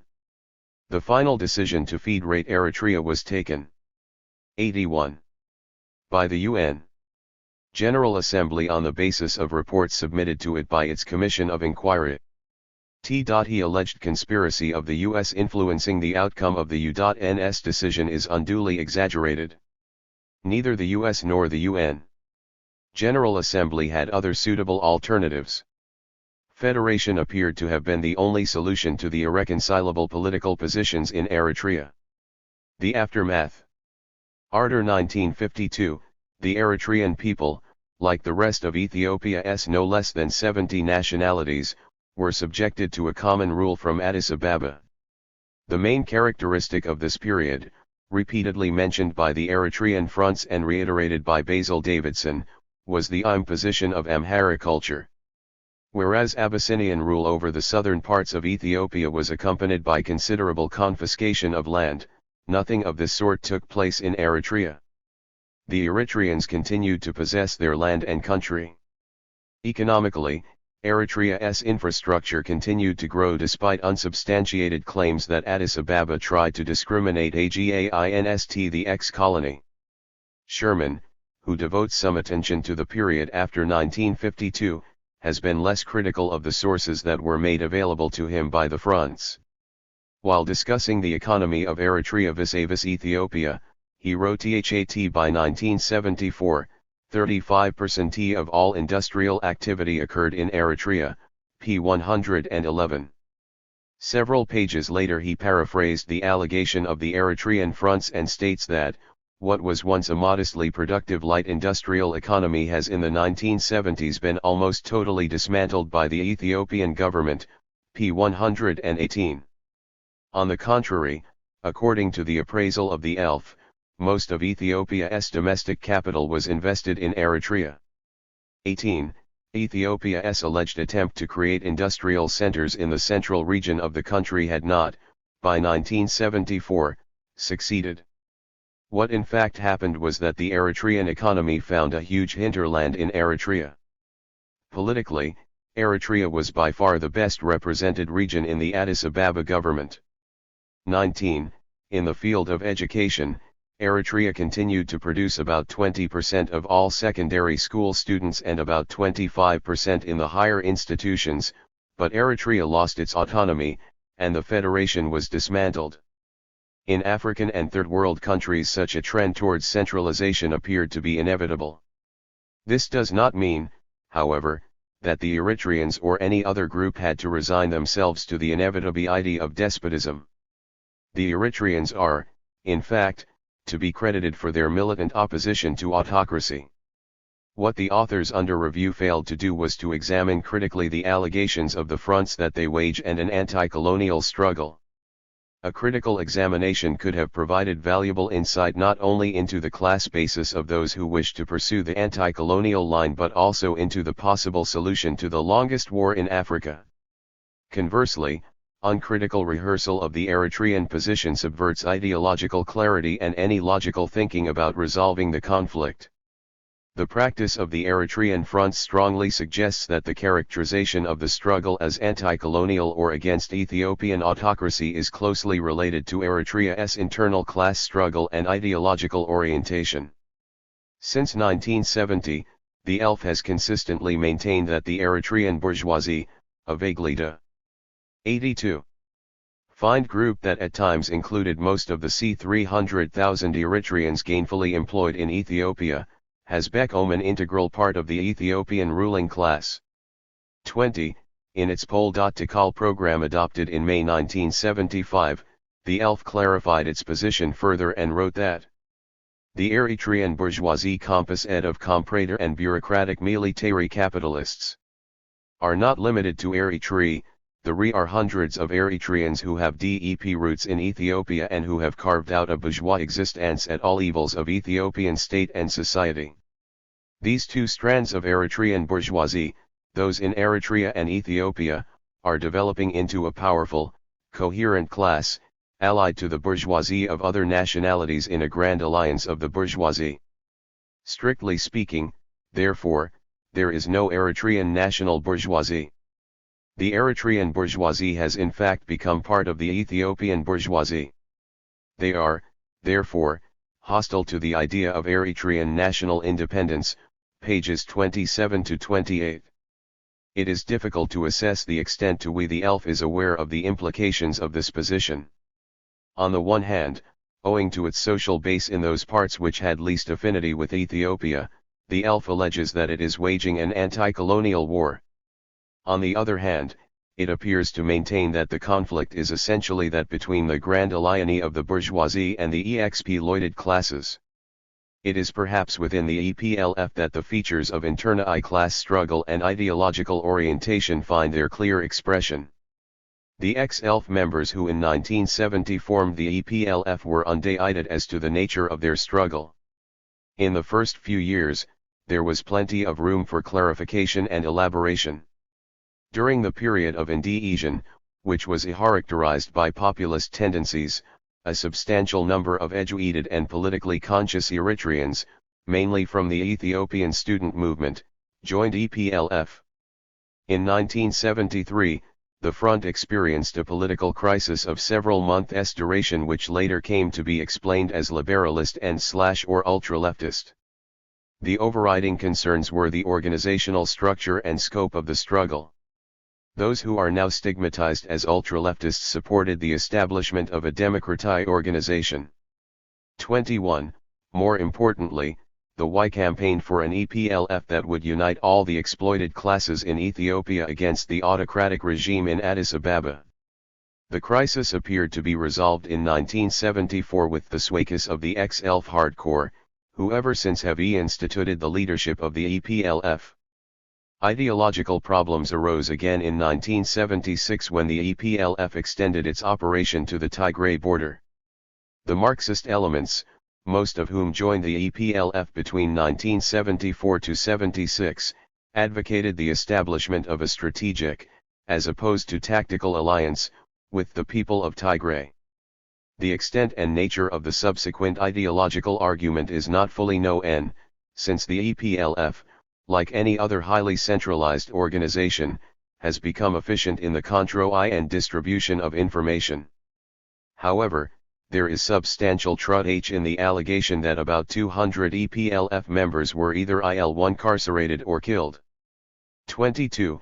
In the ensuing years, 1976-78, when Ethiopia appeared on the verge of disintegration and Eritrean independence within sight, the nationalist group within the EPLF could quite easily consolidate its ideological position and continue to characterize the struggle as anti-colonial.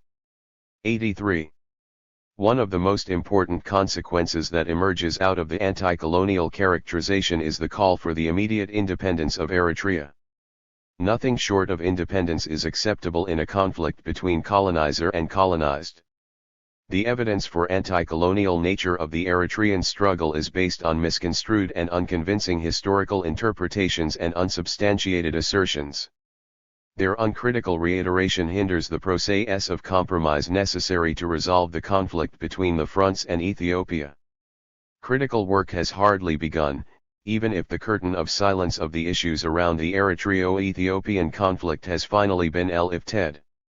TT is to be hoped that many more veterans and new students will objectivize the issues that have been treated by Sherman, Poole, Barakit, Davidson, and others and permit educated observers to replace mystification with truth. 84. Italian Colonialism and the Transformation of Social and Economic Structures, a review article. Italia, le trasformazioni della proprietaria nell'altopiano eritreo in periodo coloniale, 1890–1940, in A.M. Gentili, Ilal, Africa cum Storia, Milano, 1980, pages 275–292, 1. Tadia, Sulla politica dell'Eritrea nella colonia Eritrea, 1890-1950, in Rivista di Storia Contemporanea, 1984 1, pages 43-78, Jacobermethan, European Colonial Rule and the Transformation of Eritrean Rural Society, in Horn of Africa, 6, 1983-2, pages 50-60. Tadia's study, 1980, begins with a rather exhaustive reconstruction of pre-colonial land tenure systems based on the works of Polera, 1913, and Nadal, 1946. Point 1, I/Torking within a well-defined colonial chronology. Tadia argued that the alienation of land carried out by the colonial state in Eritrea initiated a process of differentiation within the Eritrean peasant society. Furthermore, alienation of land resulted in the destruction of Risti as it had existed on the eve of the colonial period, p. 284. Tadia appeared to maintain this position even though, a few paragraphs later, she discussed the reversal of colonial land alienation policy. Between 1893 and 1895, the Italians had expropriated over 400,000 acres, although the amount effectively alienated never surpassed 6,500 acres or c2% of the cultivated land. Point 2, Eritrean peasants continued to cultivate the legally expropriated lands largely because the colonial state had neither the means nor the interest to alienate effectively all the legally expropriated lands. 3. The Land Law of 1909 revoked the earlier land alienation decrees by recognizing the primary rights of Eritrean peasants, and the law of 1926 went even further in affirming that the land rights of Eritrean peasants were inalienable. 4. The latter law, 926, froze alienated land to 4,566 acres and specifically prohibited further alienation of land in the Eritrean highlands. 5. Assessing the law of 1926, Tadia wrote that, although the pre-colonial tenure systems were left intact throughout the colonial period, colonialism nevertheless modified profoundly the social structures of production and the method of cultivation, pages 287-288. The transfer from concession rights to private property rights in the European sense of the concept which the Italian colonist enjoyed, the side-by-side existence of pre-colonial and modern, capitalist, system of cultivation and the resultant reciprocal transformation are cited to demonstrate the impact of the colonial period. Tadia then proceeded to assess the impact of the colonial policies of the 1930s, the salient features of which were, 1. Efforts to maintain as well as extend pre-colonial tenure systems, namely that of the Desa system 6, which the Italians found preferable for political and administrative reasons. 2. Efforts to discourage Italian colonist settlement in the highlands mainly through the legislation of 1926, and finally, the introduction of coffee cultivation and the restructuring of land tenure that followed from it, pages 286-287. 88. In 1931 the colonial state decreed that 5,000 acres located on the eastern edges of the Eritrean highlands, Pendici Oriental J, were to be set aside for Aldalian and Eritrean concessionaries who had the possibility to pursue the cultivation of coffee. Between 1931 and 1936 there were about 100 Eritrean coffee cultivators and about half a dozen Aldalians who altogether cultivated c500 acres of c10% of the reserved lands. 7.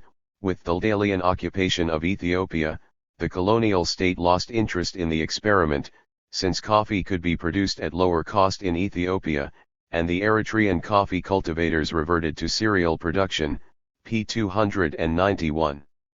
For Tadia, the granting of concession to Eritreans with the possibility of converting the concession into private property and the experiment that followed had far-reaching impact. Coffee cultivation signaled the birth of an Eritrean rural employer as well as wage laborer. This new phenomenon produced a rupture in the traditional social structure and mode of production, p. 291. Tadia's intention, as the title illustrated, was to document the transformation in tenure systems of the Eritrean highlands brought by Aldalian colonialism. While L fully concur with Tadia on the changes introduced during the colonial period, L failed to see how the modest impact discussed by Tadia can amount to a transformation of tenure systems. A tenure system is said to have undergone a transformation only when it is completely substituted by another system. The conversion of concession lands to private property, as far as the Eritrean highlands were concerned, were limited to alien colonists. There was no case of an Eritrean peasant who converted his desa or tselmi into private ownership with unlimited right of disposal. By granting to its citizens an absolute form of proprietorship from alienated lands, the colonial state created an enclave of a capitalist mode of production employing salaried labor. In 1937, a few years before the demi-se of Italian colonialism, the agricultural capitalist sector employed little under 2,000 permanent and seasonal laborers throughout Eritrea. 8. The emergence of a rural salaried labor force was more a result of the penetration of capital, a typical phenomenon of colonial societies, rather than a new innovation introduced into the Eritrean social structures of production. The second article differs in detail from the first because of the use of addition A material and the inclusion of the British period, LE, 1941 to 1950. Tadia's thesis on qualitative transformation hinges on the coffee cultivation experiment, which she described as a phenomenon of great importance, p. 65. However, the spin-off effect of the experiment and the experiment itself produced extremely modest results. As late as 1947, only 145 Eritreans were officially engaged in commercial coffee cultivation, each possessing a maximum of 5 acres, p. 64. Indeed, the extension of concession and property rights to Eritreans in the eastern edges, Pendi Oriental, and the slow growth of the rural labo.ut force produced a number of micro-modifications, namely, peasant differentiation, the birth of a labor force, and the tendency for the evolution of private ownership of land, pages 66 to 67. And the author is on solid ground concerning the consequences of the colonial land policy of the 1930s. Where I disagree strongly is concerning the interpretations that the author drew from the colonial impact. The author wrote that, even if from the view of production and development the colonial performance was modest, the process of social and structural innovation introduced by the colonial system. 89. Figure out as the most significant variables. The qualitative transformation and the birth of new social stratification were the prominent characteristics, pages 76 to 77. The social and structural innovations, referred to above, it should be noted, were exclusively limited to the eastern edges, Pendici Oriental. The spread to the highlands was extremely unlikely, largely due to the law of 1926. The eastern edges, known in Eritrea as Midribari, were not permanently inhabited.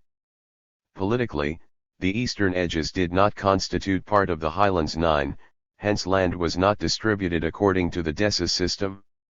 The peasants of Akele Goze and Hamasien went to the eastern edges to cultivate, but only during periods of ecological crises. The area was not claimed either as Risti or as Tselmi. Hence the creation of small property owners occurred not in the highlands proper, but on the peripheral region. Taking the colonial period as a whole, we can hardly maintain that a transformation of Eritrean social and economic structures took place.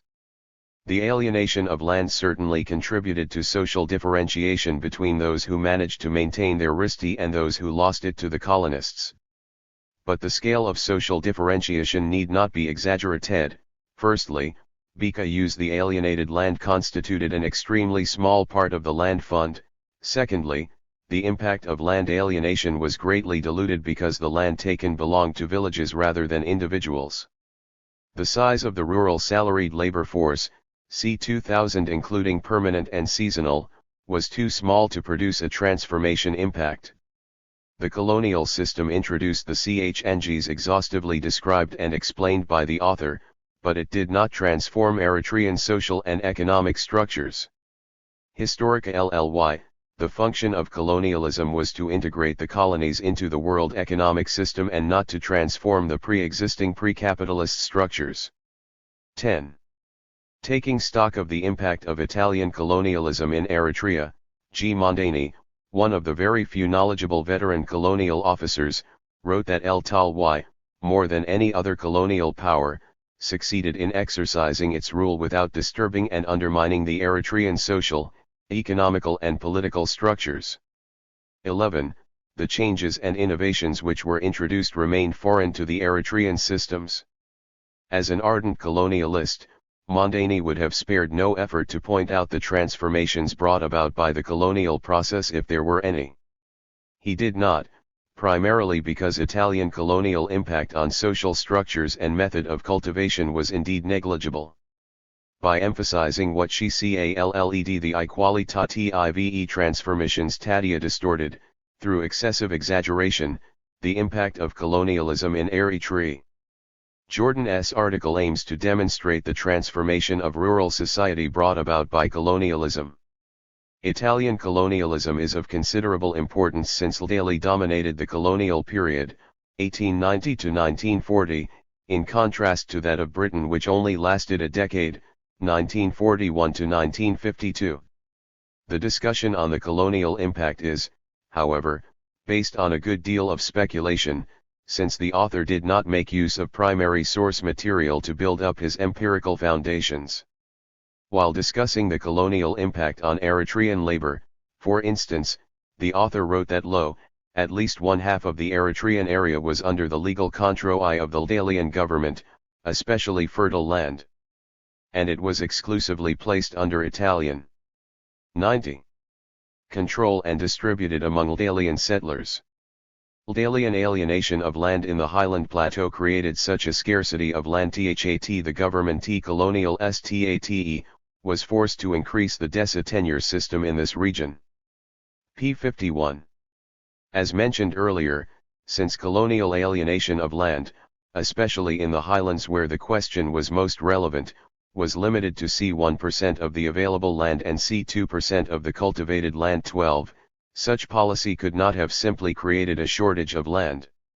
There was indeed by the 1930s a scarcity of land in the highlands created by demographic explosion rather than by colonial land alienation policy. 13. The speculation on the impact of the alienation of land continues unabated. Alienation of land safeguarded Italian interests in settlement, and by making land a scarce commodity, it forced landless peasants to seek employment in the new job market created by Italian capital. p. 52. What motivated the Eritreans to seek employment was certainly not colonial land policy but the advantages of wage labor vis-a-vis peasant farming, an activity which can be carried out by hired labor or through sharecropping. 1.4. Italian colonial economic policy in general and its land policy in particular, it need to be noted, were characterized, not by their drastic reorganization and restructuring of the indigenous economy, but by their lack of aggressive economic activity. Eritrea was effectively colonized between 1935 and 1941, a far too brief period to bring about social and economic transformations. Expanding still further the impact of this mystical alienation of land, the author argued that the conversion of alienated land into crown land and the introduction of commercial agriculture hastened the disintegration of feudal social structures in the highlands. Pages 52 to 53. The only way to assess the disintegrating impact of commercial agriculture has to be through an analysis of its spread and practice. Towards the end of the colonial period, there might have been up to 2,000 rural laborers throughout Eritrea. 15.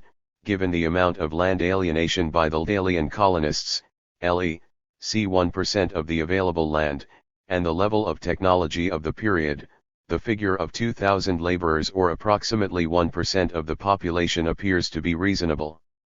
Hence commercial agriculture, in the scale it was practiced, could not have seriously affected the feudal social structures. W.H.2N. Nadal wrote his study on the tenure system of the Eritrean highlands in the mid-1940s. The feudal social structures were far from being disintegrated. 1.6. In fact, the pre-colonial feudal system continued by and large with only minor modifications well into the last third of the 20th century. By way of conclusion, the author wrote that the impact or Italian colonialism in Eritrea and the transformation or Eritrean rural lire was wrought by the end or the war. The 1941-52 period, therefore, was crucial for Eritrea as its rate was being decided by the United Nations. On the one hand there was the Eritrean people's desire to determine their own destiny, and on the other, there was the imperial Ethiopian crown's desire to annex and colonize Eritrea. Although the former had the backing or the masses, the latter also had the support of the lowlands and highlands of Eritrea. p. 53. 91. He agreed the author that the 1941-52 period can be used to study the impact of Italian colonialism on Eritrean society. However, the author HARDLY attempted to explain the political expression of the colonial impact. In other words, what were the political implications of the social and economic transformations brought about by colonialism?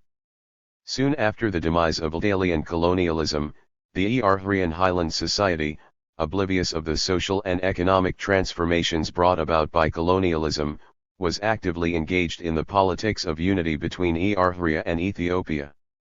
17. The author blames the Ethiopian Church for the mobilization of Eritrean society along this line, p. 56, and Ma Inta ins That Ethiopia's victory was bound to be temporary, because by emphasizing such a retrograde idea, the Ethiopian state created a contradiction it was incapable of resolving, p. 56. Many decades have passed since the 1940s.